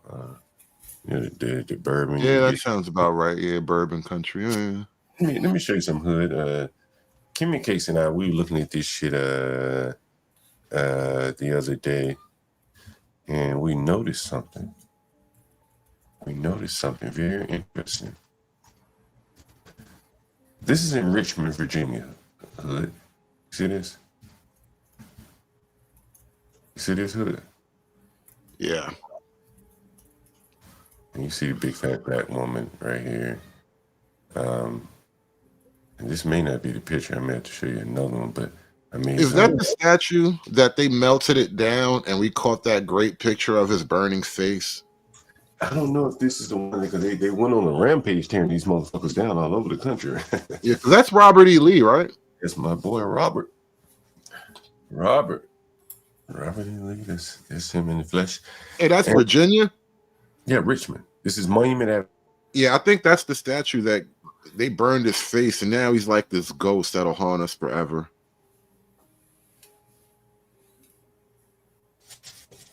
That was like the statues in Washington Park. It's not up there anymore. That's Robert E. Lee there in Richmond, Virginia. It used to be the capital of the Confederacy or something like that. Let me see if I can zoom in on this shit. I want you to see something here. It may not be on this one that we see it. Maybe on the other one. Give me 1 second. If the Confederacy come back, which side you want?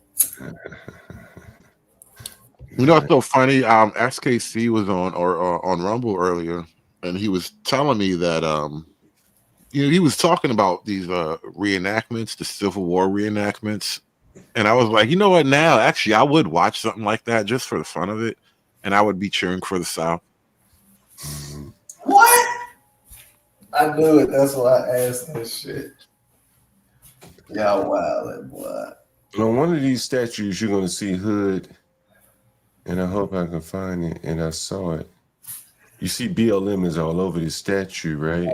Shit look like Barcelona. You see this shit. But at some point on here, we found where it was Black Trans Lives Matters. Protect Black women or something like that. And matter of fact, there was let me see. Let me share with you another one. Turn that into Barcelona. Yeah, Stanley probably wrote that on there. Let me see. Black Trans Lives Matter. Let me see if I can find another one for you. Good. And let's see. 1, 2. Oh, these are some niggas I ran into. Look at this shit. Look at this shit. This is what the environment was like down there.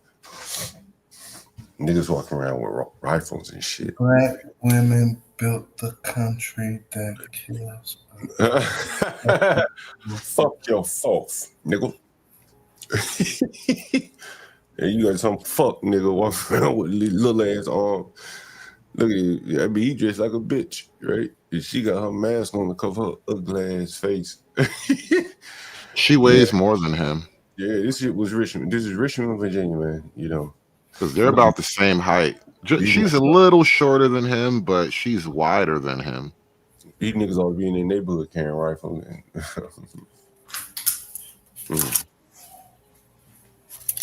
Anyway, so this is me. But I wanted to share something with you. Let me see. Let me see what's next on the agenda right here.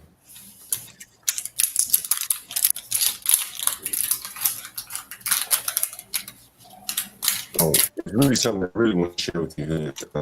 Damn. Okay, here's another photo. I don't know if you know who this lady is.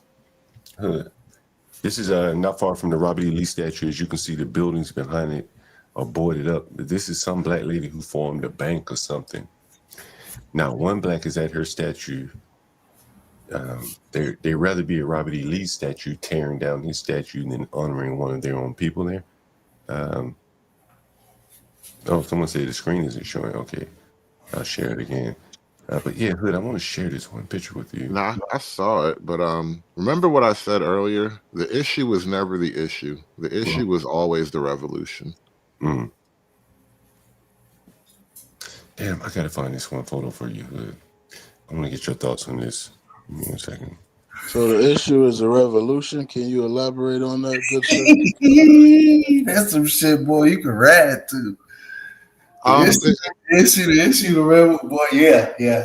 Well, what do all of your we literally have songs about like revolution and shit. Bob Marley sings about revolution. A lot of black culture is like dedicated to this idea of like we need to be free. Hey, can y'all see? Like, think about like niggas walking around. Can y'all see this in the audience here? So this is at the we base can of see the picture. This would be a wild old generation, boy. You see these women are, Hood? We went through the list of these women, and most of these women are trannies, except for Brianna, I think. The rest of them are like trans. So why the hell you calling them women then, John? Fair point. There's only one woman up there. You're definitely right. And then if you look right here, Hood, I found it. You see it's protect black trans women. You see that? Protect black trans women. Look at the cardboard paper right there on the left. It says Tony McKay, Black Trans Lives Matter. Damn, that's right. Goddamn. You know, Hood, I was holding John. I was actually caught in a protest. I was in Brooklyn, right? It was downtown Brooklyn, right by the Barclay, and I got stuck like coming down Atlantic Avenue. And as I'm sitting in my car and these people are walking by, I shit you not, somebody was holding up a Trans Lives Matter sign. And I knew it was already a bunch of bullshit. So I was hating it already, but it just like confirmed everything I hated about you people. Hood. And anybody else that want to chime in, people in the audience, I invite you to chime in as well. What does this photo tell you? What you see here, this, you meet, a paragraph. What does this photo tell you? Barcelona. Okay. Didn't I expected that of you. What about you, Hood? Ignorant? You said, what does the picture say to me? Hey, what does this picture say to you? It says a guy that cuts his penis off doesn't need protection from anybody. He needs protection from himself. This picture right here? What do you see here, Hood? He said this picture right That right there says big baloney back, big dirty hamburger shaped woman with laundry bags for body parts. What did it say to you? And liberals. I didn't even see the black person there. I just saw that's probably Linwood sitting right there with that wig on. You ever seen pictures? You ever seen pictures of like, and sometimes it'll be little videos of soldiers, like say Vietnam, and they'll kind of be just talking shit, hanging out after a battle, like right after a battle. This was that for them. This is how they see themselves. This is them after their little victory. And now they're sitting on like the rubble of their victory, smoking cigarettes, talking shit about all the little cool things they did all day. Why do you think no one's sitting with the black girl there for it?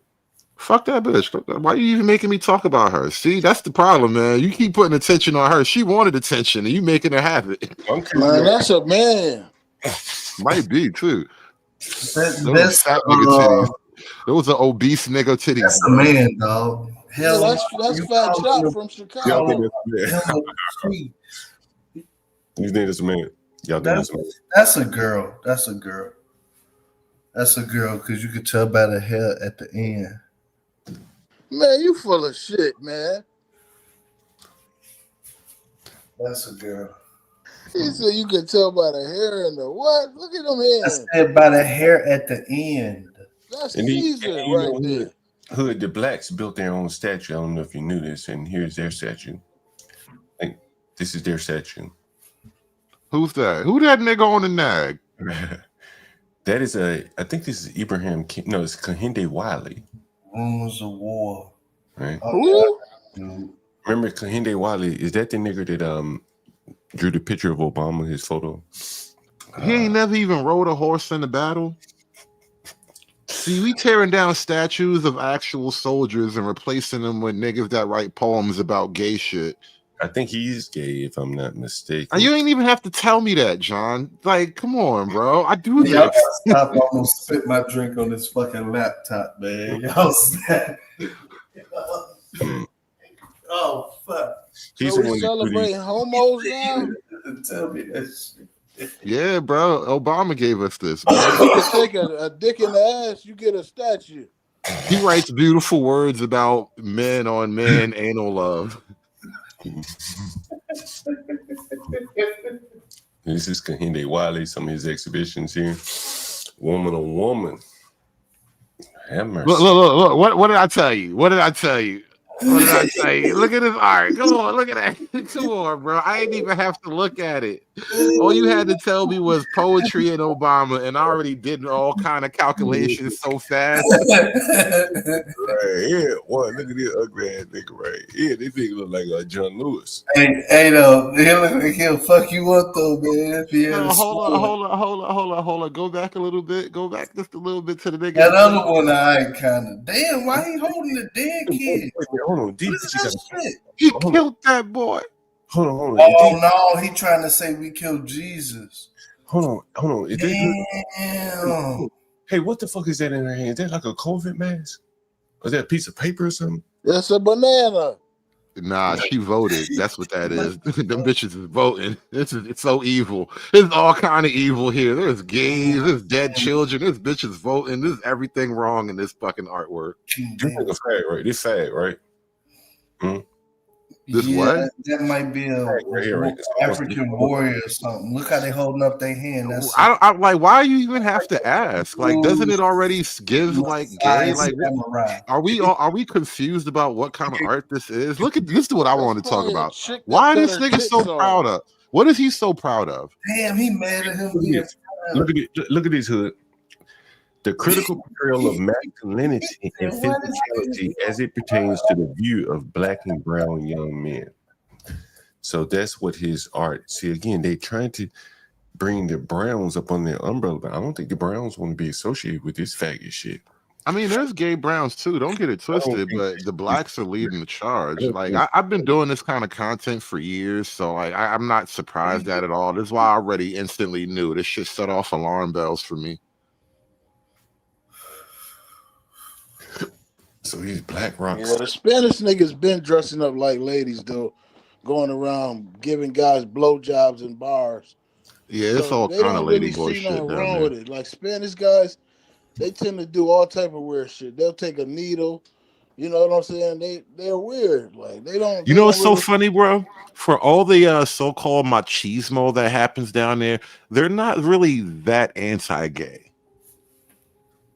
They're pro-gay, bro. I've seen Spanish guys see a tranny and they all get excited. So I've seen this from all out. They've seen a guy. They knew it was a guy. Like, oh yeah, Because the come guy over. act like a lady, they got like they thought it was like a lady. I don't know. I've shown this many times. I don't know if I've ever shown it to you before, Hood. In light of Tailboat Rackets, you remember what Tailboat Rackets said about Hannah Cobb? You kill over that white bitch. Remember that? No, but continue. I'll catch up. He was eventually killed by her. Right? He said he killed about her, for her, he'd die for her. She eventually killed him. Sound like a perfect circle. And so then we have this. I went to the restaurant here in Brooklyn, Virginia, Alexandria. And the owners of the restaurant had this photo up, and I took a picture of it. Interracial Marriage Club. What is that? Off Washington. DC. Interracial Marriage Club of Washington, D.C. naturally wants freedom now. Huh. And that's funny. That's funny. This would have been in the 60s, Hood. Yeah, amazing. What do you think about that? I have nothing to say about it. I'm not really like anti-interracial dating. I don't think it's like I'm not anti either, but it's not the huge problem that people make it. I think it's an interesting ideological issue because a lot of your race warriors tend to date interracially, and that's a weird phenomenon. I don't know how you maintain your integrity on that level, but outside of that, I really don't care to pick on people who date interracially. Well, I'm not picking on them, right? I don't have no problem with that. I don't judge people. If I do, I don't, mistreat them because of my thoughts on them. But I kind of equate it to this.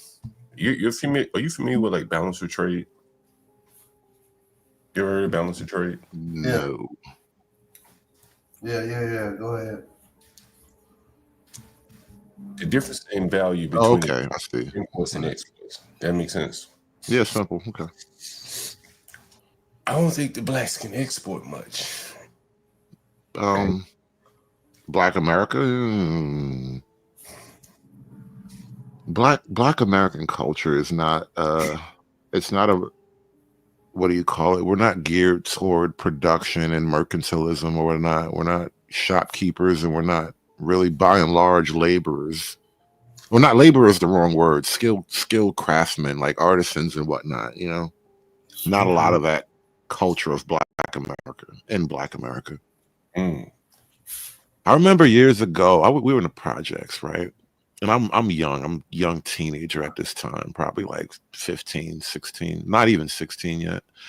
And there was this guy, he was like one of the older niggas around. He was getting his car fixed. And I was, we were in the parking lot, and me and him were standing like at the front of the car watching the two Spanish dudes get the car, fixing his car. And it was the young one. He was kind of our age, so he was around us. We knew him, but it was like his step pops and shit, and they were fixing the car. And this nigga Pillow, his name was Pillow. This nigga Pillow, it was his car, and Pillow says to me, "I wish I had a pops to teach me how to do shit like that." And I remember this because he was young. This was years and years ago. It's probably over 20, 30 years at this point. But we was just standing there watching like the Spanish father and son work on cars. And there really isn't that much of that in Black America. And so now you're at this point, like when you want to go out and get things done as like, say you're pro-Black and you want to buy Black and shop Black and all that, it's actually difficult to get value exchange for your money. Yeah, no, very, very much so. Hold on, let's see. It looks like they're arresting the murders of Lil Ronnie and his little baby. Heartfelt condolences go out to the Police ID suspects. That's not an arrest. That's an ID. They would have led with a perp walk. The safety of the general public is our first They're gonna find concern. them niggas if they don't name them. Forest Hill community, please be rest assured that that was the case with this incident. As civic leaders, it's our responsibility to make sure we have competent and knowledgeable staff in place. We are confident the employees acted quickly in this incident. As with all incidents, I want to thank all first responders, law enforcement agencies, and all staff for their hard work during this incident. With our partner law investigation was affected. Hernandez, Chief of Police for Forest Hill. First off, I want to thank you. They got a Spanish nigga, Chief of Police? Man, them boys coming up in the ranks, they enforcing the law. For being here today. I've found we're receiving a lot of that information. I won't speak on the details of the investigation, okay? But what I daughter, who was 5 years old, to this event, to this tragedy, on March the 3rd at 10:40 in the morning, Forest Hill officers were dispatched. And now we've identified the two cowards who took the lives of these innocent people. We have public enemy number 1, Adonis Robinson, who is also a registered sex offender. They're gonna burn that nigga ass at stake. Public enemy number 2, Jacoby Russell, who's on the run. They're scared, they're cowards, they're hiding. We ask the public, please, you know where they're at? Let us know. This investigation started on Monday. The Texas Rangers have been our primary investigators. Our Forest Hill CID unit has been working. They have not. You were out there. Call the Tri-County. Hey guys, I got a call coming in. Hold on for a second. Hello? Hello? Hello? Yeah, what's up? Hi, I'm calling listening on Facebook. Yeah, what's your name? I'm HB available. You calling from Craigslist or Facebook? Facebook. And you say your name was what? What you say? AIGB. Okay, all right, whatever. Yeah, we have plenty of rooms available. What you looking for when you're looking to move? I'm looking for a room. Like, how many rooms are in? Is it a house? Yeah, we have a lot of rooms. What side of town you want? Southeast or northwest? Let me check. I'm just moving into this today. So yeah. I don't know. I'll be closer to. I'm going to be going to YouTube. So say that one more time. You doing what? You doing what? I'll be to UDC, University of the District of. Oh, you're going to UDC. Okay, got you. Going to UDC. Yeah. All right. And do you know where that is? I think that's in Northwest, right? Okay, let me confirm. Where are you from, by the way? I'm from Nigeria. Oh, okay. A lot of Nigerians in DC nowadays, man. How long you been in DC? Yeah.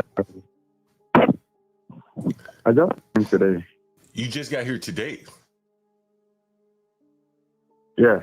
Oh shit. Okay. All right. You Johnny on the spot. Yeah. And where are you working? Are you working? Yeah, I'll be working with a professor, a researcher, a postdoc researcher. And what are you taking in? What are you in school for? Mechanical engineering. Okay, all right. Fair enough.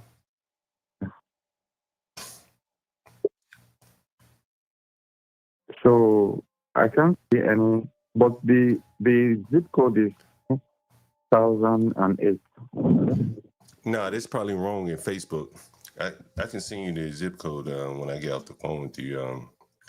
Let me see if I got your number. No, I'm saying zip code of the. Look, I'm gonna see. Say that again. The zip code, the DC, the UDC is 2008. Oh, so yeah. I know where you are. Yeah, exactly. you probably want to be in Northwest then. Northwest. Yeah, it's a little bit So you close. have anyone close enough? Yeah, hell yeah. Okay. So how do we do it? Can I see the place today? When are you looking to move? Like immediately, I'm staying in a hotel. So the sooner I leave, the better for me. Oh, well, shit, hell yeah, we ready. Look, when you want to see the place? Can I see Can you see it today? what? Yeah, hell Today yeah. Yeah, I'm going to send you the address right now by text message. Call me when you get there. I'll send you the code to get in. Go take a look. Okay, thanks. Do you want to know how much it costs? How much does it cost? Is it 800? I saw 800. Is it? Nah, that's in Southeast. Oh, so this is how much? The cheapest room we got is $950, but you have to pay 2 months at a time. So is it 1900? Or you can pay weekly or bi-weekly. It's up to you. So I have to pay the 950 times 2. Then pay. I have to pay 2 months at once. So you can pay bi-monthly, bi-weekly, or weekly. It's up to you. I'll send you all the information. Well, it's got the same cost. I'll send you I'll send you all the information. So let me ask you this. So you just got here from Nigeria like yesterday? No, I got here from Chicago. Oh, okay. How long have you been in the country? Oh, I've been here for a long time. In 2017. Oh, 2017? Okay, cool. All right, yeah. So Yeah, look, I've been around there. I'm gonna send you the address right now, and then are you gonna go look at it right now or tomorrow sometime? I'll prefer to see today. All right, I'm gonna send you the address right now, and you call me when you get there. I'll send you the code to get in. All right. Thanks. Yeah. Them Africans push. Them niggas push. Right? Shit. Niggas you got here, you got his money, staying in the hotel. Nigga ready to do his thing. My nigga. Man, that's a Dominican. I got some dope for that nigga.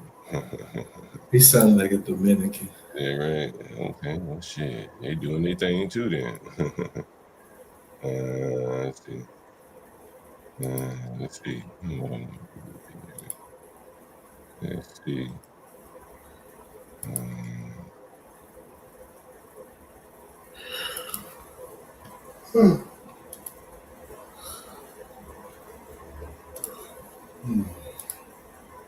What the fuck we gotta do? Yeah. That's a good deal right there. That's a good deal. That nigga. What's up, ignorant? Trying to say this dope out here. These niggas want it.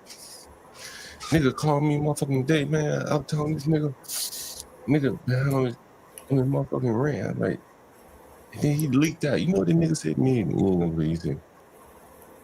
I said, nigga, how you eating? He said, I got Snap, Mr. Galt. I said, why the fuck can you tell me you got Snap, nigga? That's currency in the ghetto, nigga. But you see the difference between these blacks and these Africans, bro. I'm just laying it out here for you. Take it how you want. Matter of fact, let me show you something. See y'all niggas something. Let me see if I got it. I know I got it. So,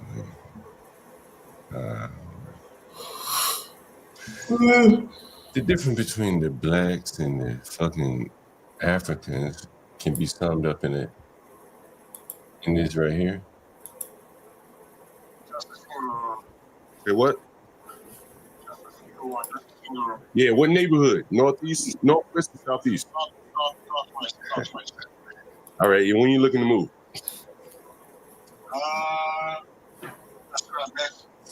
All right, I'm gonna send you an email, a text message. You can take a look at some of the rooms we have. We have a lot of rooms. Just whenever you want to take a look. John, can I ask you a question? Wait a minute. Okay. That's right. And where you located right now? You in DC right now? Yes, I mean, actually, I'm at my job right now, yeah. Oh, I mean, you're in DC though. Yes, I am. Oh, where you from, by the way? Nigeria. Oh, Nigeria. Another motherfucker. Some Nigerians here, that's that pressure, nigga. That pressure. How long you been here? 10 years. What brought you to this? I actually live in Baltimore, but my job is in DC, so it's putting a lot of stress on me. I have to move. Yeah, I have 2 jobs, so it's putting a lot of stress on me. What kind of work do you do? I'm the head concierge at an apartment called Camden. Okay. Then I'm at another apartment called a residence at the city center. Oh, that's a nice area. That's downtown. So my job is tasking. That's why I'm looking for something around Northwest. Ain't that what the young boys be looting and shit? Weren't they looting down there the other day? Exactly. Were you there when they were looting? Exactly, nigga. Exactly. Exactly. And based on many things in the border. You said exactly, nigga. What's up, Dave? What you got to say about that?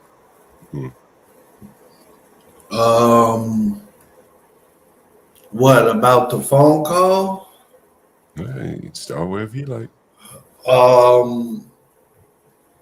I don't know. You know, I guess that's where is this? DC. DC, baby. Yeah. How is shit going? This is hot right here, bro. All day long, I take phone calls. Motherfucker want to buy that dope. I don't know. You know what I mean? Like, what do you want me to compare or contrast? I just if you had any comments, we can keep pushing.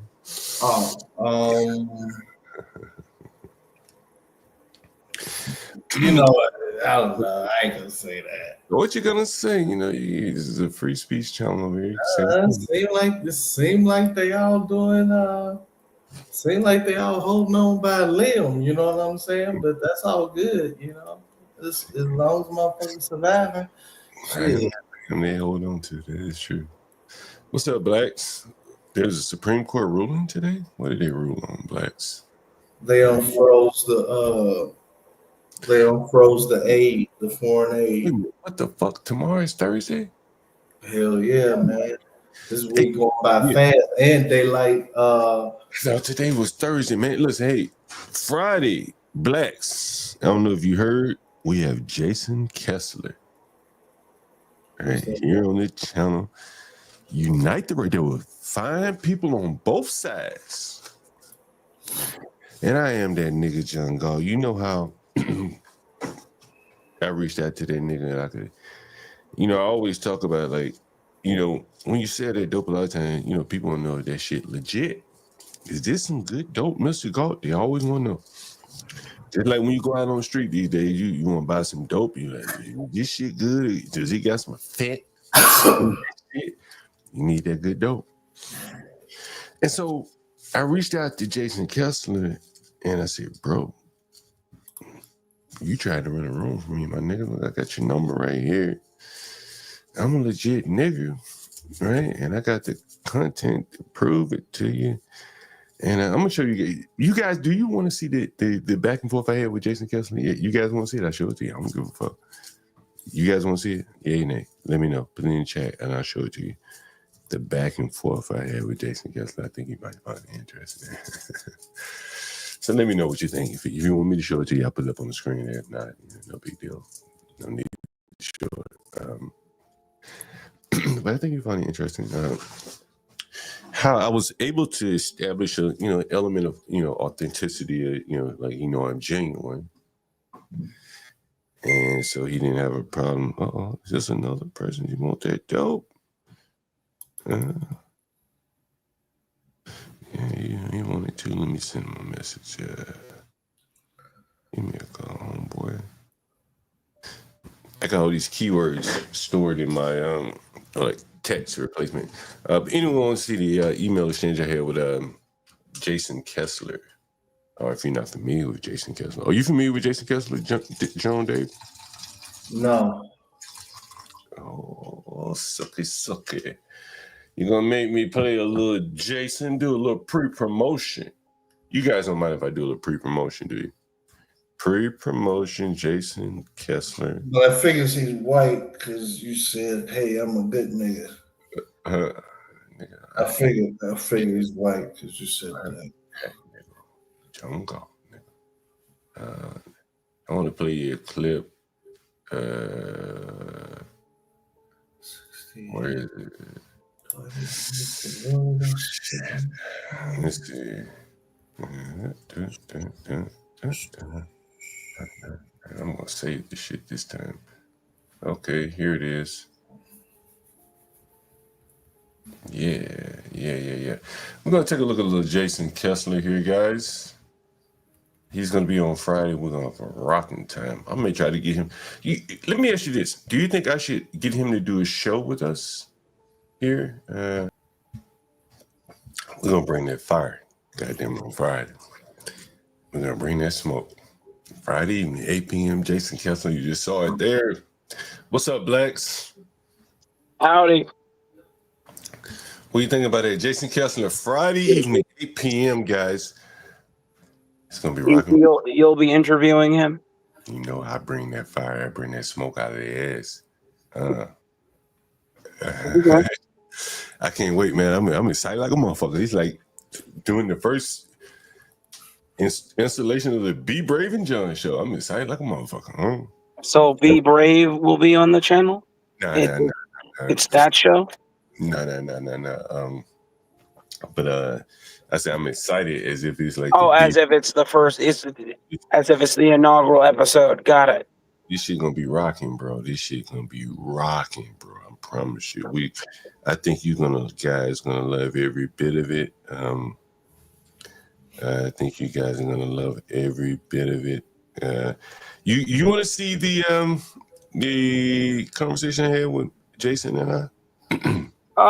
Not at the moment, no. But right. I will want to see it after we speak a little bit more. What's up? So what have you guys broached today? What topic? A little bit of everything, man. So you feel free to jump in if you got a topic you like to talk about. So you chatting about. I just wanted to speak about DJ a little bit. DJ, I thought, yeah. The young man who is a brain cancer survivor and who was given the opportunity to achieve a goal of his that he didn't even think he'd be alive for. What a wonderful moment in time that was. And we have to deal with the scum of the earth who just don't care about anything except their agendas. I'm not in any way abstaining, the Republicans. I'm not saying that they're in any way more altruistic, but I'll say I thought that was a moment of clarity for both sides. They could have all come together and celebrated that young man who obviously has the outward and inward scars of his ailment, and they still wouldn't acquiesce. It's insane. And then you have harlots like Jasmine Crockett, aka Jasmine Crockett, who's dancing like the harlot, vile, disgusting woman she is, cursing, filthy mouthed bum she is. Can't stand that woman, man. There's nothing intelligent about her. You do a simple Google search on her, and she talks about how many businesses she's run. She hasn't run anything. She hasn't run anything ever. The only thing she's had, they were all online based. Yeah, she's passed the bar, I assume, and is a lawyer. But as you've stated multiple times, and today, niggers being lawyers means nothing. Black, did you hear the conversation I had with the black lawyer? It was really kind of sad. Did you hear that conversation? No, sir, I did not. How did it go? Oh, blacks. You just heard that African just moved to DC. He's doing research. He's a mechanical engineer, so on and so forth, right? don't know if you heard that conversation. Yes, I did. Yes. And so here is a conversation that a black man about the same age as the African. I want you to listen to these blacks. Hey, hold on, guys. I want you to listen to this shit. Hello? Hey, how are you? All right. Hey, you know what? I never got your name, man. What's your name? John. John? Okay, John. John, I have the cash tomorrow. Tomorrow? Why you don't have it today?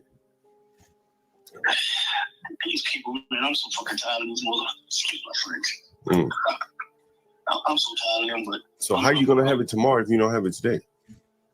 No, I'm going down to get the cash tomorrow. First thing in the morning. Why didn't you do that today? Because they told me they would have it in my damn account. They were promising me that they would have it in my account. And so you think you're going to go down there and strong arm them in the pen? No.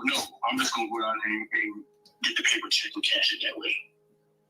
But how do you know they're going to have a paper check for you?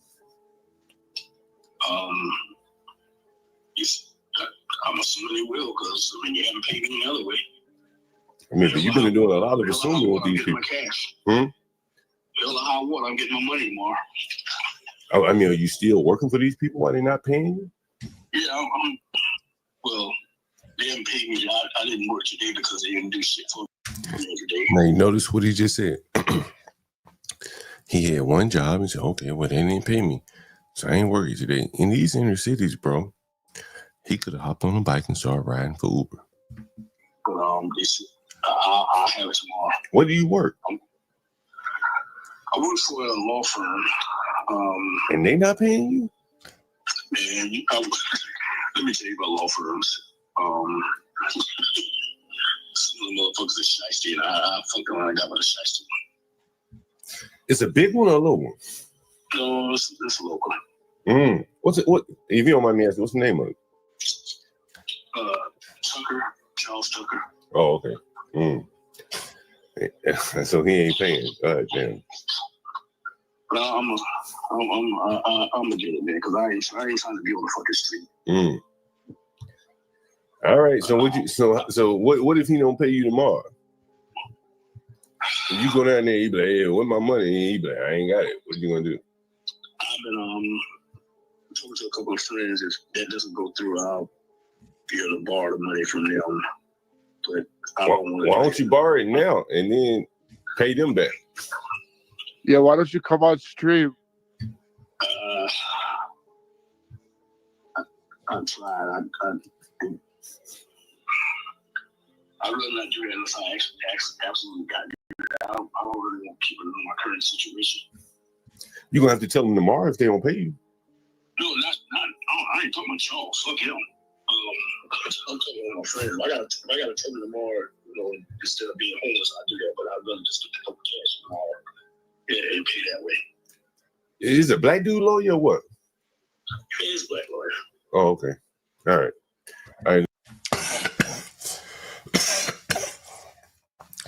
So blacks, here we have a black lawyer working for this nigga here. And the black lawyer, his license is suspended. The one who's on the phone with me. He's working for 5 bros, as you can see in the title. And one of the bros is a lawyer who got his license suspended or got his judgeship, got kicked off the judgeship. And this is the people that this nigger has to work for. Meanwhile, the African nigger is at two high-end apartment buildings. The other African nigger is doing research at a university. Do you see how these people... You know what, John? You know what? This is what I'll say to that. Negroes pretend, Africans pretend better. Whenever I hear Africans or any group of people talking about their research fellows at a university, that really means that they don't do shit. What it means is they have an opportunity to plagiarize. I've learned over time that the majority of the white papers written, the peer-reviewed papers, edited, their thesis, their doctoral thesis. It's all plagiarized, and everyone's complicit in it. But the problem here is that's accepted in the fields that they chose, and and it's celebrated. But then you have this nigger who's talking to you, a man who's not about the business of anything, obviously, because he doesn't have the money to pay for where he lays his head. It's insane. How are you a doctor of a Juris Doctor, okay, and pass the bar? You can't find a way to be gainfully employed. You're already breaking the law by working for this guy who's already breaking the law as well, because you both have suspended bar licenses. No, he's probably operating right? he's probably operating as a paralegal or something like that. Well, still, that's a fine line. He's probably breaking laws because he's probably litigating cases and without the outside of his license. They skirt the line. Go ahead. Like, let me get you this. Do you think that Trump coming in has affected this? Oh, you got a feedback. Correct. My bad. Let me mute. So I was going to ask Blacks, do you think that this Trump coming in has affected some of these contracts that this nigger lawyer was getting, and now they're short on paying him? Here's a nigger lawyer here, and Trump coming in office, some of these contracts may have been stalled, put on hold, and it trickled down to him because we went through the niggas' website. Man, these niggas been in Vegas and Miami having a good time. And do you know one of the Fire Bros Blacks lost his judgeship because of a tweet about Kyle Rittenhouse? Can you believe that, Blacks? What did he say about Kyle Rittenhouse? I don't know, but it had to be bad, right? Yes. What an idiot. Why do I don't understand. Why do professionals put their livelihoods on the line to be social media activists? I don't understand why they do this, man. It's too easy just to shut your mouth. Blacks, I want to run through a couple of topics with you. The first one I want to run through with you is this right here. Friday night, Jason Kessler, 8 p.m. Are you familiar with him at all, Blacks? Yes, I am familiar with him. I can't say that I watch anything he does, but I am familiar with him. What's up, one? So Friday night, Jason Kessler. One, your thoughts on Jason Kessler? Friday night, that nigga John Galt be delivering some that dope. Well, it's good. You have a big name like this coming on.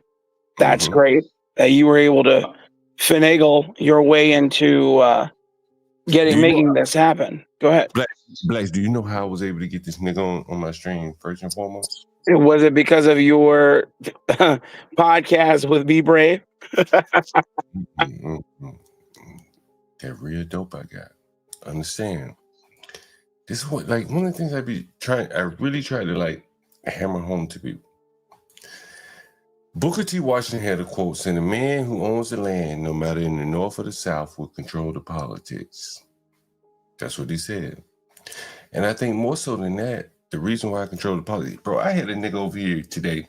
I had to end my stream abruptly, and I'm sorry for that, guys. My roofer, a white guy, came over. Nigga, unexpected, nigga just knocked on my door. And so we were talking this shit. He's like, "John Galt, you got some work?" I'm like, "No, not really." I said, "Nigga, unless you want to play ball, I'm about to give y'all niggas some inside dope." There's some real inside dope here. Honestly, real inside dope here. Anybody want to get in real estate business, buckle up. I'm about to give you some dope, right? And I texted Portia. Portia, is she still in the audience? I texted Portia. I said, "Portia, I should have put my roofer. He just stopped by my house. I should have put him on the stream."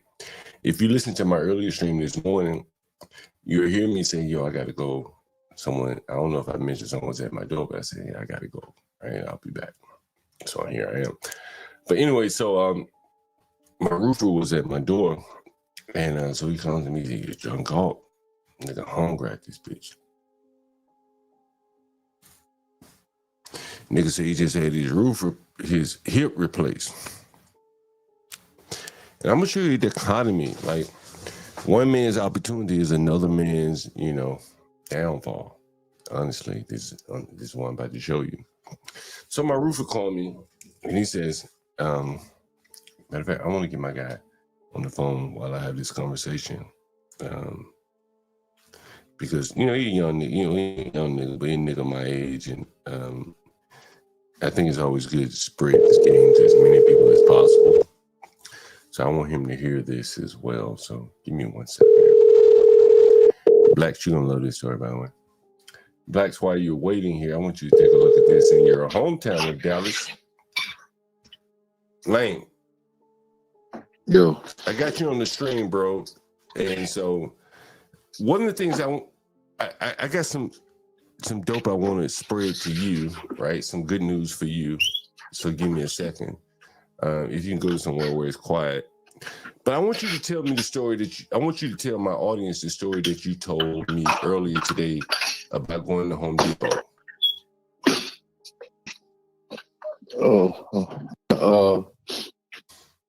You mean about the just tell me change and tell me what you saw. The Haitians to Spanish. I guess it's what I didn't see. Yeah, tell me what you didn't see. Yeah, I mean, Let me guess, you didn't see Mexicans. Guys that normally are out there looking for work. Of course he didn't. You said the guys that are out there looking for work weren't there anymore. And you said to me, about at least more than half of them were gone. You said more than half or more were gone? Yeah. What about the Haitians? You said the Haitians, you say there usually there's a bunch of Haitians out there? Yeah. And were they not there this morning? Is that what you told me? Yeah, this morning, a few other mornings, because I pretty much stop by there every morning. I drop my boys off at school. Mm-hmm. Home Depot's right across the street. So I just have to get my materials for projects around time, 8:30, 9:30. And what you told me was, you said this is the time for the brothers to take advantage of this shit, right? Is that what you said? Yeah. I mean, I kind of spent about an hour in there just meeting new contacts, getting contact information from them, because I got quite a few projects coming up myself. You said it was also white people. You said it was more white men than typical in there, right? It seemed like it this morning. Yeah. I want to tell you a story about a white man, like right after I got off the phone with you. And I think you met this nigga. Did you ever meet Mr. Johnson, my roofer? Did I? I'm not sure. A white guy, old white guy. Anyway, so he stopped by. Oh, yeah, I did. Yeah, I did. I remember him. So he stopped by my house today, right? And he's like, man, I ain't got no work. I ain't got shit. I'm dry. He said, John Galt, you got anything? Right? And I said, bro, like, who the fuck got just spare roofs to do? And I got that garage, oh my nigga, I got that dope. That garage, that dope. You know it is. Yeah, he should be your guy. That garage, that garage is that dope. Be honest, it's that dope. You gave me the architectural designs for it. It's that dope. Lord have mercy, Jesus! What's going on here? Y'all, anyone on the panel can speak. You don't have to mute yourself. Anybody can speak. It's my nigga right here. How long? I thought we were getting to a point. No, we about to get there. We about to. I'm distracted. It's my nigga right here. Oh, okay. Okay. Everybody want the dope. Hold on for a second. All right. Hold on. We got a nigga that want the dope now. We got a nigga that want the dope. Yeah. Hello. Hello. 24 minutes away. So yeah. All right. I'm gonna send you the code right now. You can get in. I'm seeing the code right now. Okay. Okay. Thank you. About that dope. Nigga, I be selling that dope online, boy. You know, hey, nigga, how long you been knowing me? I've been selling that dope online. But anyway, so the white man, he shows up at my house today. He said, John Galt, ain't nothing shaking. And I think just like I be talking about to the black people, where the paradigm is shifted. Here's a white guy who doesn't see that the paradigm is shifted. The migrants have been moved out. You know, there's a lot of opportunity here. That's what you said to me, right, Chris? You said a lot of opportunity now, right? That's the way it looks down here in Atlanta. That's the way it looks down in Atlanta. And it probably looks the same here in Washington, D.C., and New York and all that. But I think for a lot of the white men and for a lot of the middle-class black men, they're not able to see how much of an opportunity has been created by getting these, by removing these migrants out of the inner cities. And you know, Chris, you want to speak more on that? Because that's your business. You know more about it than me. I mean, yeah, I've just literally seen that the demand for, you know, Hispanic workers is diminishing. You know, honestly, the white guys I seen in there, I was thinking that usually they would send these Hispanics in there to, you know, pick up their materials and stuff for their jobs, but it looks like they got to do it themselves now. I ain't thinking about that. I ain't thinking about that. That's very interesting. Yeah, and but yeah, you know, and so like I said, I met a few brothers, pretty good, like they were some pretty good contractors. They shared with me some of their work, and you know, I just expressed the fact that it's a lot of opportunity out here now. Hey, you want to shout out Master Kim, man? I know you know Master Kim has helped you with some of your clients. You want to shout out Master Kim, by the way? Oh yeah, man. Is he on? Nah, he ain't on right now, but you know, it's my nigga, honorary nigga. Oh, okay. Yeah, I've been meaning to link up with Master Kim, man. We were supposed to go have lunch, man. We just we lost contact. He's a good guy though. He taught you a lot about the gas station business, right? Yeah, and I'm still dealing with that client now. And for the audience,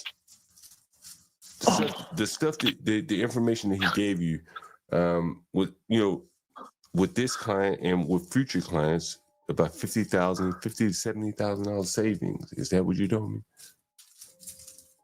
Yeah, on that project, yep. And any other project, right? All future projects, you would have that knowledge of how to build gas stations and how to cut out the middleman. Is that correct? Yeah. No. And that was some very invaluable information, I would assume, right? You didn't know that information before you didn't know those people that Master Kim exposed you to before you met him, right? Right. I mean, because I was just on the design side of things, so you kind of introduced me to the facilitated side of things. Anyway, yeah, man. I just wanted you to speak to my audience, man.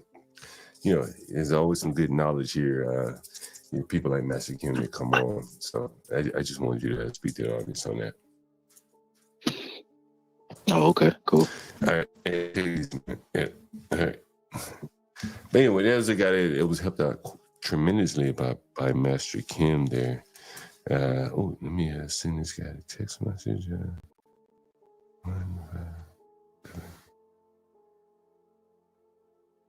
What's up, Blacks? Go ahead.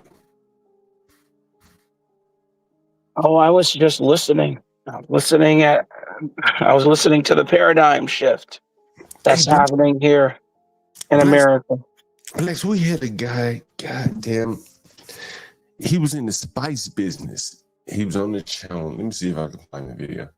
And matter of fact, Master Kim mentioned you when the guy was on the panel, and his business is Al's Herbs and Spices. He was actually out of Chicago, 79th and King. That's the hood. Yeah. Yeah, that's what he said. And so I lived right down the street from there. As a matter of fact, I used to walk that way and saw plenty of people get shot over there. That's a fairly new business because Yeah, 17 Drive ain't no hope, boy. yeah, that's Chatham. I grew up right there on 75th and Maryland, well, 76th in Maryland, so 76th Street, right down the street from Grand Crossing Park. Yeah. Yeah, that guy on the stream. So he talked about owning the Across the street from the McDonald's, because there's a McDonald's right there, and a library and a bowling alley. Yeah. And that gas station right there, they got that big. They got that gas station. In fact, as a matter of fact, that McDonald's was built, now over 20 years ago when they closed the one on 79th in Cottage Grove. And then they moved it down there to 79th and King Drive, where the gas station used to be across the street from that gas station. Yeah. Wow, times have changed. All right, so what about it, man? So anyway, I was on a Platinum Elite stream one night, right? And so this guy was on the stream, and let me see if I can find it. While I'm looking for it, Black, I want to show you this. This is a short here. Okay. Let's see how short this is.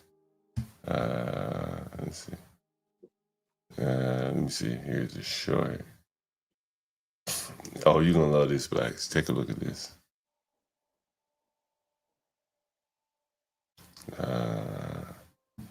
Where is it? Let's see.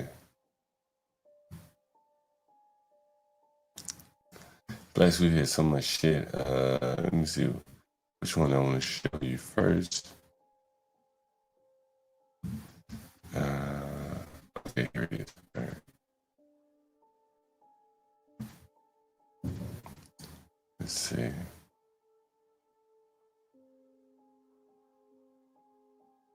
Yeah, let me find it. What the fuck is it? While you're pulling that up, if I could comment, John, real quick, before I get back to work. The thing that's going on with the opportunities that you guys are saying that a lot of people are missing, I would argue that some of the people are actually grabbing on, because I've been seeing a lot of reports from Blacks, from Asians, from a couple of other people also that are out there getting these jobs that the Hispanics used to get in the at the Home Depot parking lots. And some of them, believe it or not, don't even have to go to the Home Depot parking lots anymore, because the advertisements are popping up online with things like Nextdoor and things like that. And they're just snatching those bad boys up like crazy. They said that it's nothing but opportunity out there. I concur. Yeah. Take a look at this, guys. This was me one day. Oh,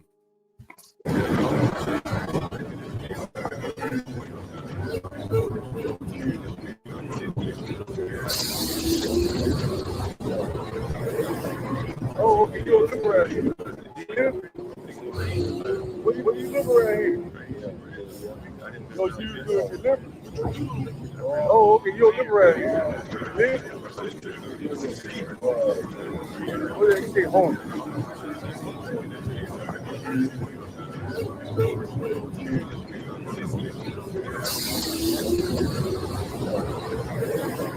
Oh, okay, you're looking around here.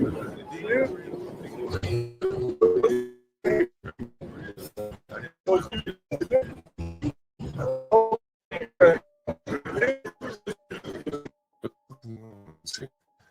But anyway, Blacks, I don't know what the fuck.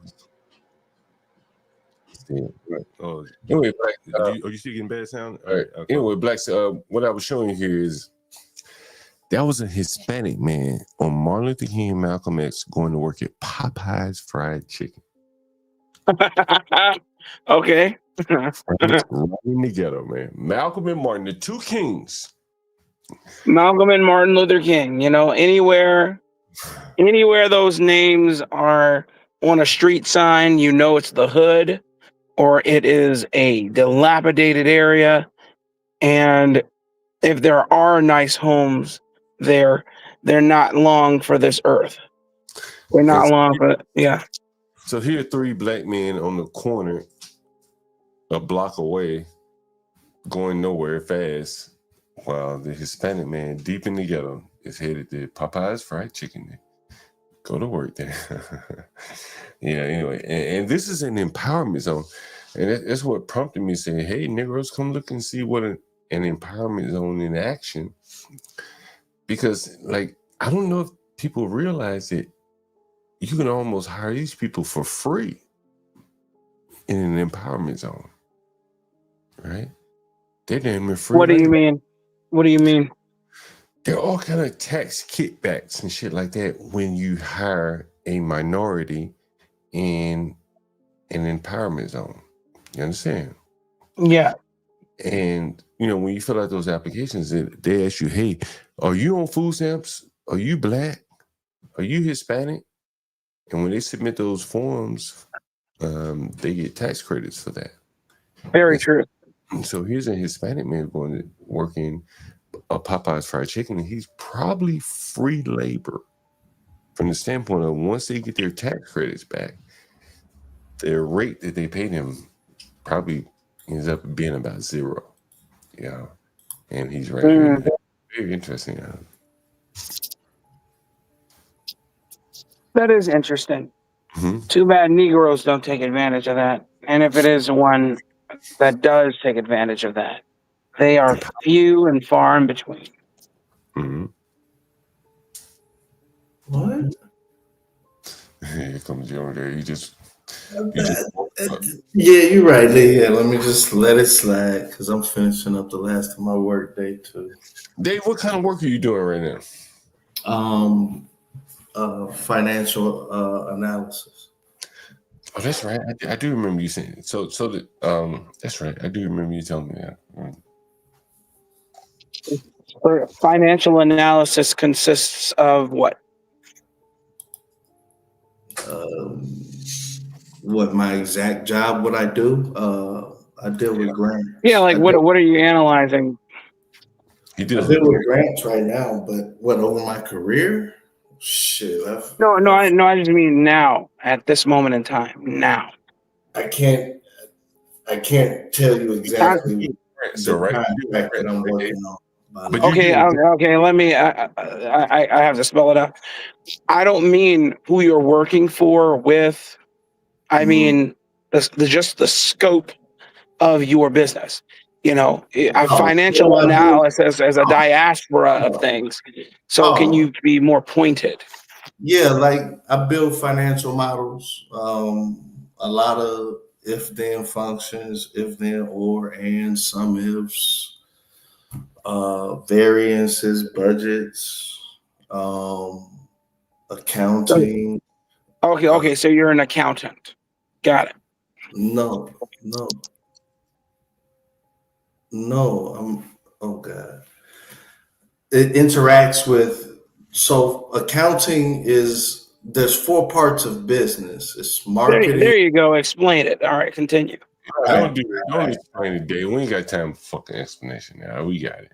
I interact mainly with I'm in order for finance. So you have to get your data from somewhere, and usually, you know, if you're analyzing, if you're analyzing anything. All right, it's getting complicated. You can't. I mean, I just wanted a simple.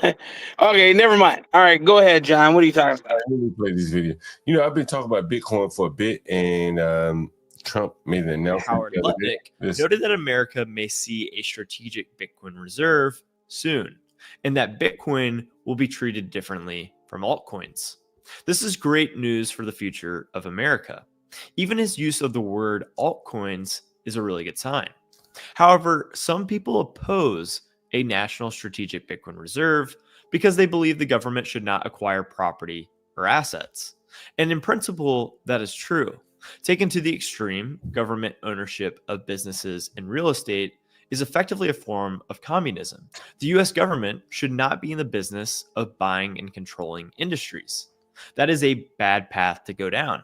However, the current situation is unique and temporary. Right now, the US dollar is the world reserve currency, giving America a significant advantage. Every country wants to hold dollars, which allows the US to sustain $36 trillion in debt. This debt is effectively the issuance of dollars in the form of treasuries that the world continues to hold. But monetary history shows that currencies detached from hard money inevitably collapse. The dollar is designed to devalue at 2% per year, but at times this devaluation accelerates. The dominance of the dollar will not last forever, and we may be already at its peak. The US government is also trapped in a cycle of fiscal irresponsibility. If spending is reduced, markets crash, forcing even more intervention and greater spending. The system requires continuous debt issuance to avoid collapse. There's no viable path to stopping this cycle without severe economic consequences. This raises a critical question.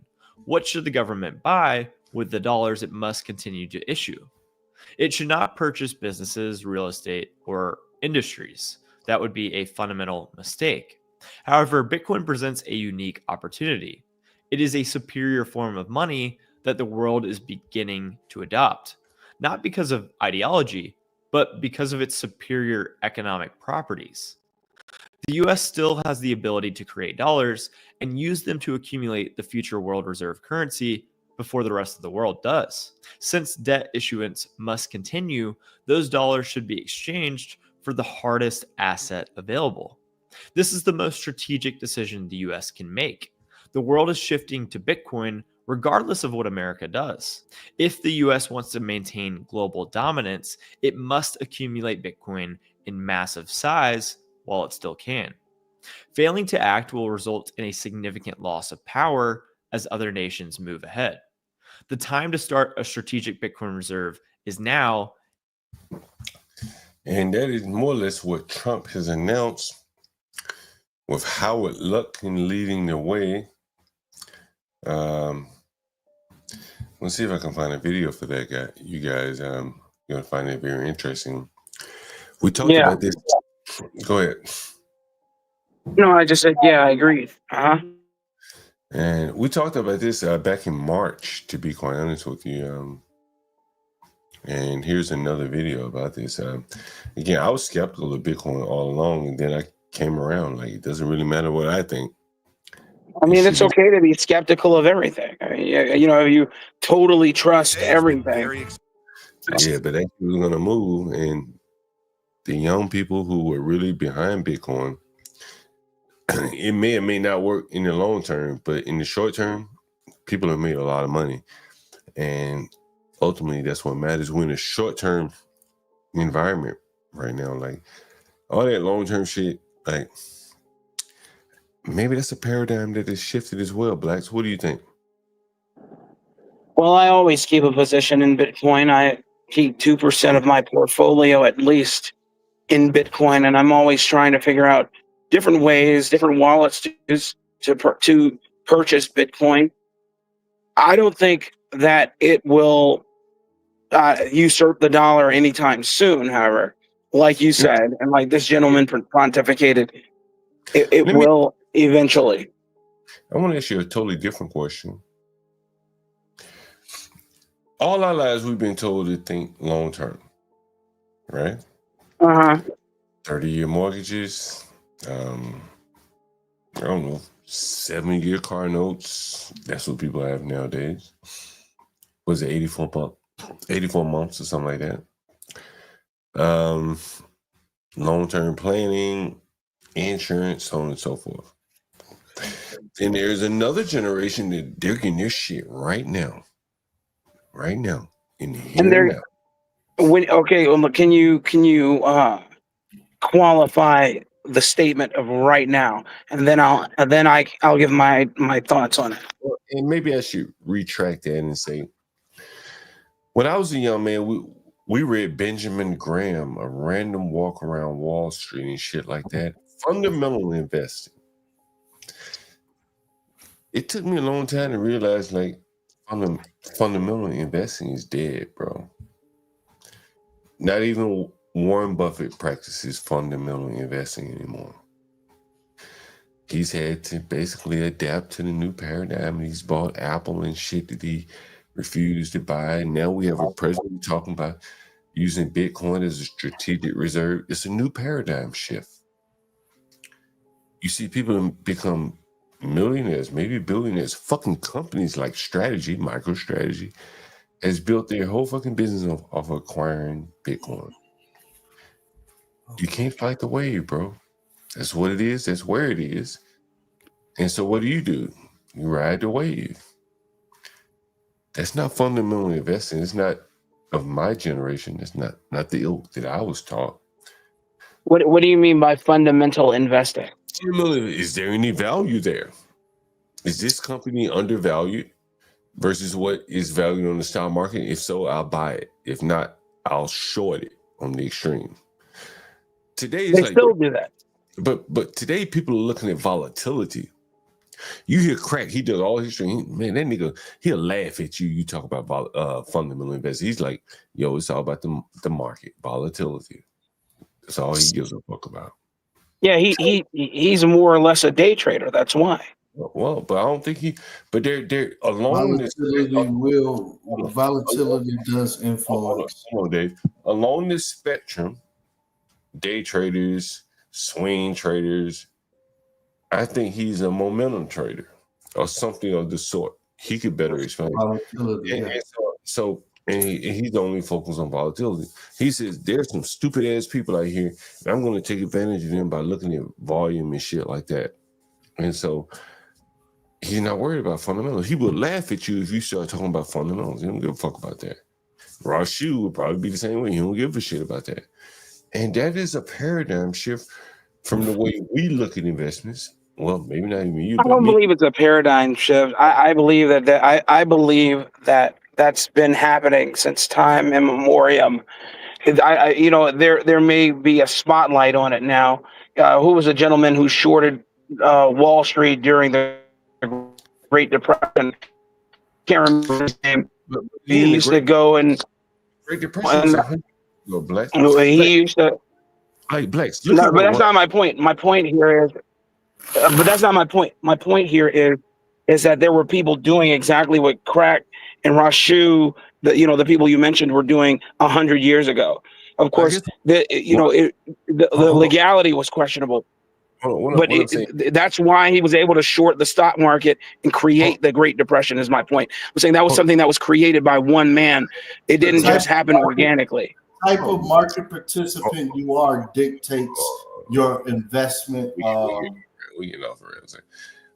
Here's the thing: like, look at what Ryan just tweeted. ROI, EBITDA, profit and loss, risk, internal rates of return, all that kind of shit. None of this shit matters anymore. Yeah, it depends upon what type of. Hold on, Dave. I'm talking, right?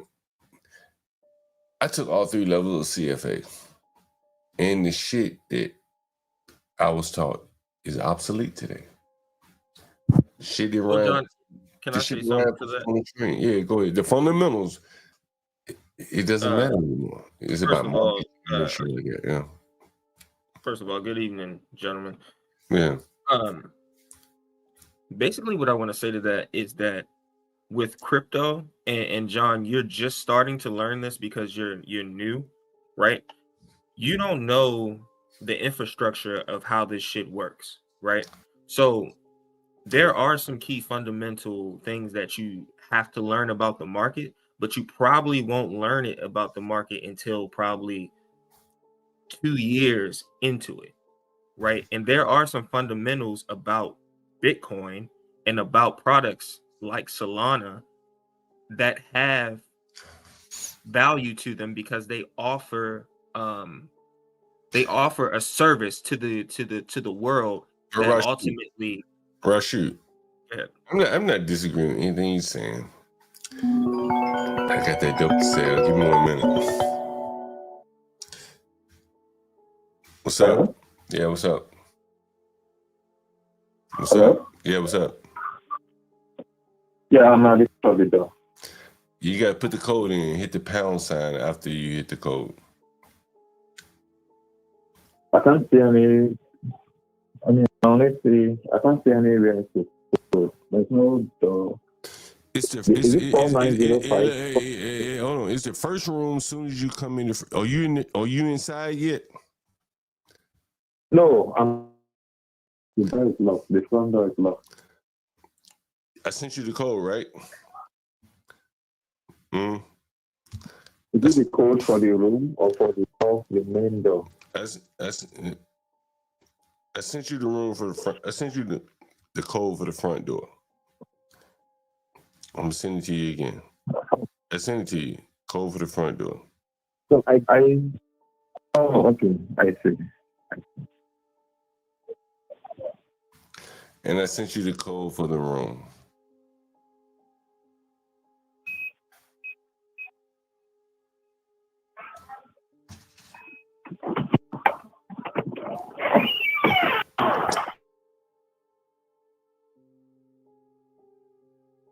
Yeah, I gotta sell that dope, man. I gotta sell that dope. By the way, guys, hit the fucking like button. And again, we're running a campaign. Porsche J, $20 a day. Make sure you do that. If this nigga don't like that dope, I got some shit with some fat mixed in it.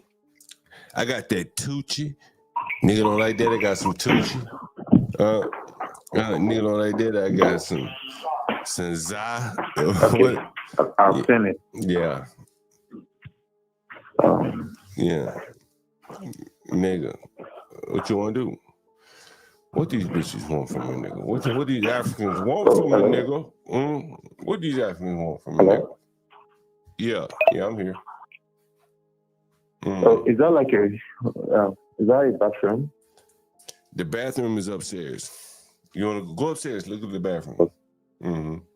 Tell me what you think about the bathroom when you go upstairs.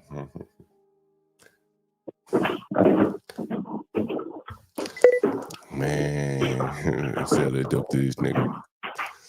Go ahead, nigga, go on upstairs and let me sell that dope to you. Sell that dope, nigga. How we sell that dope? You know, listen, I'm blessed. I'm blessed that you're a brother and you call me back.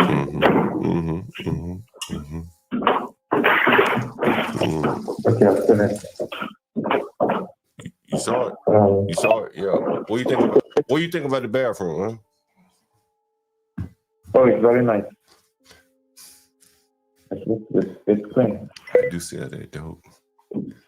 Nigga, like, how many landlords would let you hear the dope being sold online?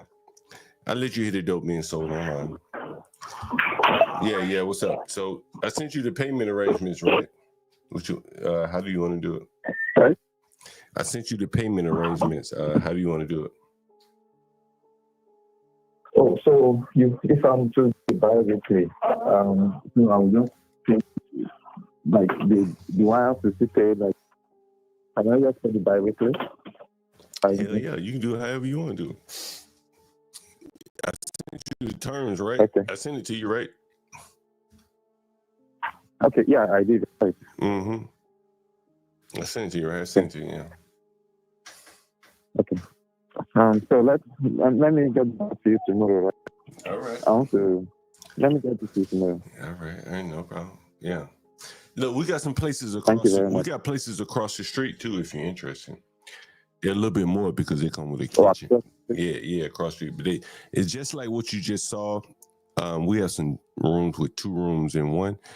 It comes with a kitchen, so it's a little bit more expensive. There's another Nigerian guy that lives there as well. So,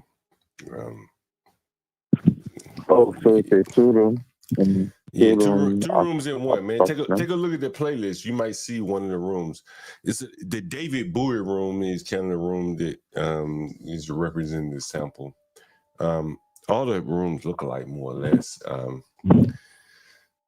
Hey, let me ask you this question, bro, if you don't mind me asking. Where did you get your mechanical degree? You got it here or you got it back in Nigeria? No, I got it here in Texas. Oh, yeah? What school you went to in Texas? Baylor University. Baylor. Oh, man, that's a good-ass school, bro. That's a good-ass school. So what are you doing now? Getting your PhD? Yeah, I finished the PhD, so I got a postdoc position in DC. Okay, yeah, postdoc. And what were you doing in Chicago? Oh, my brother lives in Chicago. My older brother lives in Chicago. Yeah. Man, hey, yeah. Who make the best jollof, bro? Let's be honest. I fuck with that Ghanaian jollof, bro. I ain't gonna lie to you. That Ghanaian jollof, I fuck with that. What you think? What? I'm with that the Ghanaian jollof. I think they got the best jollof, man. What do you think? Oh, okay, the jollof rice. Okay. Yo, my kids, my kids Ghanaian. I've been to Ghana. I've been to West Africa many times. You know what I'm saying? I fuck with that West that Ghanaian jollof, man. I like Ghana. I got a lot. Nigerian jollof rice. Nah, I don't fuck with that Nigerian. That Nigerian jollof. They don't fuck with it. They don't fuck with that Ghanaian shit. My woman make that shit. You know. They put the love in. She put the love in. I ain't never had a Nigerian make that jollof. But you think the Nigerian jollof is better? Of course. Yeah, of course. Those are fighting words, bro. Those are fucking fighting words now. I should put a fucking Nigerian on the phone with you right now, and he'll tell you. Yeah. I should, but you want me I put a Ghanaian on the phone. They be want to jump through the phone at you, bro. Like, their shit is better, Man, like, listen, let me tell you. Let me ask you this question. I met a white guy. I met a white guy years ago, and he did some business with Nigerian oil fields or something, right? And he said it was dangerous for a Black American to go to Nigeria. Is that true? To go to Nigeria? Yeah. He said like the Nigerians would be like. He said the Nigerians who want to try the Black Americans, like want to see if they're weak or whatever. Is that true? No, not really. I mean, just if they find out you're not necessarily Black, any foreigner, then just safer if you have a friend there, because it's just there's high risk of kidnapping and stuff like that happening. Well, let me ask you this. Nigeria is probably the most gangster West African country. Would you say that's fair? No, not really. What's more gangster than West Africa than Nigeria? Let's be honest. Come on, bro. I like the Nigerians. Like, what's more gangster than the Nigerian? Who in West Africa is more gangster than the Nigerian? Yeah, maybe Nigeria. Ain't nobody more gangster. Hey, bro, I was in the airport in I may have been in JFK. I met a Nigerian. He wrote a book about the Biafra War. Are you familiar with the Biafra War at all? The Biafra War? Yeah, of course I am. So the guy wrote a book. I got his fucking card around here somewhere. I should look it up. But I'm very interested in like the Biafra War. How familiar are you with the Biafra War? I mean, I just know about the history, but I think it's something. Hey, it's something that they're still talking about it. Hey, you mind if I put another Nigerian on the phone right now? Oh, another Nigerian? Yeah, I got a Nigerian I want you to talk to. How about that? Oh, sure. All right, hold on.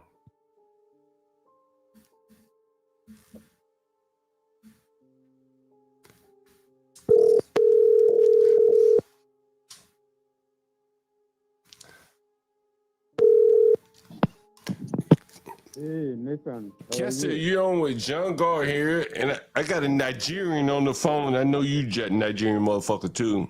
What's up, Kester? How's it going? Man, long time no talk to you. That is correct. You're on with John Gar here, Kester, and I got a Nigerian. I want you to talk to him. Listen here. What's up, bro? I got my Nigerian buddy on the phone. It's a Nigerian background check here. Kester. Are you on the phone, Kester? Oh shit! Hold on. I hear you. Kester, Can you you on hear the? me? Yeah, Kester, you on the phone? Hello? Yeah, Kester, you on the Yes, phone? yeah, I am. We got two. I'm ready. Yes. We got two Nigerians on the phone here, and I'm doing a Okay. I'm doing I'm doing a background check, Nigerian style. And all I want to know, the first question is, who make the best fucking jollof rice? Ghanaians or Nigerians? Listen to this. Listen to this. Listen, you know me well. You know it so well. That's kind of I was talking to a Ghanaian lady about the jollof rice. And I was asking her, America is making bombs. What do you say, Kester? You got to speak up, Kester. You got to speak up, Kester. I think I'm speaking up. Can you hear me? You got to speak up, Kester. Look, I'm about to side with the Ghanaians if y'all Nigerians can't speak up. Nigerians, speak up. We want to know.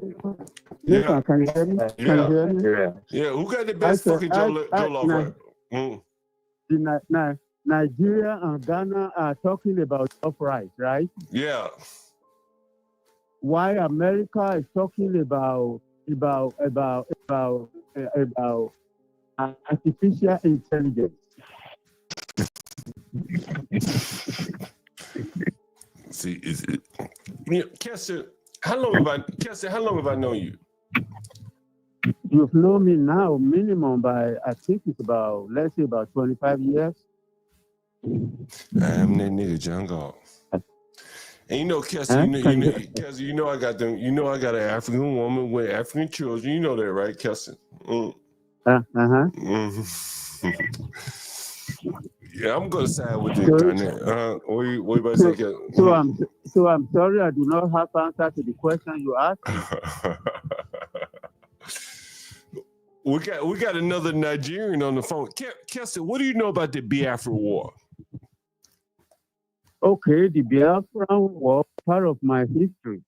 Really? Tell us about it. All I can tell you is that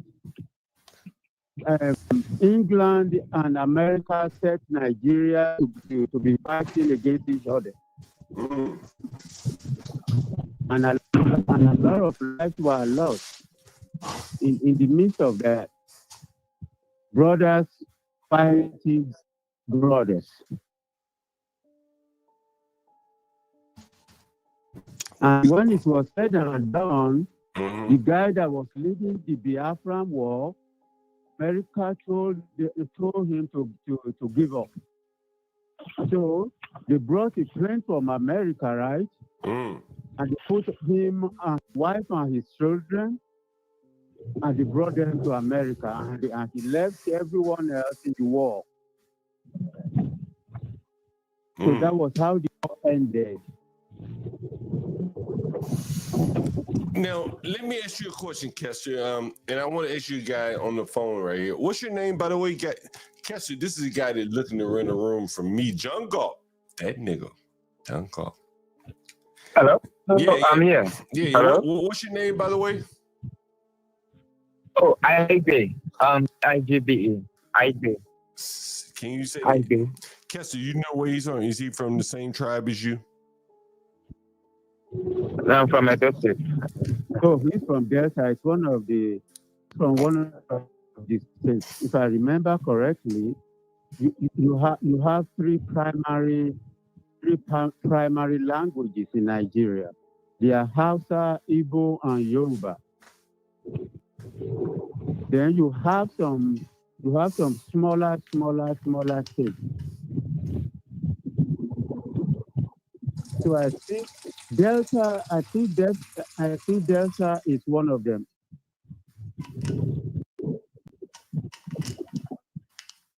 Delta is where the majority of the petroleum, the gas you buy in America. Oh, the oil and shit, yeah.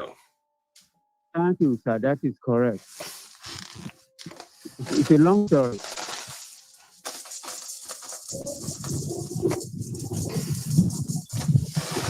Okay.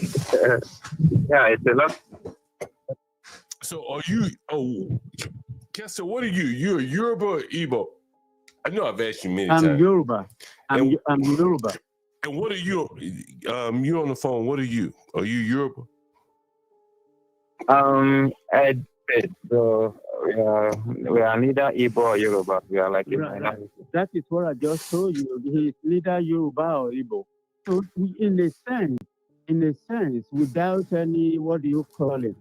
You can call them one of the minorities. So for the minority, Nigeria is not fair to them. So they're like the discriminated class, and so you're from the discriminated class. Sir. That is exactly correct. Yes. Wow, because it's Yoruba and Igbo are the dominant classes, correct? Really, the three tribes: Yoruba, Hausa, or Igbo. Right, Hausa. Because Hausa are the people that speak in the cliques, right? Because I had a Hausa tenant, and this nigga said he could have a whole conversation. That is correct. That's correct, right? And I know my shit. Say what? Let me Go ahead, Kessler. In a sense, you can call them the majority. And let me explain that to you. They are majority in the sense that when the Yorubas and the Igbos were being sent to colleges and high schools and all that, right? The Hausas went to the army.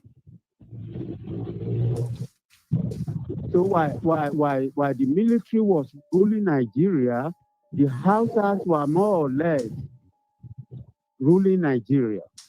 And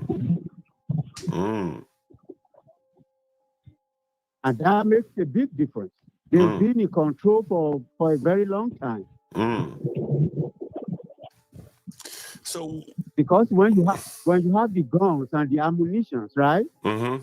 You are in control. Wow, it's I told you I met a guy in the I think it was in JFK, and he wrote a book about the Biafra War, man, and it was very interesting. Yeah, you need to read it. That is correct. Yeah, I'm gonna read that book. Yeah, very interesting. It's just like Zelensky in Ukraine now. The U.S. government says you have to give up the fight. Just say, okay, I will bring my wife and my children, and just leave the rest in Ukraine to be fighting the war by themselves. That was what the Biafran leader did. That's very interesting. That's very interesting, Kessler. Kessler, let me ask you this question. You still have you're not an American citizen, right? Yes, I am, right? Oh, you are? Okay. Are you a Nigerian citizen? To be honest with you, my answer will be no. Oh, really? Okay. What about the guy on the phone? I can't pronounce your name. Are you an American citizen? Okay. Yeah. What's your name? No, yeah. no, Nigerian citizen. Okay. Yeah, I got you. Okay, cool. All right, man. Hey, so what do you think about the room, my man? You want to rent the room or what? Oh, what of the other apartment you said you have, the other room? How much does it go for? Hey, listen, let me go. It's my Bible study time. Call me again. All right. My bad. Call me again. Kester, call me anytime. You Bye. know.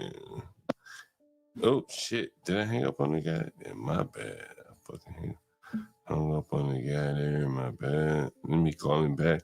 I'm gonna call another Nigerian. You think I should call another Nigerian? What do you guys think? Should I call another Nigerian? What's up? Hello? Yeah, sorry about that. Yeah.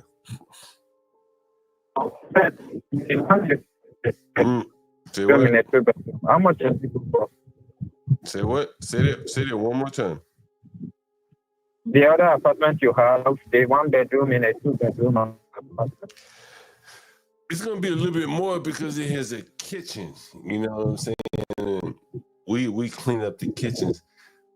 We do all the cleaning for you. So it'll be a little bit. Is it a 2 bedroom apartment and it's just one room?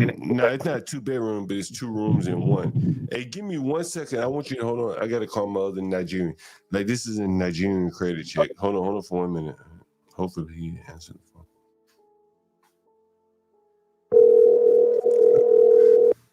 Nigerian credit check. Hello, Nathan. What's up? Femi, I got a fellow Nigerian on the phone. I'm doing a Nigerian credit check. Femi. Credit check? What do you mean? A Nigerian credit check, Femi. Femi, I'm doing a Nigerian credit check. I got, what's your name, my man, on the phone? I'm IJB. You know what it is? Are you Was Femi? that Isaac? IB here. Okay. Yeah, what's going on? Femi, no. Hello? No, Femi, you know, I got a Femi, you know, we used to work together, right?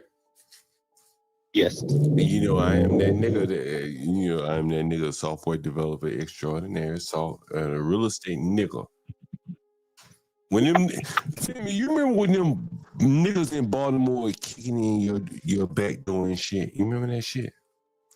And you called me, you said, John Galt, I need a nigga to help fortify my house from these niggas in Baltimore. Remember that?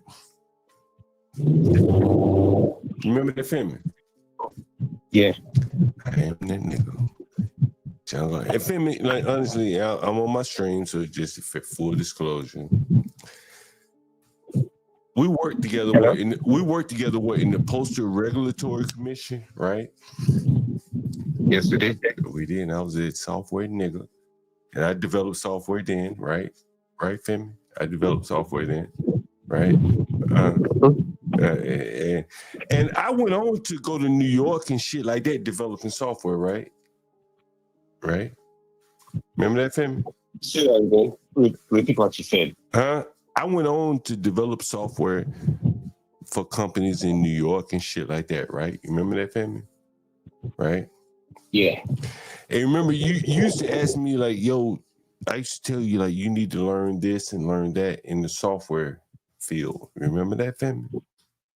Yeah, several tips. Yeah, I gave you tips. Yes, that is correct. Yeah. I am that nigga. And I've been doing this landlord shit for a long time. You would admit to that, Femi. Is that correct? Yeah. I am that nigga. I ain't gonna lie to you. There's very few niggas like me that would do this shit. So anyway, I got another Nigerian guy online. And, you know, I like the Africans. I love the Nigerian people. They're the hustlers. And so I'm doing a little Nigerian credit check here, Femi. And I got a Nigerian on the phone with me. He's looking to rent a room from John Galt. And so, where you say you from in Nigeria, my man? I'm from Edo State. Femi, you know what it is? Did you say Edo State? Edo State. Okay. He said he got a mechanical engineer, Femi. Mechanical engineering degree, Femi. What do you think about that? Mechanical engineer from which school? I mean, I went to Baylor in Texas. I just finished my PhD to start a position at postdoc position at UDC next week. So I'm looking for an appointment. But I can't reach online. I'm staying in a hotel right now. So I need some. Your voice is breaking. I can't really hear what you're saying. Oh, I said I just finished my PhD in Baylor University of Texas in mechanical engineering. So I'm just a position at UTC, University of the District of Columbia by next week 10th. So that's why I'm looking for an urgent appointment quickly. Okay. Yeah. Mechanical engineering. Mechanical engineering. What is your area of specialization? Material science, composite. Which materials? Composite.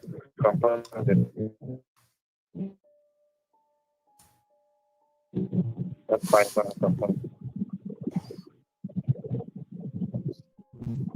Yeah, so I mean, Femi, you know, hey, I don't want to hear no more talking. Hey, look, Femi, he sound like a good guy to me. He sound like a good guy to me. What you say? Yeah or nay? You sound like a good guy to me. I think you're a good guy to me. I'll I say like the yes. African guy. You know, I like the African guys. I ain't gonna be. I like that. You lucky you African, bro. Fucking lucky. You lucky you African, bro. What's your name again, my man? He does sound like a good guy. Yeah, he does sound like a good guy. I put you on the phone with two Nigerians. This is a hood. This is a Nigerian credit check.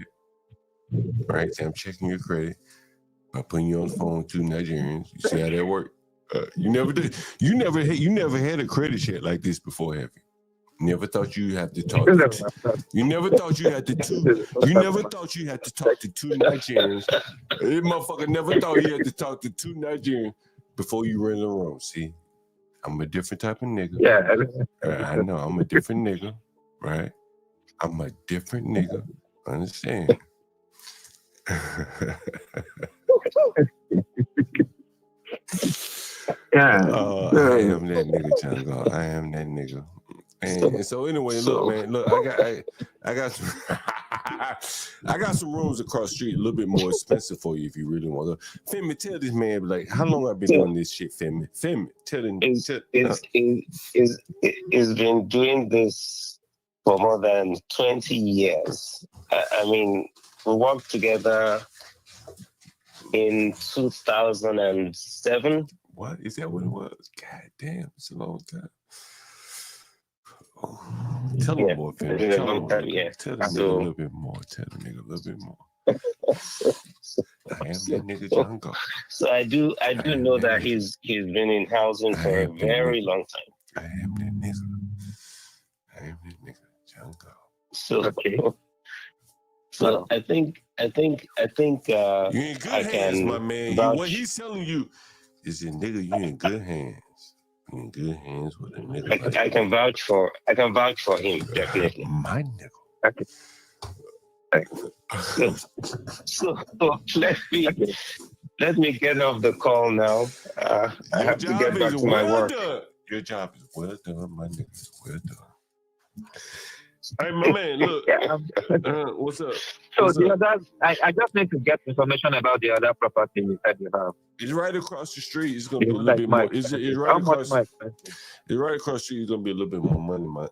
To be honest with you, because I got. Yeah, how much more? How much more per month? How much is it per month? It's gonna be. Guys, I'm going to wish you guys a good evening, and I'm going to hang up now. Hey, oh, thank you very much. Hey, wait a minute. Hey, Femi. Hold on. Before you hang up, Femi. Yeah. Would you be willing to come on to the channel and I would love to interview you on the channel. You know, I work with you and you know, I have a lot of respect for you, bro. And you know, we talk back and forth over the years. It's been how long have I known you now? 20 years, give or take. That is a very difficult question. Hello, what part of that is difficult to you, Femi? Mm-hmm. I generally avoid publicity. Well, no one knows who I'm talking to, but I think you have a lot of insight from the standpoint. You know, I know a lot about you, and you know, we work together, and we worked together 15 years ago or so, but we've kept in contact ever since then, right? For many years, yeah. Many years. I am that nigga. And so I watch your show frequently, but I'm hesitant to come on the show. Well, let's talk about this another time. I have to get back to work. Indeed, for me. All right, my man. All right. Yeah, my man. So what you take care? Yeah, you can just hang up anytime for me. What do you need from me, my man? What do you need from me? Oh, you said it's gonna be $100 more per month. So like 1,000. What did I say? Yeah, over 1,000. Yeah, it'd be like 1,050. Yeah. 1,050. Yeah. I mean, and is it a two-bedroom apartment? Yeah. You can look at it on YouTube. The motherfucker off the chain, bro. In the bathroom, fire. Oh, it's on YouTube. So Yeah. which of the popped up? Let me check. Mm. You sent me the link, right? Okay, I will check.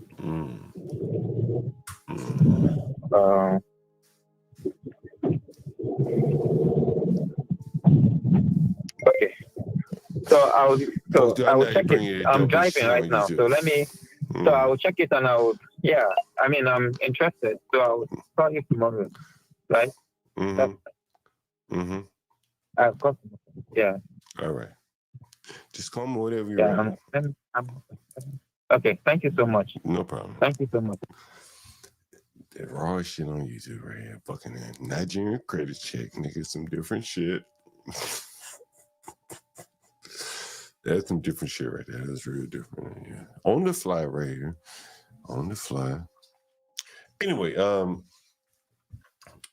if anyone wants to join the panel, here's a link. A fucking Nigerian credit check. I got the SCT. Anyway, otherwise I'm gonna get out of here shortly. Anyone want to join the panel, help me out here. There's the link. There you go.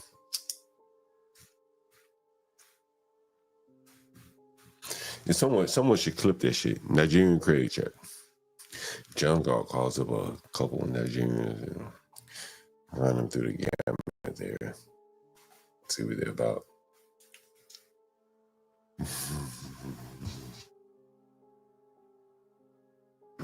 Now hell no. Shit. Portia, shit. This has been a long day here. What's the weather like? I said, 58 degrees. Nice. Tomorrow, maybe I get out tomorrow.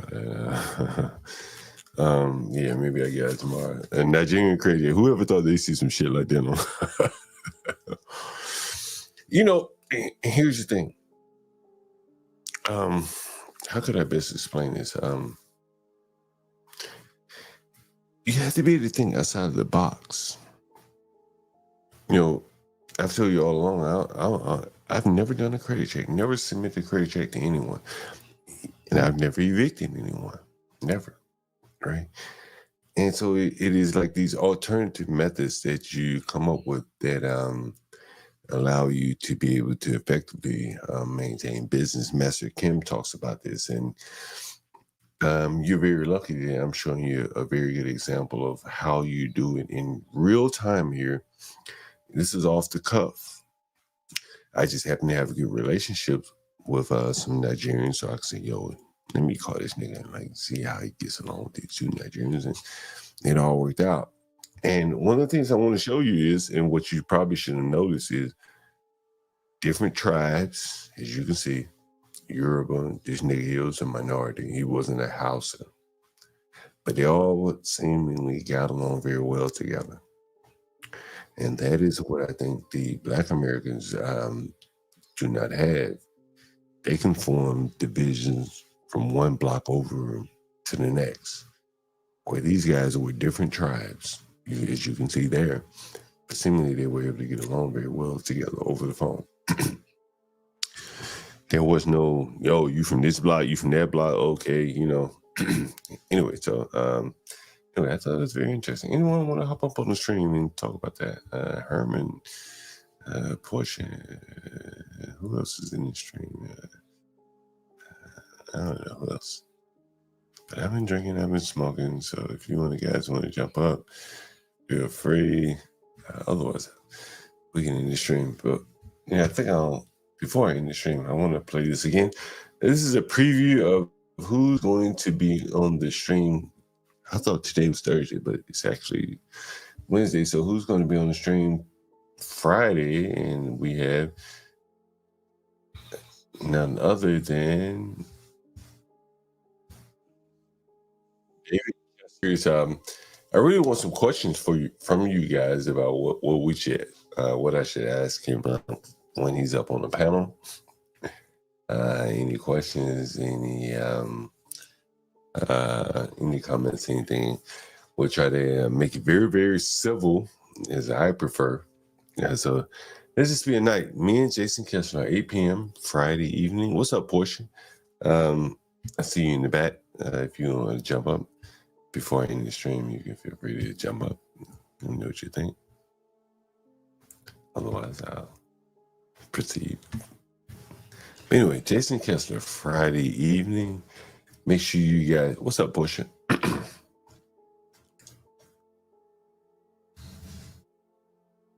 You on mute, Portia. Can you hear me? Mm-hmm. Portia, what do you think about that Nigerian hood credit check? I take you all around the world. Okay, I think StreamYard is doing this update, and so.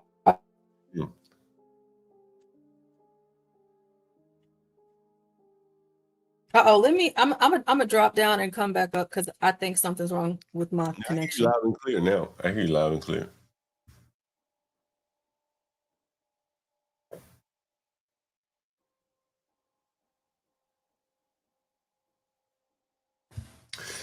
Anyway, guys, meanwhile, while Portia is dropping down and coming back up, drop us some comments in the chat here, even after the stream. Feel free to drop some comments here. I think we bring you some, I think we bring some of the rawest content on YouTube in terms of how to, power through the obstacles there. You see me selling the dope right here online on the stream. Matter of fact, while we're waiting on Portia, we're going to see if we can connect with one person that was interested here. Let's see if we got one person that was interested. I'm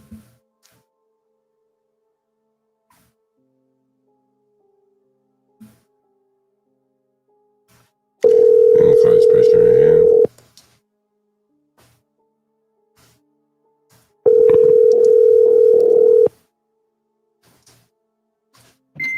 Hello? Hi, yes, you calling about the room on Facebook? Yes. Yes. I wanted to know if you could send me or I want to know where the places are at location wise to see if I'll be able to be close to where I need to go.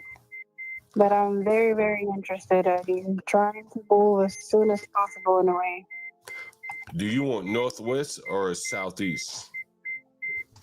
I would think southeast, or honestly, whatever is more affordable that you think. You might know the area more than me. That's going to be very, very good for me. Now, let me ask you this question.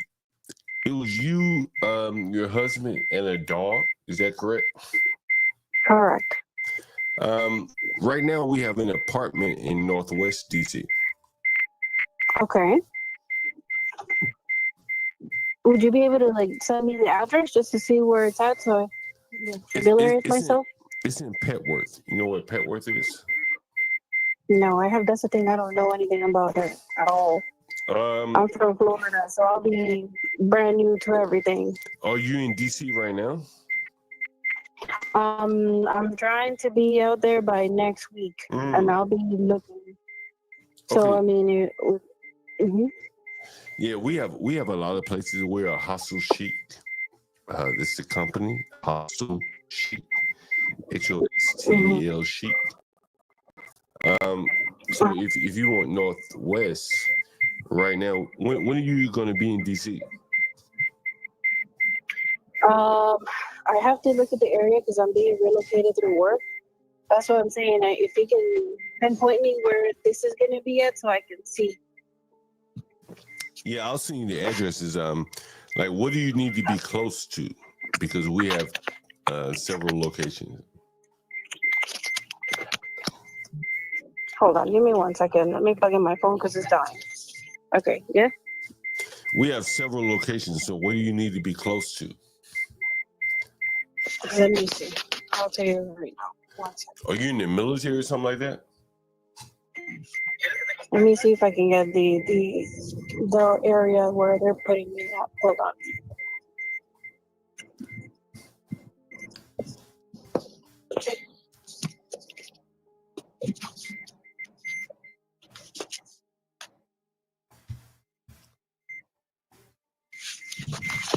It looks like it's by College Park area. Oh yeah, so you probably want to be in Northwest. Okay. Yeah, that's closer to College Park. Okay, can you send me more information though? Like of the place, pictures, like what do you need? Yeah, I'll send you more information. What we do is 1 week, 2 week, 1 week, bi-weekly, bi-monthly. Okay. Are you going to school That's here fine. or are you going to be working here? No. I'm gonna be working. Where are you going to be working? I don't know. That's the thing. They have to still tell me because I'm starting remote, and then they're gonna give me the pinpoint location. But they told me to stay around that area. What are you going to be for the government or something like that? No. Okay, all right. No, it's a travel agency. I work for a travel agency. Oh, travel agent. Okay, cool. Why do they need you to be here? Because they're opening up a new agency out there, so I'm probably gonna help kind of assist opening it up or something. So, but I have to work remote over there, so I have to move out there. Okay, cool. Well, we have a lot of places. You can take a look at our website, Hostel Chic. And I'll send you a playlist as well, so you can take a look at that. Okay, can you send me the link? Yeah, I'm gonna send it. I'm sending everything you need right there. Sounds Awesome. good? Yes, please. Thank you. All right. What's up, Portia? Hey, What's up, Portia? What's going on? I don't know. I don't know if my connection sounds any better now. You sound fine. So you're not going out to the Oh, I forgot that all one that. place. You call it in a night, huh? Actually, I think he probably already started, right? I don't know. I don't think you said what time it started. Let me see where he is. I wonder if they stream it live, for I don't know. for people. Maybe we pull the audience. Audience, what do you think? You think I should go and see these homosexual do open mic? Well, other people sign. Oh gosh, I put my cutting board up. They have other people, that perform at open mics. I tell you what. Let me get out of here and think about it. You never know. Portia, you never know. All right, I might do a show tonight. I haven't decided yet.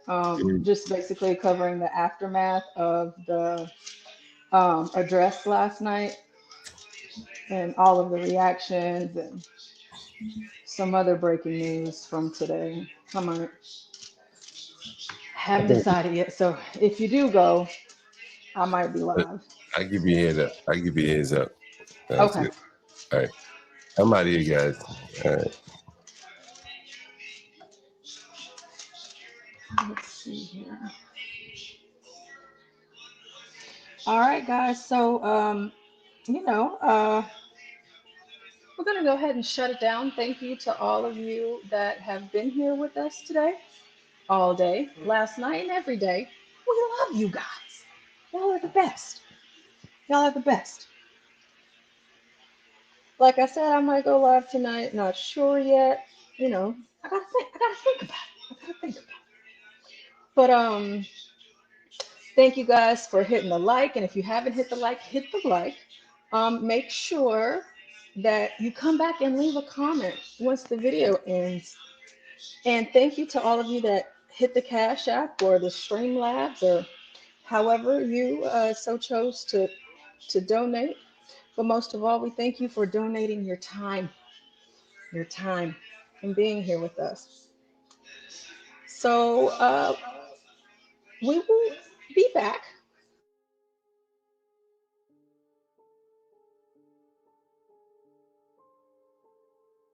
It says Portia.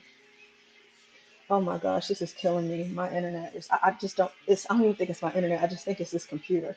Virgo says, Portia, Me and Mr. Virgo can't figure this iPhone out. My daughter is at work. Help. I can't text or call anyone. What's going on, Virgo? You can't text. I wonder why you can't text or call anyone. That seems strange. That you I don't know. You probably, like, wherever you went to go get your phone, you probably have to go back because maybe um they didn't activate it properly, or maybe there were some steps that were missed, or um I wouldn't go that far, Virgo. I wouldn't go that far. We don't want to get crazy. We're making good steps. These are positive steps, okay? So whenever we text each other, our text messages will be blue the way that they're supposed to be, Virgo. I promise you, once you get the hang of the iPhone, you're gonna love it. And it's far less complicated than an Android. I'll tell you that. Far less complicated. Androids, they be doing too much. You see, iPhones, they're simple and straight to the point. Straight to the point. I am a strong advocate of the iPhone, and all of you out there, with the exception of Blacks Who Defy and his family, and Juan as well. I hope that you all have iPhones yourselves. It's healthy. It's good for you. That is so funny. Well, FaceTiming, Virgo, it's so much better. FaceTiming, and then like you can just do so much fun stuff, and it's so simple and so easy. I'm telling you, you're gonna love it. Don't return it. Don't return it. I wish I knew. I don't know what's wrong with it to help you fix it, but I hope you get it fixed. And whenever you do, text me, okay? And let me know. And again, I might go live. I might not. I don't know, but we'll see. And if I do, then maybe you can hit the link and tell us about your experience with this iPhone. So I'm gonna go ahead and shut it down, folks. Yeah, we'll see y'all on the next one. Bye. Feel like that shit, feel like that shit, feel like that shit, feel like that shit, go. Go. Feel like that shit, go. Feel like that shit, feel like that shit, feel like that shit, feel like that shit, go. Feel like that shit, go. Like that shit, feel like shit, feel like shit, feel like that shit.